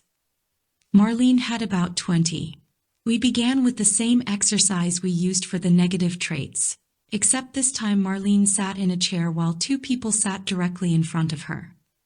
Marlene began by saying, I am successful, and the two other people mirrored back the word, saying, you are successful. During this exercise, I watched Marlene own several traits. Then I looked at her list and told her to own the words sexy and desirable. Marlene paused and shook her head. She said there wasn't a chance she could embrace those words. It turned out that Marlene was desperately trying to heal her relationship with her husband. Several months earlier, she had discovered that he was having an affair and she was feeling very undesirable. When she finally started working on sexy, at first she could hardly utter the word. Then, after a little coercing, she said, I am sexy, but without any emotion. For about 10 minutes she was just going through the motions. Marlene was sure sexy was not part of who she was, because she believed that if she were sexy, her husband wouldn't have cheated on her. Marlene was doing this exercise with 2 women partners. I decided to ask a very attractive young man to change places with them. Marlene got very nervous when I told her that Tom was going to be her partner. When he pulled his chair up in front of Marlene and said, You're sexy, she just sat there staring at him. Kneeling next to Marlene, I urged her to repeat the words back to Tom. With tears running down her face, Marlene finally said, "I am sexy." Tom looked Marlene right in the eye and said, "Yes, you are sexy." Marlene once again uttered, "I am sexy." They continued back and forth 20 times until Marlene could finally say, "I am sexy," without cringing or crying. I then asked Tom to help Marlene embrace the word desirable. Tom once again leaned forward in his chair and with utter certainty said, "Marlene, you are desirable." Marlene instantly started crying uncontrollably. No one, herself included, had told her that she was desirable for years. We worked with Marlene until she was ready to say, "I am desirable." It started out as a mere whisper. Tom grabbed her hands, saying again, "You are desirable." Marlene joined in, repeating the words, "I am desirable," all the time feeling deep sadness about her relationship with her husband. It took Marlene almost a half an hour before she could deal with the word desirable, but once she had said it out loud enough times, she was able to evoke the memory of a time when she felt desirable. I could see in her face the moment she remembered that part of herself. Something lit up and reconnected her with that sacred part of her being. When she finally got it, I asked her to stand up and scream, "I am desirable." Marlene did it with joy in her eyes, and everyone applauded. We'd all been through an amazing process. It felt like we had given birth to a new person. Feeling the pain of embracing certain things you've denied is essential to this process. Not all disowned aspects evoke such strong emotions, but when you find one that does, stay with it until you break the hold it has over you. The act of repeating a word over and over to yourself may bring a variety of responses. You might feel anger, resignation, fear, shame, guilt, joy, excitement, or any number of emotions. There is no right way to feel. But the important thing is to stay with it. No matter what you feel, don't run away, because by committing to the process of taking back the disowned parts of yourself, you're telling the universe you're ready to be whole. Owning a positive trait that you've previously denied is scary, because it requires you to leave all your stories and excuses behind.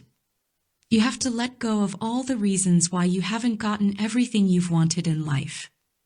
There was a woman named Patty in one of my courses who was unable to own successful. She'd spent her entire adult life taking care of her husband and children. As a little girl, she'd been told to forget about her dream of playing the cello professionally. She was taught that a good woman got married and had children. Once or twice she'd mentioned to her husband that she would like to take cello lessons, but he'd always replied that it was a waste of money. Patty was now nearly 60 years old, with grown-up children on their own. And when she wrote down the names of people she admired, they were all successful women in the arts. When it was Patty's turn to do the mirroring exercise, she couldn't say, "I am successful." She was somewhere between laughing and crying. Patty had decided that success meant having a career. But when I asked Patty if she had been a successful mother, she said yes, all her children were doing well. Then I asked if she had a successful marriage, and Patty smiled, answering yes, she'd been married more than 30 years. I asked Patty if she had ever made a successful meal, and she laughed and said she was a pretty good cook. Slowly, Patty began to see she was successful. It took Patty nearly 20 minutes to say the word, but eventually she owned it. She left the course walking tall. 10 months later, I got a letter from Patty saying she'd started playing the cello again at a little theater near her home when they needed her. She said that having embraced her success, she now felt confident enough to manifest more of her desires. We are taught not to acknowledge our greatness. Most of us believe we possess some positive traits but not others. But we are all things, those that make us laugh as well as those that make us cry. We are every beautiful and ugly trait rolled into one. It is time to manifest all of your qualities. When you can own your entire list, you will truly be in the presence of God. Harry was a 75-year-old man who had been in a recovery program for codependency for almost 10 years. He came with his wife to my course to see if he could heal their troubled relationship. The moment I met Harry, he told me how emotionally sick he was. He had been in a 12-step program, so he was comfortable affirming his unhealthy emotional state. We began owning positive traits, and when I saw Harry's list, there were 2 words that were missing: healthy and whole. Harry didn't believe it was possible for him to be emotionally healthy. So I gave him an exercise. For the rest of the day, every time he wanted to say he was sick, he had to say he was healthy and whole. I could tell Harry was having trouble digesting these qualities. In the middle of the day, when we began mirroring positive traits, Harry, with deep resignation, started to say, "I am healthy." He was able to embrace that word and move on to, "I am whole." We were all moved by Harry's courage and determination. He told us during the middle of the exercise that he finally got it, and that this was the first time he ever remembered embracing the healthy, whole part of himself. The day continued to open up for Harry when we did a forgiveness exercise with the group. After owning all his positive and negative qualities, Harry was able to unplug from the negative projections he had made on his wife. This allowed Harry to see Charlotte as a strong, beautiful, loving woman who cared for him deeply, instead of an unhealthy woman in a codependent relationship. Harry and Charlotte then were able to do the exercise together, and they had a tremendous healing. They both expressed a great deal that they'd been withholding. By embracing their own light, they were able to embrace each other's. Soon after the seminar, Harry had a stroke and died. His wife called to thank me for my work with her husband. Charlotte told me that a profound healing had taken place within Harry when he embraced all of himself. He had allowed his marriage to be strong and exciting for the first time in years. Charlotte also said that Harry knew he was going to die, and from reading the journal Harry had kept during the course, she knew that he died at peace, loving and accepting his total self. He saw divinity not just in himself but in his wife. Charlotte wept tears of joy that they had the opportunity to experience each other's beauty before Harry left this earth. Once we take back our positive projections, we experience inner peace, the deep peace that lets us know we are perfect exactly the way we are. Peace comes when we stop pretending to be something other than our true selves. Many of us don't even realize we are pretending to be lesser people than we really are. Somehow we have convinced ourselves that who we are is not enough. Allow the world within to manifest itself, and it will show you the road to freedom, freedom to be sexy, desirable, talented, healthy, and successful. When you don't recognize your full potential, you don't allow the universe to give you your divine gifts. Your soul yearns to realize its full potential. Only you can allow this to happen. You can choose to open your heart and embrace all of yourself, or you can choose to live with the illusion of who you are today. And forgiveness is the most important step on this path to self-love. We must see ourselves with the innocence of a child, and accept our misdeeds and misgivings with love and compassion. We have to set aside our harsh judgments and come to terms with the mistakes we've made. We must know that we're worthy of forgiveness. This divine gift teaches us that part of being human is making mistakes. Forgiveness comes from the heart, not the ego. Forgiveness is a choice. At any moment in time, we can give up our resentments and judgments and choose to forgive ourselves and others. When we take back all our projections and find our gifts, we're able to find compassion for ourselves. It then becomes natural to have compassion for those whom we have resented.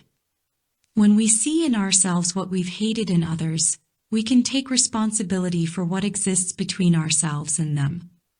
Rilke wrote that perhaps all the dragons of our lives are princesses who are only waiting to see us once, beautiful and brave. Perhaps everything terrible is in its deepest being something that needs our love. Love which does not include total acceptance of you is incomplete. Most of us are trained to look outside ourselves for the love we need. But when we let go of our need for love from the external world, the only way to comfort ourselves is to go within, to find what we strive to get from others and give it to ourselves. We all deserve it. We must allow the universe within, our divine Mother and Father, to love us and nourish us. When my friend Amy was going through her divorce and trying to heal her relationship with her husband, she couldn't seem to shake loose of her anger. Every day something would come up that would leave her upset. Amy was desperately trying to love herself through this emotional process, but it often seemed impossible. Finally, in an attempt to clear her negative feelings, Amy wrote out a list of all the things she loved and hated about Ed. Of course, this was quite a long list on both sides, but slowly Amy was able to take back her positive projections as well as most of her negative ones. Yet again and again one word kept coming up that Amy couldn't own. The word was dead. When Amy was angry, she saw Ed as emotionally dead. She tried embracing herself as dead, but she couldn't see how she was like him. Amy had all the evidence in the world to prove how emotionally alive she was. Amy could easily laugh, scream, and cry. She experienced the entire spectrum of emotions. But nevertheless, the word that affected her was dead. So she continued her search to find the dead part of herself. Months passed. Amy's divorce was final and she was fine. But whenever she got upset, there was that word again, dead. Then Amy started dating Charles, who was much younger than she. One day she and her son Bobby were going on an outing with Charles. When Charles got in the car, he popped out the Sesame Street tape that they always listened to and put in Aaron Neville. He started singing and turning around to laugh with Bobby, who was shining bright at all the excitement. Suddenly tears started pouring down Amy's cheeks. She couldn't stop. It was such a beautiful moment. She didn't know why she was so upset. Then Amy realized she was feeling dead. Here was Charles, young, full of energy, excited about life, and she realized a part of her was dead. A part of her had stopped jumping around, singing and dancing. The good news was that after she embraced this dead part of herself, Ed no longer plugged her in.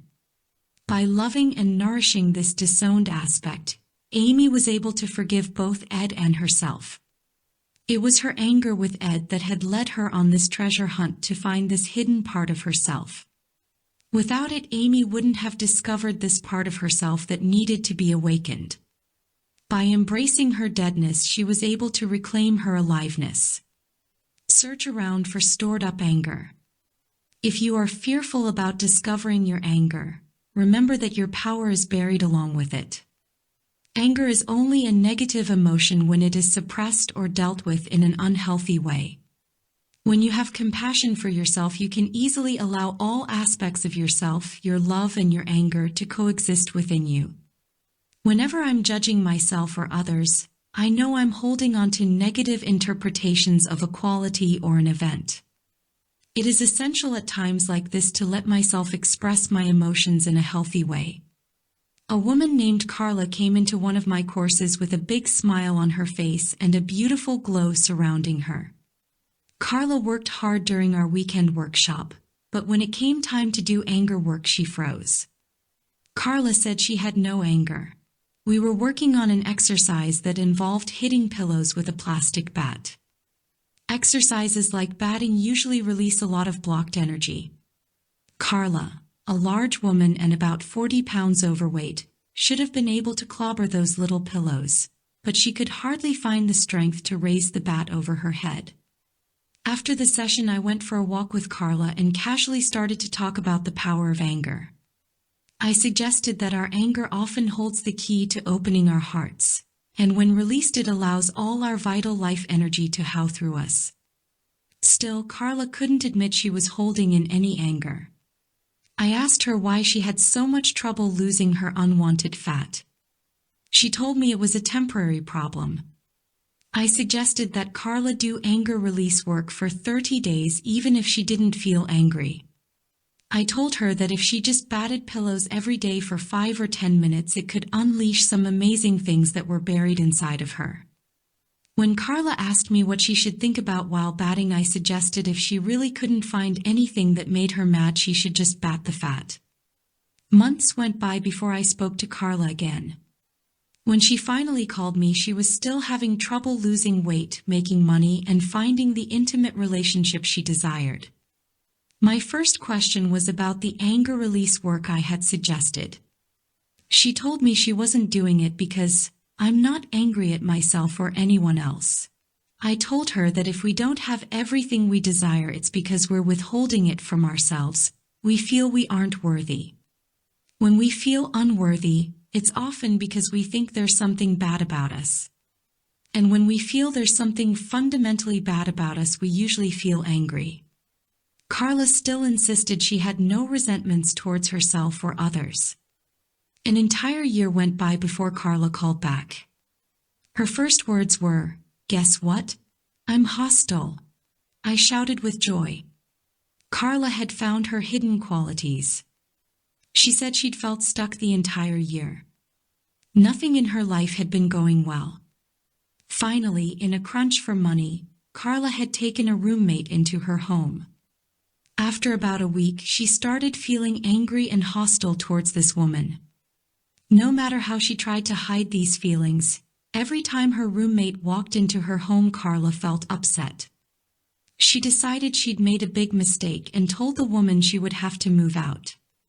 Not having anywhere to go, the woman told Carla she would move out when she found another place to live. Carla was beside herself and asked the woman to move immediately. She found herself doing what she called evil things to get rid of her. Finally, Carla threatened the woman, telling her if she didn't move within 3 days, she would throw all her belongings out on the lawn. Carla's deeply hidden dark side finally showed its face, and she could no longer deny these shadow aspects of herself. Carla was able to see her anger, own it, and embrace it. She told me it was so shocking at first that she didn't know what to do. So she used the tools she'd learned in the course and went within herself to find the gift of Hostile Harriet. In response to the question, "What is your gift to me?" Hostile Harriet said her gift was life energy. She told Carla if she would love and honor her, she would give her all the energy she needed to fulfill her dreams. Carla was able to pick up the bat that had lain and used in her house for over a year and whack her pillows till the stuffing came out. She told me how good it felt to let out all that anger and rage. Months later, Carla felt better than she had in years. She had accepted another aspect of herself and forgiven herself for her angry feelings. Her business tripled and she started an exercise and diet plan to rid herself of her unwanted weight. It often takes time before we're able to see certain aspects of ourselves. Even when we have all the knowledge and tools to embrace all of ourselves, there will be times when we aren't ready to see something painful about ourselves. The truth is that the healing you're looking for in your relationships will not come from another person. It must come from you first. It will come from communion with all the qualities that live within you. Desperation comes from the gulf between God and self. To remember we are one with all is to reawaken the God within us. Our divinity and our passion are intertwined. When we awaken our passion, we awaken our divinity. We have learned that passion is intended for external things, other people, other places, other things.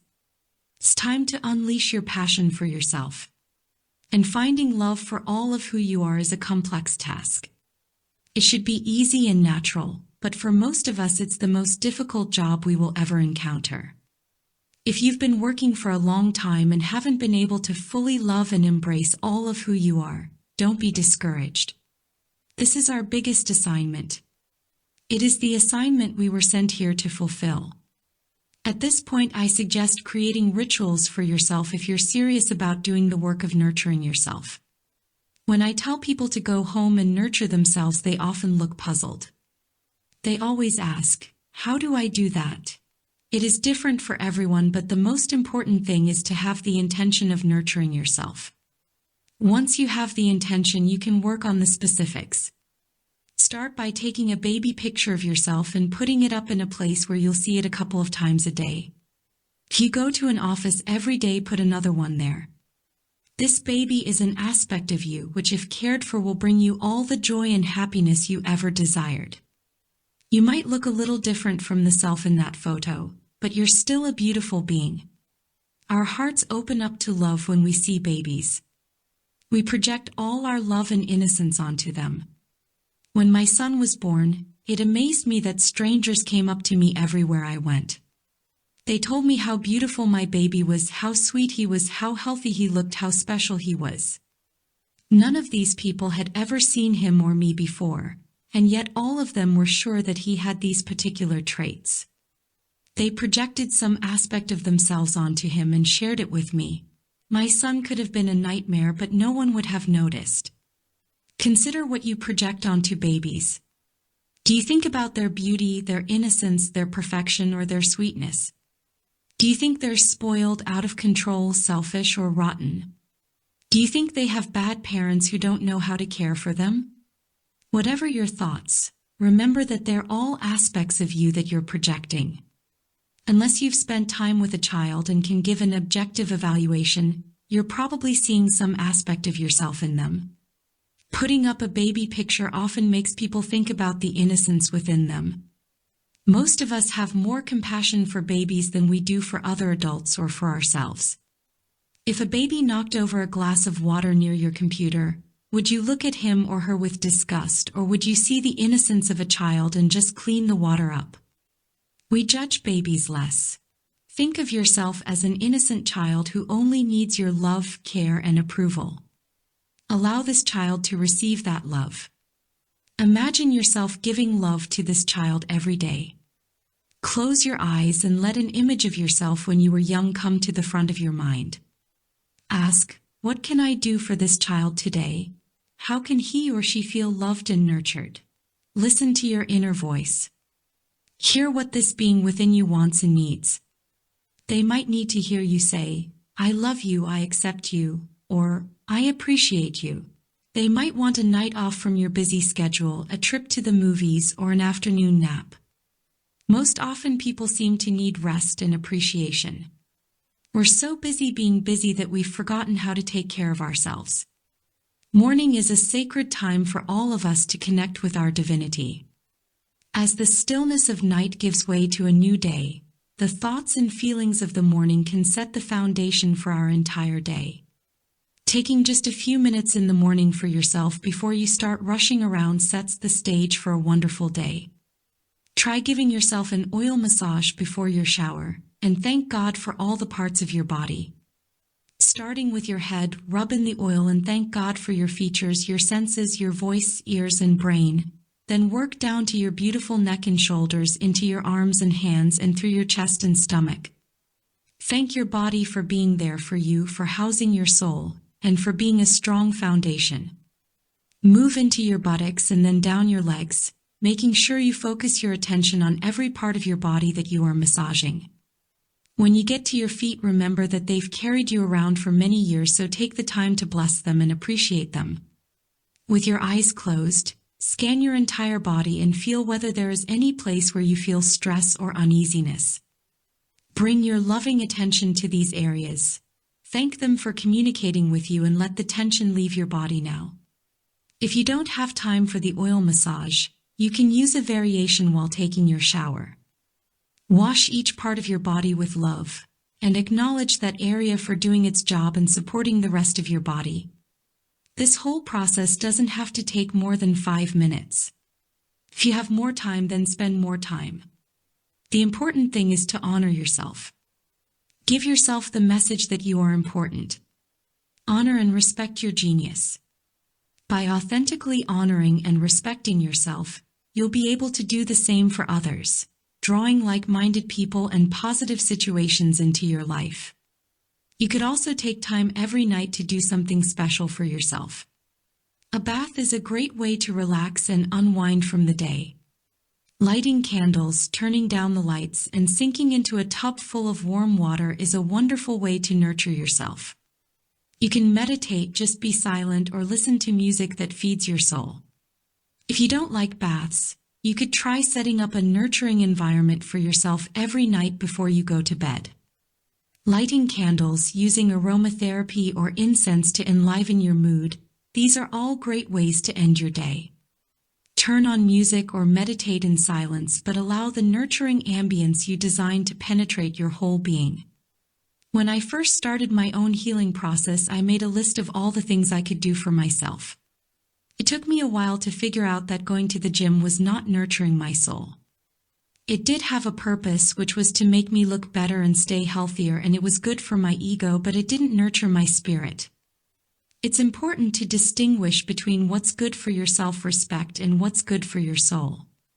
I had just broken up with a man at the time and was feeling quite lonely.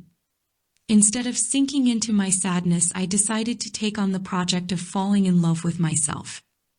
Every night I'd make myself a beautiful dinner, even though I didn't really know how to cook very well. When I went to the store, I'd ask myself, what could I eat tonight that would nourish me? While I was eating, I'd listen to music and light incense. After dinner, I'd make a fire for myself and light candles all over my house. It was mood setting just for me. After a week or two, I couldn't wait to go home and be with myself.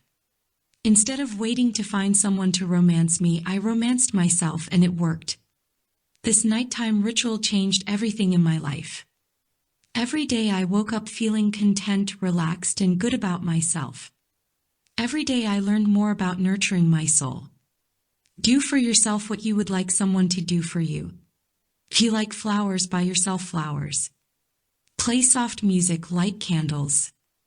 Go to a store and find some aromas that you like and start using them every day. Become important to yourself. Getting dressed for dinner, even if you're dining alone, can be a nurturing experience if you don't often pay attention to your appearance. Put on clothes that make you feel good even if you're not going out. Treat yourself like royalty. You are. The world mirrors yourself back to you. If you love, nourish, and appreciate yourself internally, it will show up in your external life. If you want more love, give more love to yourself.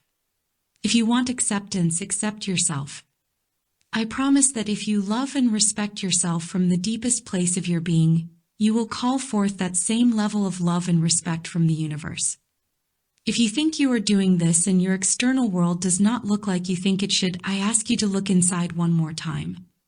Uncover the lie. Uncover what you are not allowing yourself to have, what you most desire. Exercises. 1.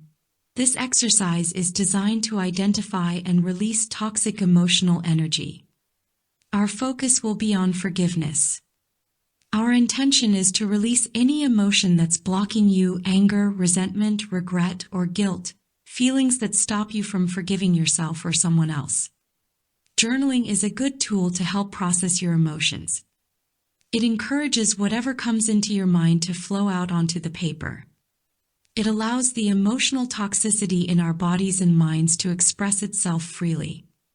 Once we can grant this toxicity being and allow it to exist without judgment, it will be released. Start by clearing off anything on your lap or in your way. All you need to have close by is your journal and a pen. You might want to put on some soft music and light some candles or incense to help you relax. Now close your eyes. Use your breath to quiet your mind and surrender to the process. Take 5 slow, deep breaths. With your eyes closed, imagine being in an elevator and push the button that will take you to the 5th floor. As the door opens, you see that you are in a beautiful garden.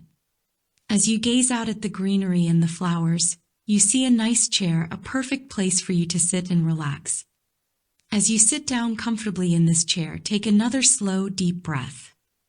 Now ask yourself the following questions and allow the answers to come to you. Then open your eyes and write them down.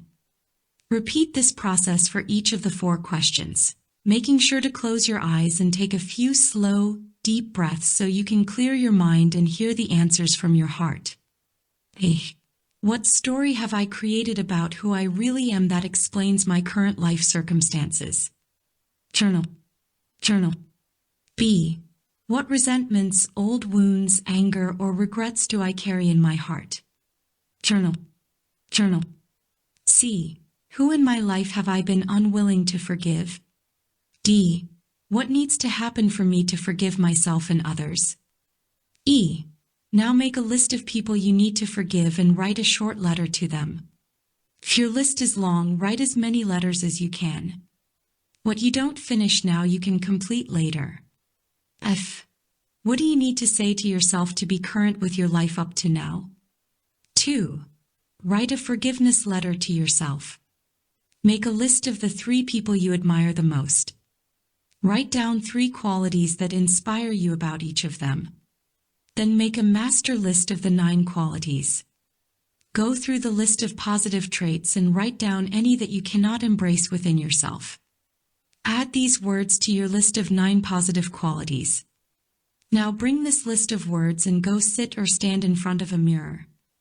Taking each word individually, look into your own eyes and repeat the following sentence. I am A.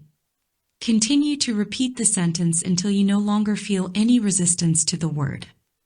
Choose a time each day to own 1 or 2 words from your list. If you get stuck and are unwilling or unable to own a particular word, move on and come back to it later. Chapter 10. A Life Worth Living. Manifesting your dreams begins with the difficult task of discovering what they truly are. As children, we follow the footsteps of our parents and teachers. Most of us accept their guidance and wisdom about what classes to take in school. They influence our choice of hobbies, sports, and clubs that fill up our free time. As we get older, we often choose our careers and our mates based on ideals established by our elders. But at what point do we stop listening to these external voices and tune into our inner guides? When do we decide that perhaps the path we're on is not really our own? Could this be the reason we feel something is missing in our lives? These are the kinds of questions we fear most because they require us to second-guess what we've been taught. Have you ever questioned your belief in God? For some, to question holy doctrine is a mortal sin. But if we don't challenge our most basic beliefs, we won't grow as spiritual beings. Our lives will simply run along lines established by our parents, and will never go beyond those boundaries that were set when we were kids. This chapter is about stepping out into unknown territory. It will guide you towards manifesting a life of greatness and serenity. Instead of saying, I can't do that, you need to ask, why shouldn't I do that? What am I afraid of? That question challenges the ties that bind you. This chapter is dedicated to finding your life's purpose. Questioning whether you're on the right path may sound easy. The difficult part is hearing the answer from the heart. Your head will have one response, but your heart may have another. Fear may urge you to maintain your current direction, yet love may urge you to take a turn. You must quiet your mind to hear your highest calling. You must open your heart to find where love resides. If you choose to follow your passions and desires, then you must be still enough to hear the answers from your soul. Walk out only as far as you can stand with your head above water, and the scenery will always look the same. Dare to venture into deeper waters, and a magical world awaits you. But we're afraid to drown, afraid to be wrong, afraid to fail. Are your desires important enough to make you willing to face your fears? Do you want it bad enough? The choice is yours. You can choose to change your attitude from resignation to commitment, from a state of fear to a state of love.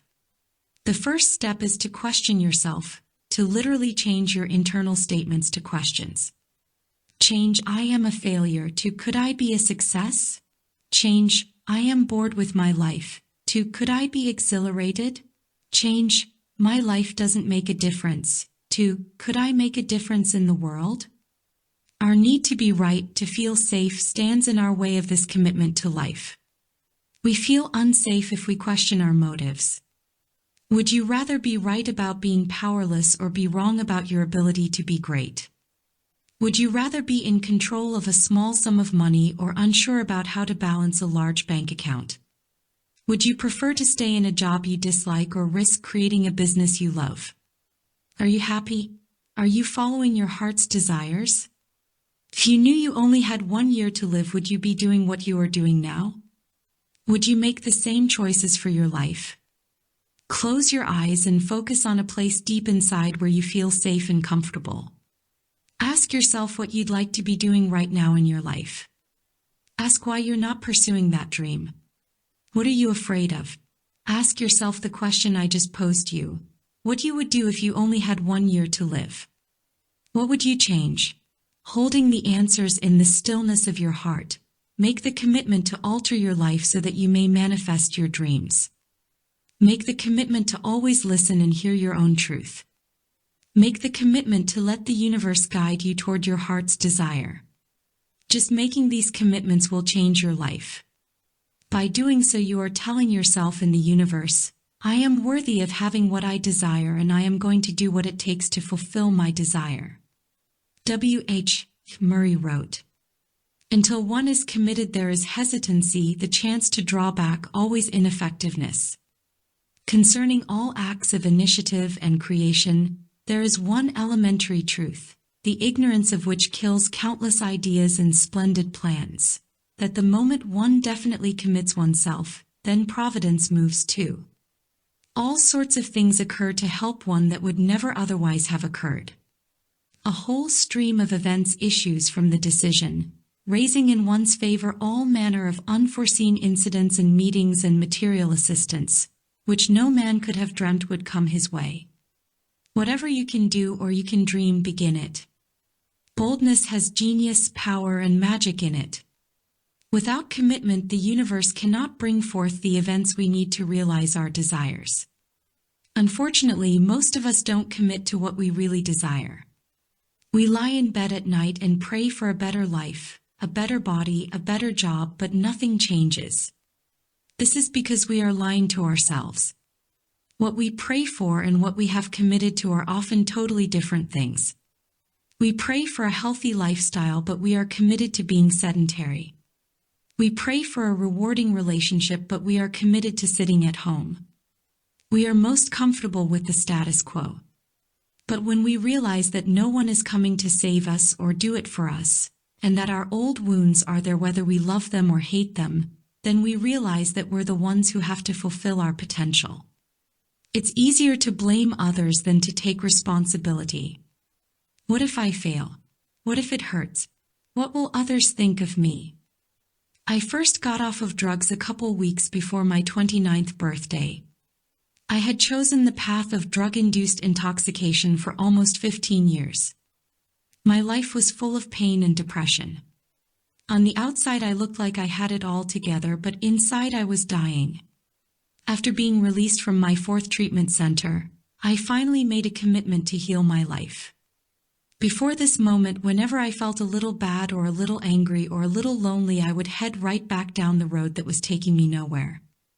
But on this one beautiful Miami day, I was driving down the street in my convertible, feeling the breeze across my face. I was completely in the present moment, full of gratitude for being alive and being straight. A vision came to me that I could really heal myself from all my addictions: cigarettes, drugs, food, shopping, and men.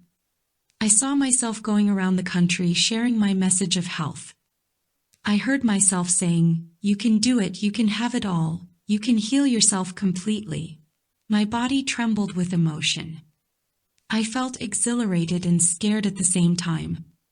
I felt an overwhelming need to give back all the love and support that had been given to me. At that moment, sitting at a stoplight in front of the Aventura Mall in North Miami Beach, I knew that my life could and would make a difference. I knew that if I made a commitment to do whatever it took to work through all my anger, rage, stubbornness, righteousness, to confront my ego and all its grandiosity, I knew that I, Deborah Sue Ford, could give something to this world. This is the vision that brought me to this point in my life. Whenever I wanted to stop, give up working on my emotional life, a little voice within me would say, "No. You're not finished. You're not healed." Every time I wanted to point my finger and blame another human being, a small voice within would ask, "What is your role in this drama? Why are you bringing this into your life?"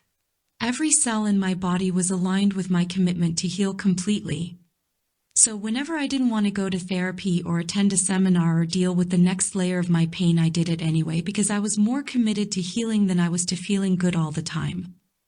I went to Overeaters Anonymous meetings, not because I was overweight, but because I found myself eating entire chocolate cakes in a sitting. I had taken drugs to change the way I felt, and I began to see how I might easily do the same with food. Because of my commitment, I chose not to substitute one addiction for another. I could have just eaten myself into oblivion, but I chose to deal with the issue. I knew that to truly change my life, I was going to have to be uncomfortable for a while. This commitment to heal was the catalyst for my transformation. Without it, I would have continued to numb my pain with addictive behaviors.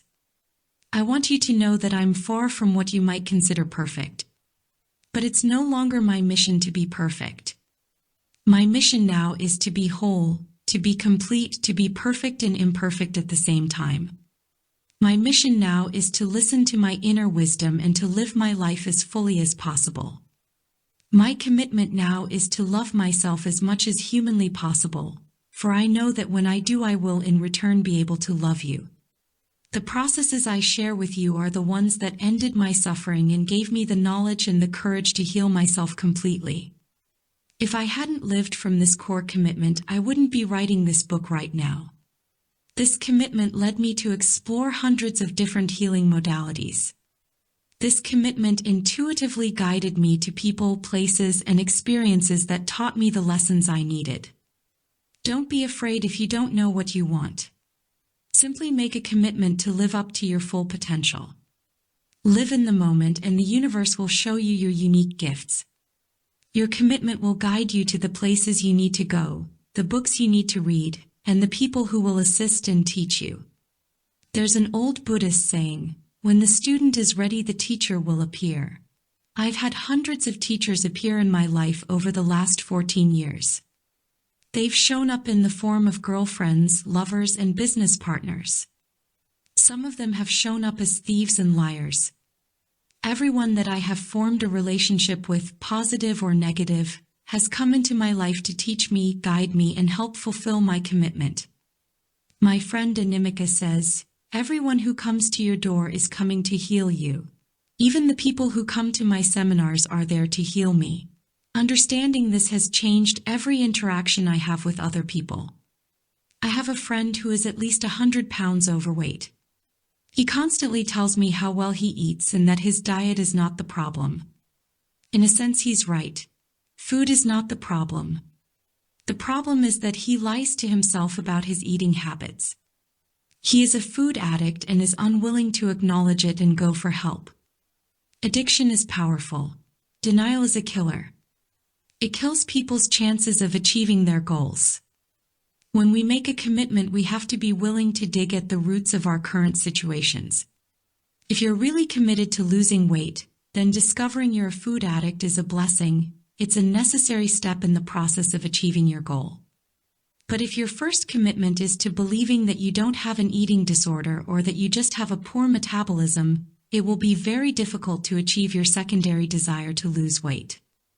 Dig deep enough to find the true cause of your problem, make your commitment, and your dreams will come true. Be a warrior when it comes to manifesting your dreams. So many people I've met talk about their passions as if they were treasured coins, locked in museum cases. They pray silently late at night for their dreams to come true, but their fears and resignation make them passive. Do you know who gets that coin? It's the person who makes a plan of action, the person who writes a mission statement, the person who commits. This is the road to a more enlightened life, to living the truth. My friend John is a 36-year-old songwriter and singer with extraordinary musical talent. When I first started talking to John about his musical gifts, he wouldn't even listen to me. He would say, "Please stop, I don't want to think about it." It took a long time before John admitted he had fantasized about winning a Grammy and performing his music in front of millions of people. But after a while, whenever John spoke about his music and his dreams, his entire face began to light up. When he played his songs, his passion radiated from deep within him. It was so clear that John's music was his heart's desire, and as he began to see it himself, he needed only to manifest it. One evening I sat down with John and we looked at what underlying commitments he had that would stop him from becoming a best-selling singer and songwriter. We took a sheet of paper and on one side articulated his commitment to becoming a famous singer-songwriter, and on the other side we wrote out all his beliefs that would stop him from fulfilling this dream. Here's what it looked like. Underlying commitments. I, John Palmer, can't do this because I'm not talented enough. It's not a realistic goal. It's not what a good Italian boy would do.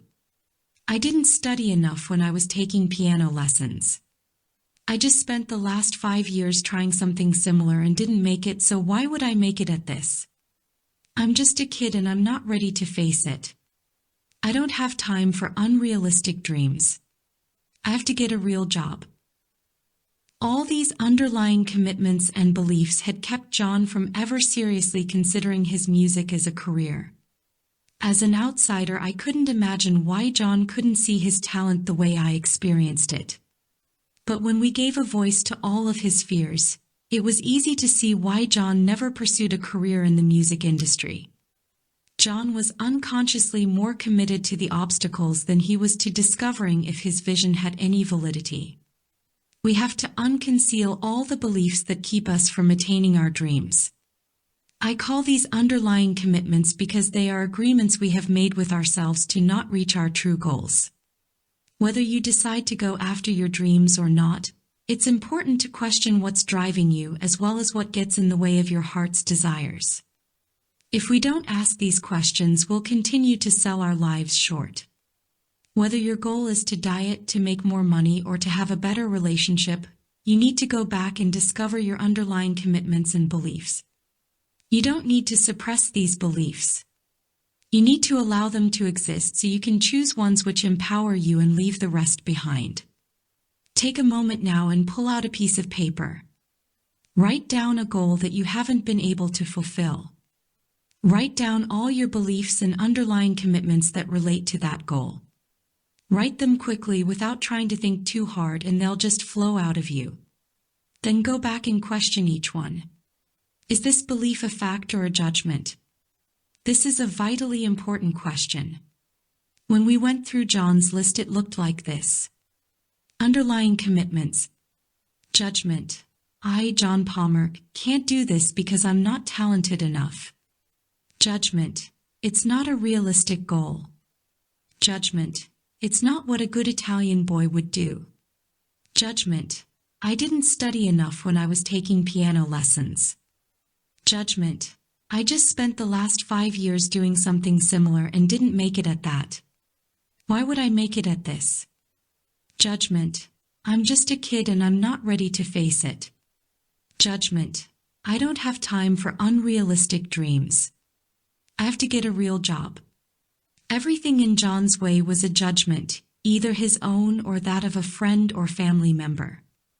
And these judgments were running John's life. Unfortunately, most of us are in the same situation. We allow our internal beliefs to control our lives. It's interesting to discover that our friends and family can usually be found repeating the same beliefs that we've adopted. They convince us, or we convince them, that these judgments are true. I was recently at a party with several of John's friends.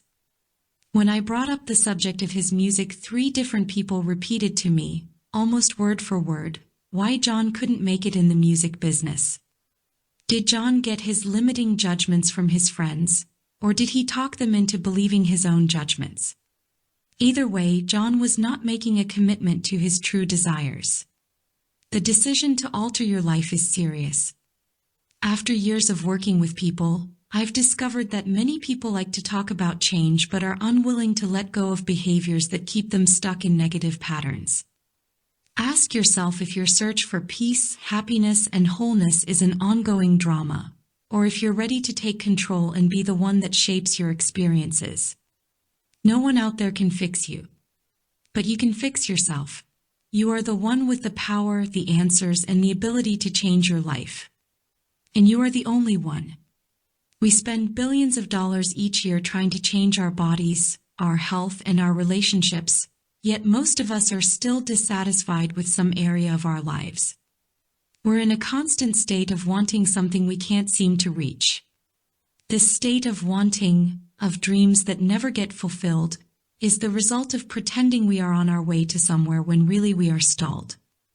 How can you have a true desire or a true goal without a plan to achieve the goal? Without the commitment to do whatever it takes to fulfill your goal, it most likely will never come to fruition. Psychologists call this magical thinking. We fool ourselves into thinking we will someday achieve our dreams without ever taking any practical steps. Some people meditate on their desires. Others talk to their friends, visit gurus, or go to church. Some people spend their money on psychics and fortune tellers. And some live vicariously through television and movies while their dreams stay on hold. All these are simply ways to avoid facing the truth. Prayer without action is not prayer. Streaming. How can God help us if we won't help ourselves? I once heard a story of a man who had a deep faith in God. He was often heard telling his friends that his chaotic life would work itself out because God would take care of him. One day a huge storm caused serious flooding in the town where this man lived. While other members of the community packed their belongings and fled, the man stayed put, believing that God would take care of him. The water began to seep under his doors and through the windows. A fire truck drove by and rescue workers yelled to the man, "Come on, you can't stay here." "No," he said to them, "God will take care of me." Soon the water was waist-high, the streets turned to rivers. A Coast Guard boat came past the man's house. The crew yelled out to him, "Swim out and come on board." "No," the man yelled back. "God will take care of me." The rain kept pouring down until the man's entire house was flooded. Then a helicopter flew over his house and the pilot spotted the man praying on his roof. Lowering the ladder, the pilot got on the loudspeaker, "You down there, grab hold of the ladder and we'll take you to safety." Again, the man proclaimed his conviction, "God will take care of me." Finally, the man drowned. At the pearly gates of heaven, the man had never felt more betrayed. "My God," he said, "I put my faith in you and prayed to you for my rescue. You told me you would always take care of me. Yet when I needed you most, you were not there." "What do you mean?" replied God. "I sent you a fire truck, a boat, and a helicopter. What more do you want?" There is nothing wrong with faith.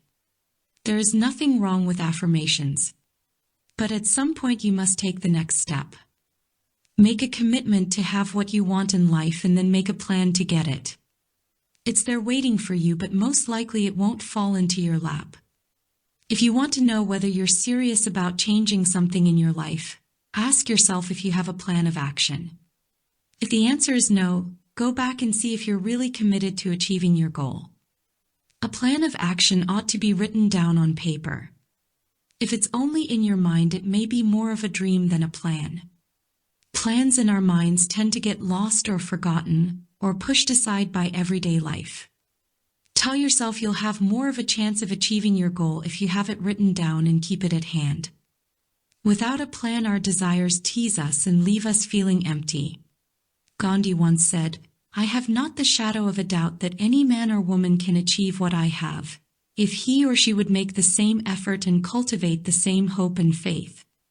What is faith worth if it is not translated into action? Most of the suffering I see in people is the result of their not fulfilling their dreams.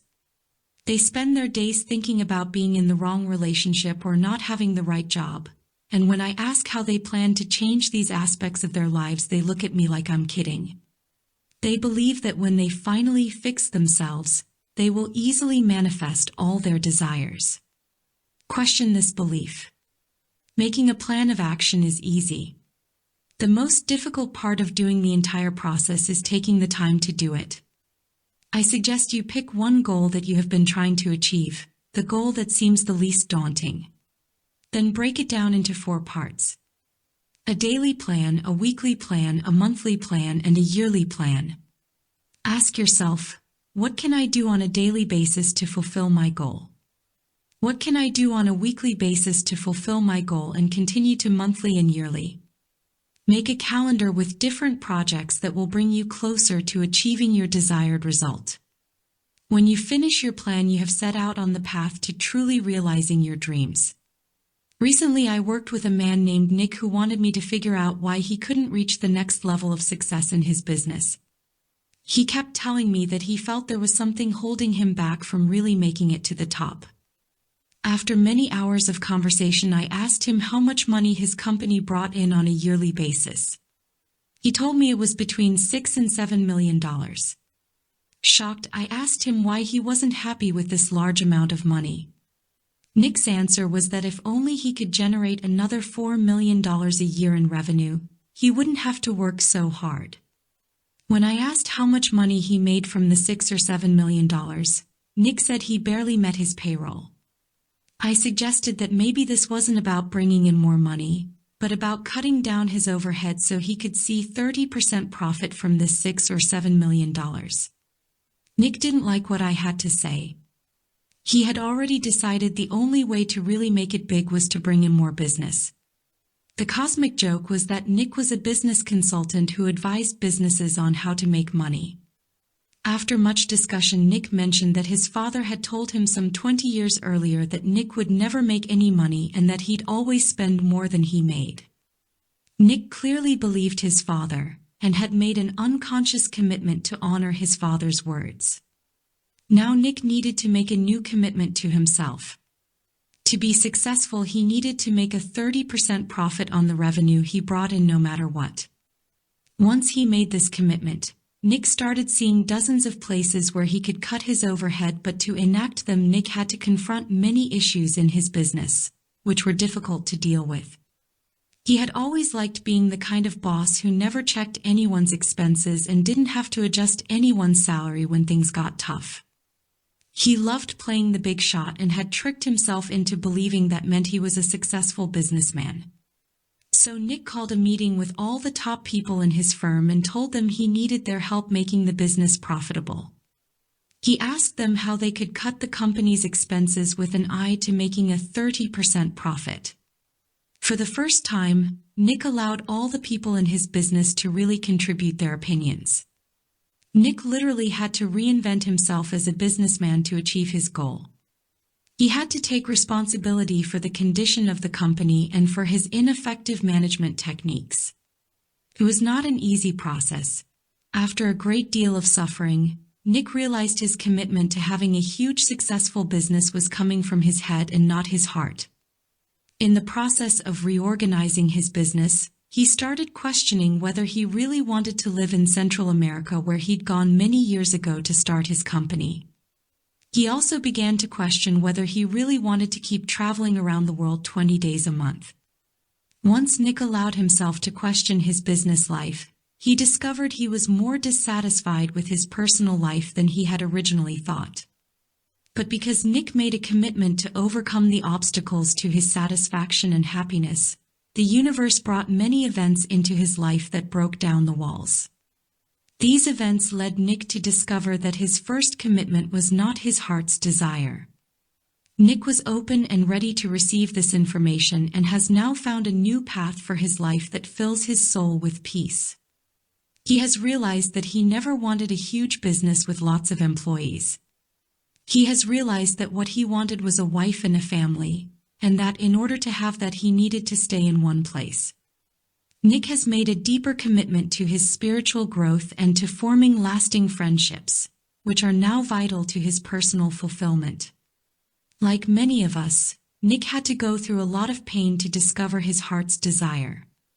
If you have a commitment to alter an area of your life and are not meeting your objective, look at what underlying commitments you are fulfilling instead. You must be willing to discover that some of your desires may be coming from your head and not your heart. Your head will trick you into believing that you want more, better, and different expressions of what you already have. We have to expose these ego-driven desires for what they are, and replace them with desires of the heart. Go beyond the clamor of your intellect. Like Nick, most of us think that fulfilling the mind's desires will fill our emptiness. But only when we follow our deeper calling will we find lasting fulfillment. What will bring satisfaction and balance to your life? Who are you in this life, and what are you meant to bring to this planet? Most of us have only glimpsed what our souls yearn to express in this life. But many of us have chosen to ignore our calling. Others of us are still waiting, hoping, praying for our chance to express our unique gifts, not realizing that the only moment that exists is now. Keeping your word is essential to your plan for change. What you say to yourself and others does count. If you tell yourself that you are going to eat healthier foods and don't do it, you are broadcasting to yourself and the universe that you can't be trusted. If you say you're going to get a new job next year and don't do it, you're sending a message that you can't be counted on. Even if it's a small task like balancing your checkbook, if you don't do it, you're saying to yourself and to the universe that you don't keep your word. These broken promises wear down our self-esteem. Years ago, I went to a program called The Forum, a 3-day personal growth and development seminar. It was there that I learned the value of keeping my word, and as a result, my whole life changed. It's very simple. Do what you say. If you're not going to do it, don't say you are. Have your word be the most important asset you have. Treat it like gold. If you treat it like gold, it will bring you gold. You will be able to create what you want in the world. Each time you do what you say you're going to do, you're training yourself in the universe that you can be counted on. Then when you start to work on larger goals, when you say I am going to make more money, fall in love, write a book, or open a clinic, you will be able to do it. When we constantly lie to ourselves, it's difficult for us to believe in ourselves. The New Year's resolutions you never follow through on are just wishes. Your word, if not taken seriously, is nothing but noise. Communication is a great gift, but your words have a much greater gift to give you. They can assist you in designing your life. They can give you power and freedom. When you make a commitment to do something for yourself or someone else, and you know you can follow through, you have power. When you want to change something in your life or achieve a goal and you know you're capable of doing it, you have freedom. In the Soul's Code, James Hillman says, "You are born with a character. It is given. A gift, as the old stories say, from the guardians upon your birth." Discovering the gift you were born with, your life's purpose, is a process. It takes time and a peeling away of the layers that conceal what is rightly yours, your unique imprint. Each one of us has a calling. You have something no one else on this planet has. Your calling might be to heal people, teach people, nurture people, or to discover a cure for cancer. It might be the way you interact with people, it might be an expression of creativity, or it could be raising children. No matter what your purpose, if you commit to finding and fulfilling it, it will fill up your heart and leave you feeling inspired. Dr. David Simon says, "The concept of dharma, or purpose, holds that there are no spare parts in the universe. Each of us enters the world with a unique perspective and set of talents, which enables us to unfold an aspect of natural intelligence that has never been expressed before. When we are living in Dharma, we are in service to ourselves and to those affected by our choices. We know we are in Dharma when we cannot think of anything else we would rather be doing with our life. One of the greatest services we can perform for another person is supporting them in the discovery of their Dharma. This is one of the most important roles that parents play in their children's lives. Don't panic if you do not know what your Dharma or purpose is right now. Just begin to do this work and trust the answers you hear from within. Your internal voices are there to guide you to fulfillment. People often ignore their intuition and their inner guides for so long they silence the part of them that can help them the most. When you know you should be doing one thing and you constantly do another, you're killing your spirit and denying your essence. This makes it difficult to discover your vision. At some point, most of us have seen at least a glimmer of our calling, but for whatever reason we have chosen not to follow it. Now when we think we are ready to see it and live it, it eludes us. You must listen to the part of yourself that has been trying to guide you to your higher purpose. Ask this aspect to reawaken and guide you to do your best. Ask your inner guides to show you your life purpose, and they will. You must unveil your personal calling and remember there is a reason for you to be alive. When I first got off drugs, I worked in the retail clothing business.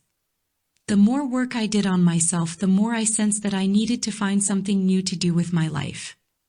Completely bewildered about what that was, I got on my hands and knees every morning and said the prayer that I learned from the book of Alcoholics Anonymous.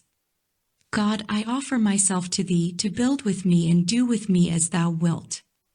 Relieve me of the bondage of self, that I may better do Thy will. Take away my difficulties, that victory over them may bear witness to those I would help of Thy power, Thy love, and Thy way of life. May I do Thy will always.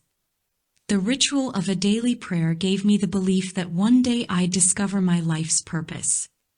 So when I saw my vision months later sitting in my car, I knew it was Spirit showing me my path. Many people deny their calling for fear that they will not reach it.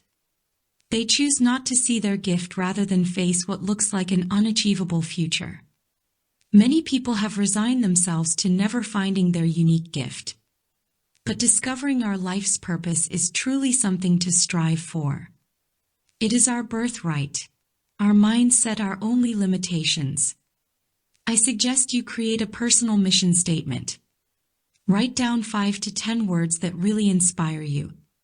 Then use the words to write a powerful statement that will guide you and keep you on the track of fulfilling your soul's purpose. The first time I tried this was in the advanced course offered by Landmark Education. When it was my turn to share my vision for my life, I had no ideas. Then, without thinking, this came out of my mouth. I am the possibility that all people can invent themselves from nothing.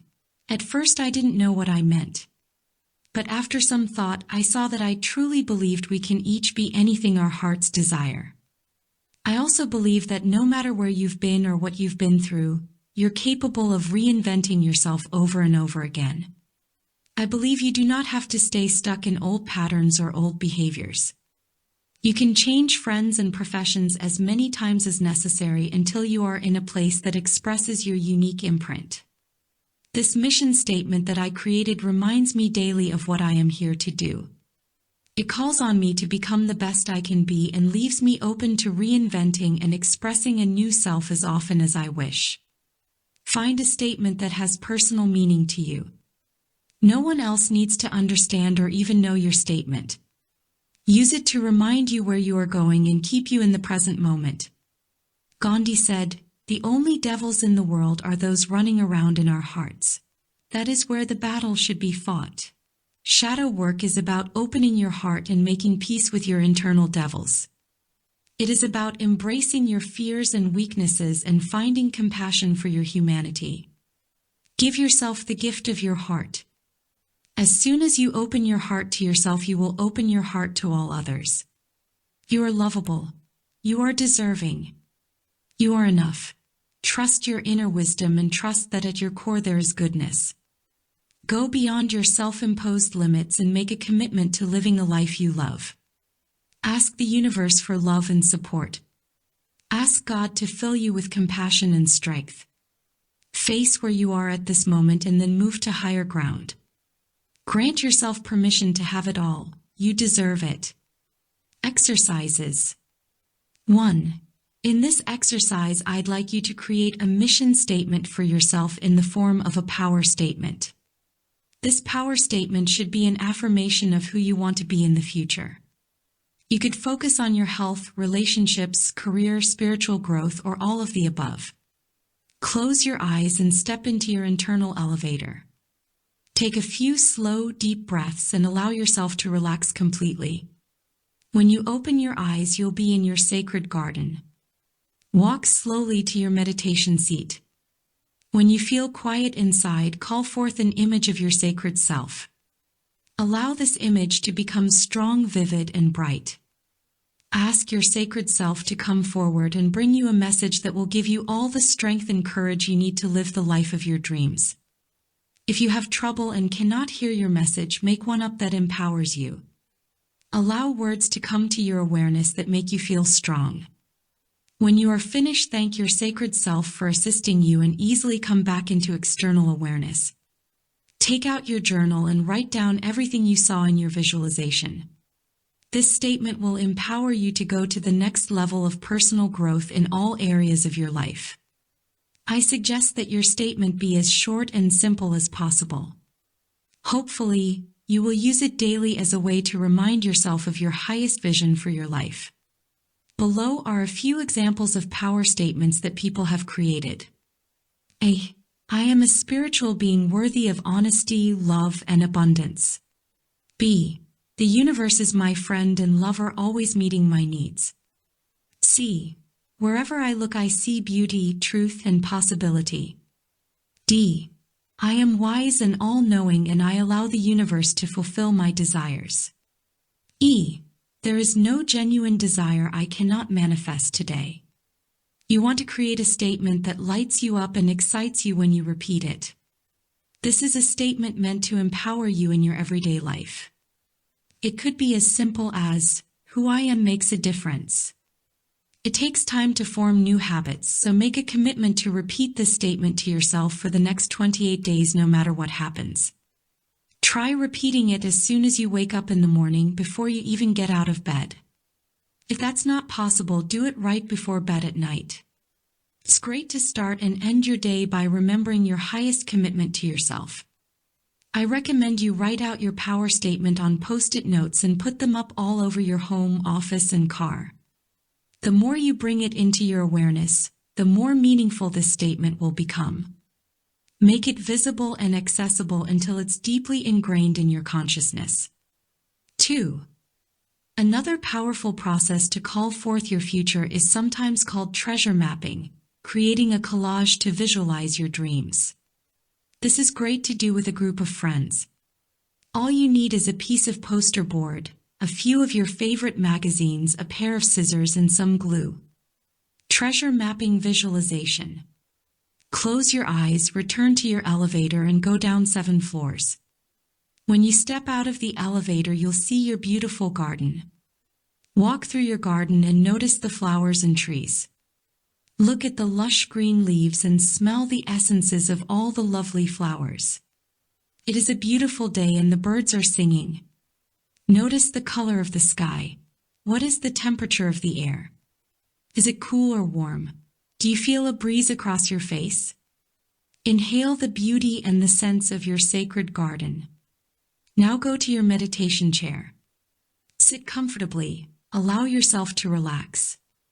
Now picture your life a year from now. You have everything you ever desired. All your dreams have come true. You are peaceful and content. You trust yourself and the universe. Your search for meaning is complete and you feel confident about your future. What does your life look like? Spend some time imagining it. What are your relationships like? How is your health? What are you doing for fun? How is your family? How are your finances? What are you doing for spiritual growth? Now go 5 years into the future. What do your relationships look like now? How is your health? What are you doing for fun? How is your family? What do your finances look like? What are you doing for your spiritual growth? After you've done the visualization, go through your magazines and cut out pictures that excite you. Don't think during this process. Just go through the magazines as fast as you can and pull out pictures that have positive energy for you. Set a timer for 10 or 15 minutes. If you take more time than this, you'll start to second-guess yourself. Simply be guided by your first impulses. When you have your supplies ready, go ahead and begin. When you've finished your collage, put it up in a place where you can easily see it. Use the images to remind yourself of your heart's desires. 3. Now see how your present life compares to what you saw in the visualization. Take out a sheet of paper and write down everything in your life that is inconsistent with the future you saw in the visualization and in your collage. Then write down everything you are doing to create the future you imagined. If you are not taking the necessary steps to create your future, you can change that by acknowledging the truth and making a plan of action. The most important issue here is telling yourself the truth. The things in your life that are inconsistent with the future you desire should be noted. Then you can begin to make a plan to eliminate them from your life. Afterward, once again, we consider whether this is all worthwhile, whether it's worth your time and energy to restore yourself to wholeness, to shift your thoughts from hopelessness to enlightenment. When you discover that what lies beneath the surface of your consciousness are simply unprocessed thoughts and feelings, your pain can be healed. When you allow all the parts of yourself that you've repressed to come to the surface, you can exhale with relief. You can breathe easy again. When you peel off the mask that hides your vulnerability and your humanity, you'll come face to face with your true self. I've guided you through a long, deep process in order for you to discover that who you are at the deepest level is enough. We've explored the world of the holographic universe where we're all created equal and where everything is perfectly balanced. We discovered the amazing world of projection where the universe so generously mirrors back all our disowned aspects. We learned to see that not only do we possess all the qualities we most abhor, but that these negative traits possess positive gifts. They are there to guide us to where our hearts long to go, to a place where compassion lives. By owning and embracing what we most fear and hate, we're able to bring ourselves back into balance. As Deepak Chopra says, non-judgment creates silence of the mind. A silent mind is clear to hear the words of our greatest good, words from spirit. We all have the opportunity to clean out our castles, to open the doors to every room. We can step inside and clear out the dust that hides the brilliance and beauty of each room. We can see that each room calls for something different in order to shine bright. Some of our rooms need love and acceptance. Some need revamping. Others just want attention. No matter what thing each room needs, we know that we are able to give it. If we want to live to our full magnitude, we have to allow all parts of our magnificent selves to stand and be respected. We must step out of our bubble of false perceptions and stand in a wave of new clarity.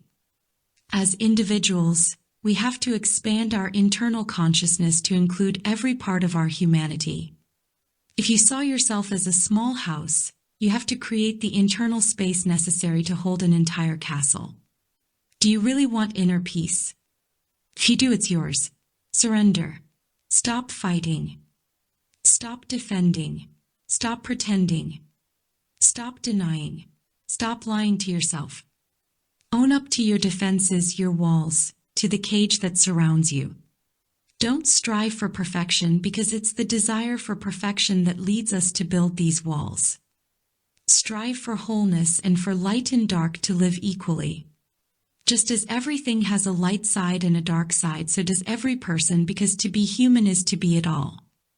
I heard a great story told by Guru Mai, the leader of the Siddha Yoga Foundation. The ruler of a prosperous kingdom sends for one of his messengers.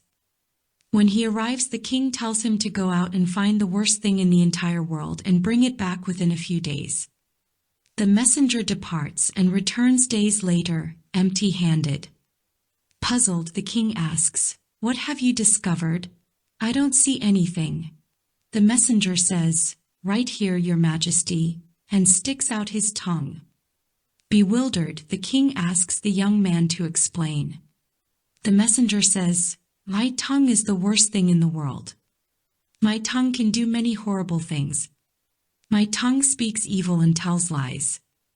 I can overindulge with my tongue, which leaves me feeling tired and sick, and I can say things that hurt other people. My tongue is the worst thing in the world." Pleased, the king then commands the messenger to go out and find him the best thing in the entire world. The messenger leaves hurriedly, and once again he comes back days later with nothing in his hands. "Where is it?" the king shouts out. Again the messenger sticks out his tongue. "Show me," the king says. "How can it be?" The messenger replies, "My tongue is the best thing in the world. My tongue is a messenger of love. Only with my tongue can I express the overwhelming beauty of poetry. My tongue teaches me refinement in tastes and guides me to choose foods that will nourish my body. My tongue is the best thing in the world because it allows me to chant the name of God." The king is well satisfied, and he appoints the messenger to become foremost among his personal advisors. We all have the tendency to see things as black and white. But there is good and bad and dark and light in everything. To deny it anywhere is to deny it everywhere. There is nothing we can see that is not God, and when we can see that in ourselves, then we are able to see it in everyone. Our deepest longing is for peace, love, and harmony. Our life is a brief, precious journey, and our mandate is the expression of our unique gifts. To express our individuality is to reclaim our divinity. It's easy to lose sight of that which is most precious. Don't withhold your love or your forgiveness. Don't hide your compassion or your grace. Our most important relationship is with ourselves, our whole being, including our shadow. It's important to remember that all good relationships are continuous. We need to continually grow and overcome obstacles that get in our way. Good relationships challenge us to become more than we may think we are. They compel us to stretch ourselves, to expand our hearts. We must become intimate with our shadow selves. They are a holy and sacred part of each of us. You need only commit to staying in the process of seeing yourself, of loving yourself, and the process of opening your heart. Appreciate your divinity and you will appreciate the gift of life. In this state, you'll begin to immerse yourself in the wonderful, mystical experience of being human.